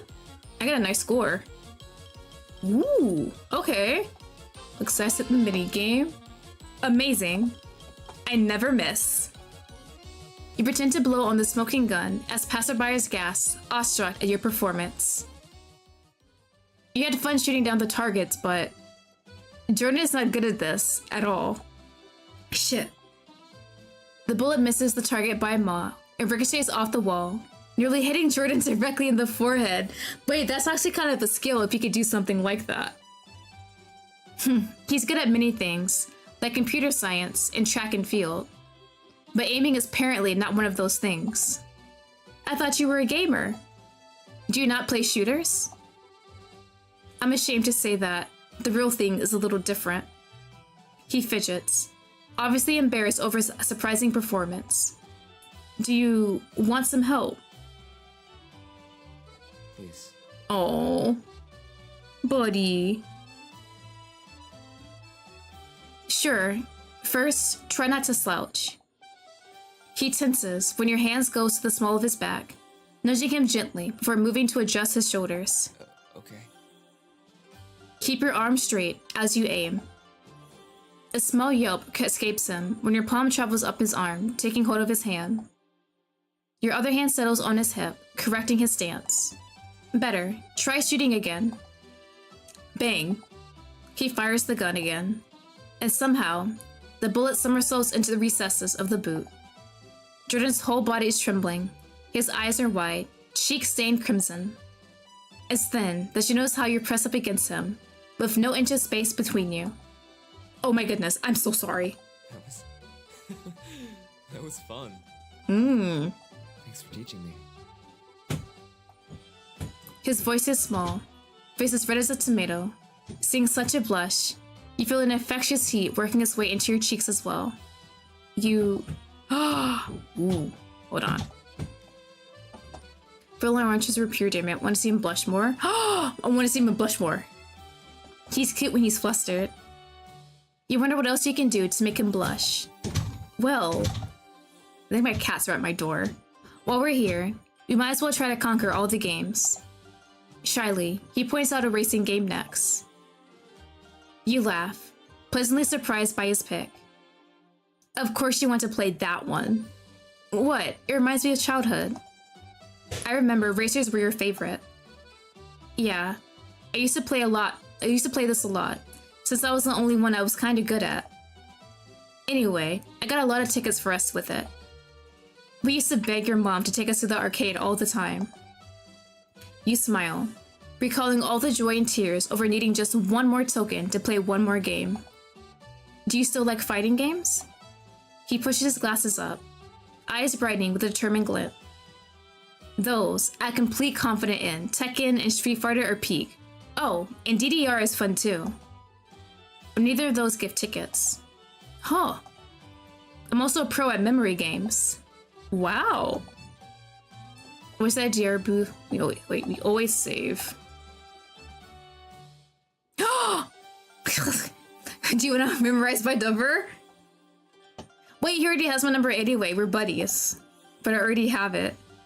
Then how about the number 6? This is so stupid. Oh my god. I love it. Excuse me? That's not completely out of the... Hold on, sir. Let me buy you dinner first. Lottie? Jordan blushes, turning his face away. You fight the urge to pinch his cheeks. Come on, let's play the racer before the queue gets full. Let's do this. Ooh, kitty! So how does this work? I just press a button? Ha, you guys are slow as hell! Bro, am I just that good? Great job winning the race. If this was an actual race, I'd beat all the other dogs. Of course you would, Mr. Track and Field Star. Oh god, you still remember that? Who can forget all those love notes falling from your locker? They just piled in one day. I have no idea how I got those letters. Something about hot, sweaty athletes, I guess? At his words, your mind skips back to memory lane, stopping at the very day Jordan was talking about. It wasn't unusual for you to see those tan cheeks turn red, sweat dripping down from his temples. But when the breeze lifted up to his too large shirt, exposing the smooth lines of his chest, the way his cute, the way his cute, dusky nipples perked up from the fabric's friction. Bro, ain't no way we got the memory of his nipples in our mind. Huh? You're right. You spaced out and started drooling a bit.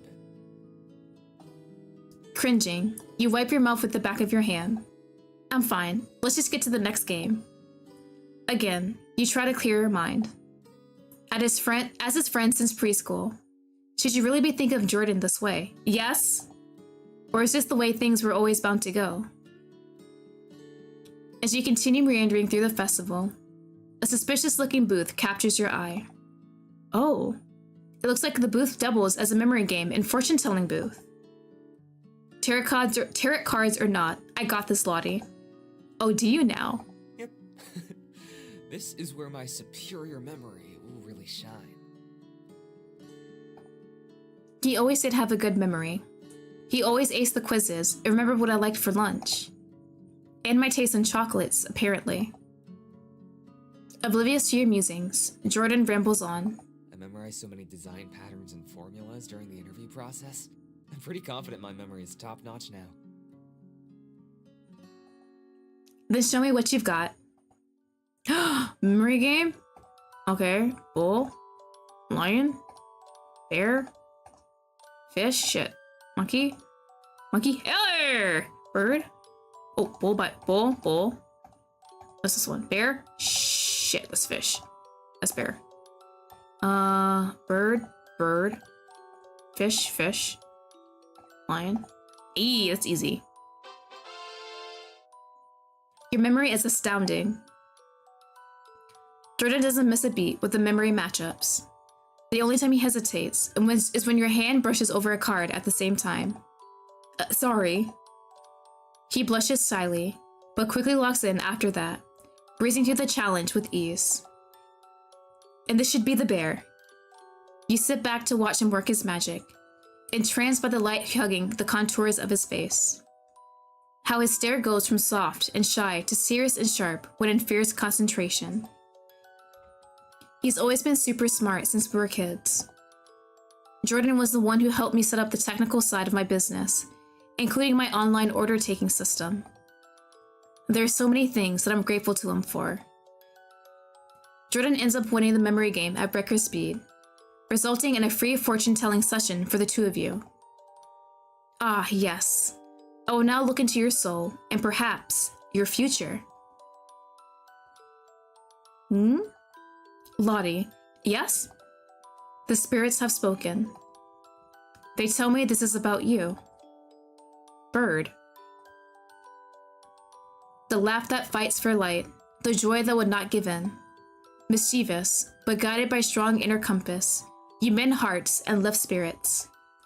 A moment of levity will open a locked door. Do not underestimate how far the playful truth shall fly. After delivering cryptic predictions in your personality and future, the fortune teller moves on to predicting for the two of you. Switching to the tarot deck, fortune teller pulls out the Two of Cups, droning on about partnership, harmony, and good omens about your relationship. We're not together. Yet. Hearing him say those words strikes a chord within you. Ooh. Just friends? I've always had a crush on him. Let's do this one. The feeling had been almost dormant, sleeping deep inside you until recently, when they finally exploded like a volcano, full of love and lava. You can no longer ignore these feelings for him. He's always been perfect the way he is. I hope he sees himself the way I do. After thanking the fortune teller, you and Jordan link arms. They acted so natural and comfortable. The two of you do so without any thoughts. Anyway, are you hungry, Lottie? Starving. Let's get some grub. The lines to the food stalls have started to thin out, as festival goers make their way towards the fireworks viewing area. Ever so smoothly, you ask Jordan what he wants to eat, and pay for both of your food items in one slick motion. How much do I owe you for this? Nah, it's on me. A dazzling smile lights up his face. Thank you. Sometimes, hard work really does pay off. I should have been the one to pay. There's no need to get caught up in things like that. Consider it me paying you back for the chocolate and flowers. That definitely wasn't something you needed to pay me back for. But I appreciate the gesture. You're so thoughtful, Lottie. Oh, look at the little chibis. Almost in unison, you both dig in, hunger taking over from the effort of playing so many festival games. Man, this is so good. Right? Best part of the festival. Ah, Jordan. You got something on your face. He gets a tissue from his pocket and dabs at his mouth, but some of the food remains. Here, let me. Without thinking, you reach for him, thumb wiping away the crumbs from Jordan's lips. Oh, thanks. His lips are so soft, so warm under your touch. A tingle zaps through you from the contact, making you jerk away. No problem. Cheeks aflame, you turn your head away and spot a familiar face a few meters away. Jade? Jade! Looks like she found a date after all. Even from far away, you can see the knowing spark in her eyes, the mischief in the way she winks. In fact, the last time Jade gave you a familiar look was when... Hey, Jordan, do you remember when Jade scraped her knee in elementary school? You turned back, elbowing him lightly in the ribs, Jade's signature move. Oh god, yeah, she was such a drama queen. She kept yelling that she was dying. She didn't stop until we carried her to the other side of campus. Ugh, why did they put the nurse's office so far? I remember being so exhausted that we almost fell, and the nurse thought we were the patients. Twin laughs escaped you. Shared mirth over fond memories built over the years. Jordan was always there for me to lean on. As you got lost in thought, Jane turns back to the stranger, whose face you can't make out from here. What do you think? Do they pass the vibe check? I can't really tell from here, but let's hope Jade's new beau is ready to carry her bridal style. Def. Let's ask her how it went later. Jordan squints until his eyes widen in surprise. Oh, Vanilla asked Jade! And the hot bastard? Oh wait, they're together! Oh shit! My hot bastard man! What? You follow where he's pointing to see Vanilla and Michael together sitting on a blanket. Girl, what's that look you're giving me? I'm not after him this time. Oh shit. This is horrible. She's not killing him though. But he might be stealing my employee. Note to self, fight the Nepo baby later. Come on, let's find a good spot before they notice us. I guess Vanilla succeeded in finding a hot date of her own. So this is what she meant. Taking a hold of his hoodie sleeve, you drag Jordan to a place where you can perfectly see the fireworks overhead and avoid any nosy assholes. You're about to plop onto the grass and sigh dramatically when... One sec. Jordan lays out a blanket for you. Fresh from the basket he's been carrying the whole time, he is very prepared. Smiling, you faceplant onto the blanket and roll into your side, all the frustration leaving your body. He sits next to you, cross-legged. Thanks, Jordan. You always know how to cheer me up. But I'm just sitting here. Then you sitting here always makes me happy. Jordan opens his mouth to respond, but is cut off by a boom and a flash of light exploding overhead. It's starting. Looks like we made it just in time. Red, green, blue. All sorts of colors paint the dark canvas of the sky, a cacophony of gas and applause following each display of light. It's so beautiful. Yeah, it really is. Turning your head back at him, Jordan is staring right at you. Kiss, kiss, make out? When you were kids, Jordan used to be jumpy around fireworks, clinging onto you or Jade when the show started. Now, his gaze is calm and steady. His glasses reflect the multicolored sparks, backlighting your own awestruck reflection. I have to tell you something. Mm-hmm. He fidgets with his glasses, cheeks painted pink. He's like an easily startled cat.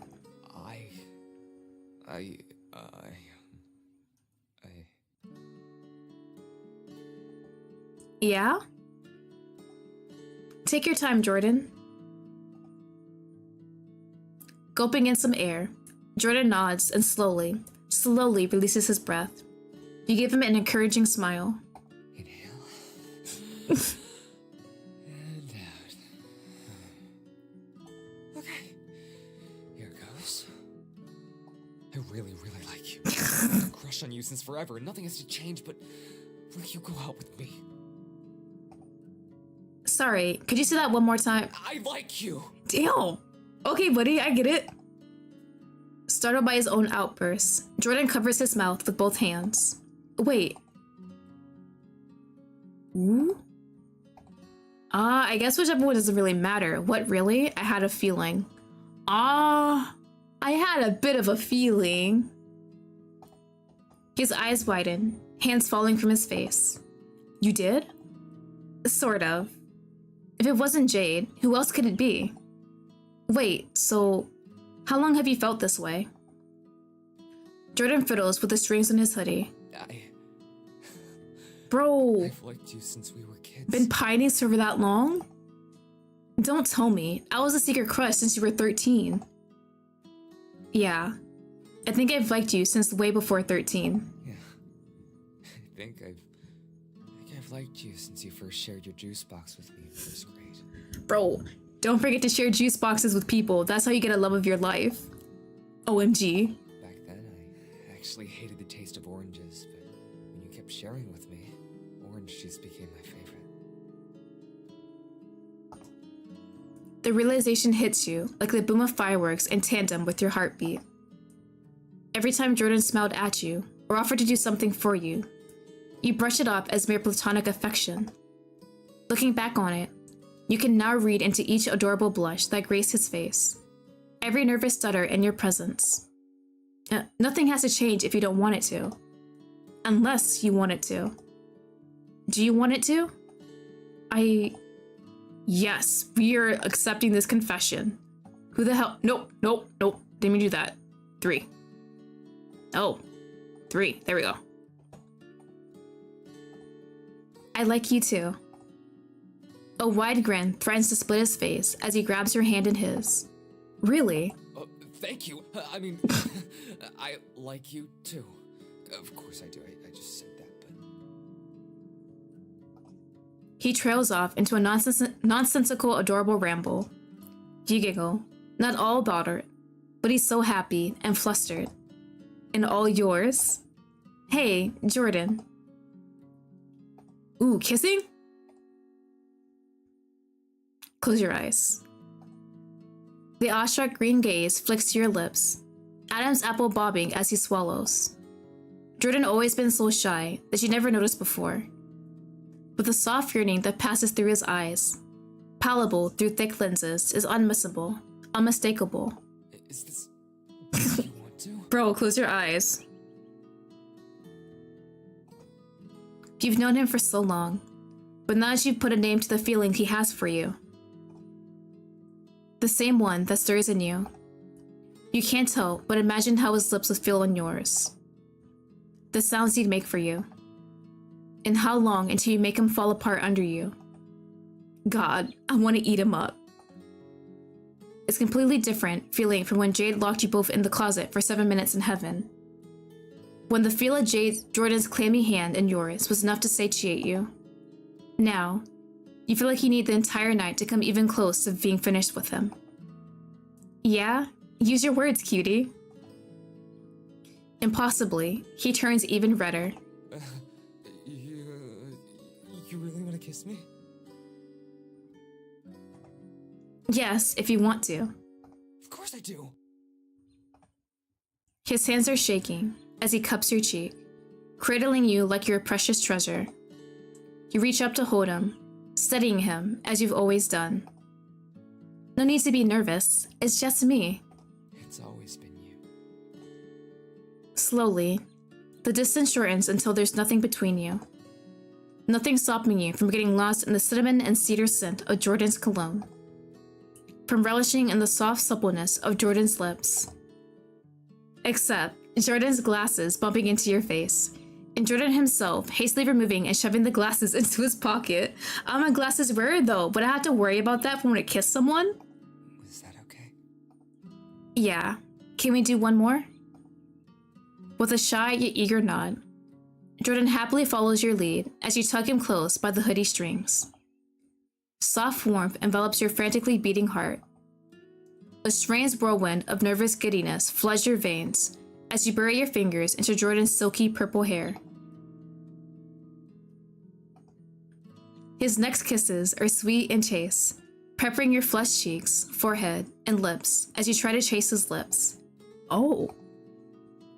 He gasps when your palms goes to his neck, keeping him right where you want him. Jordan goes pliant when your tongue licks at the seam of his lips, parting immediately and granting you entrance. Yo, making out at the fireworks? Jordan.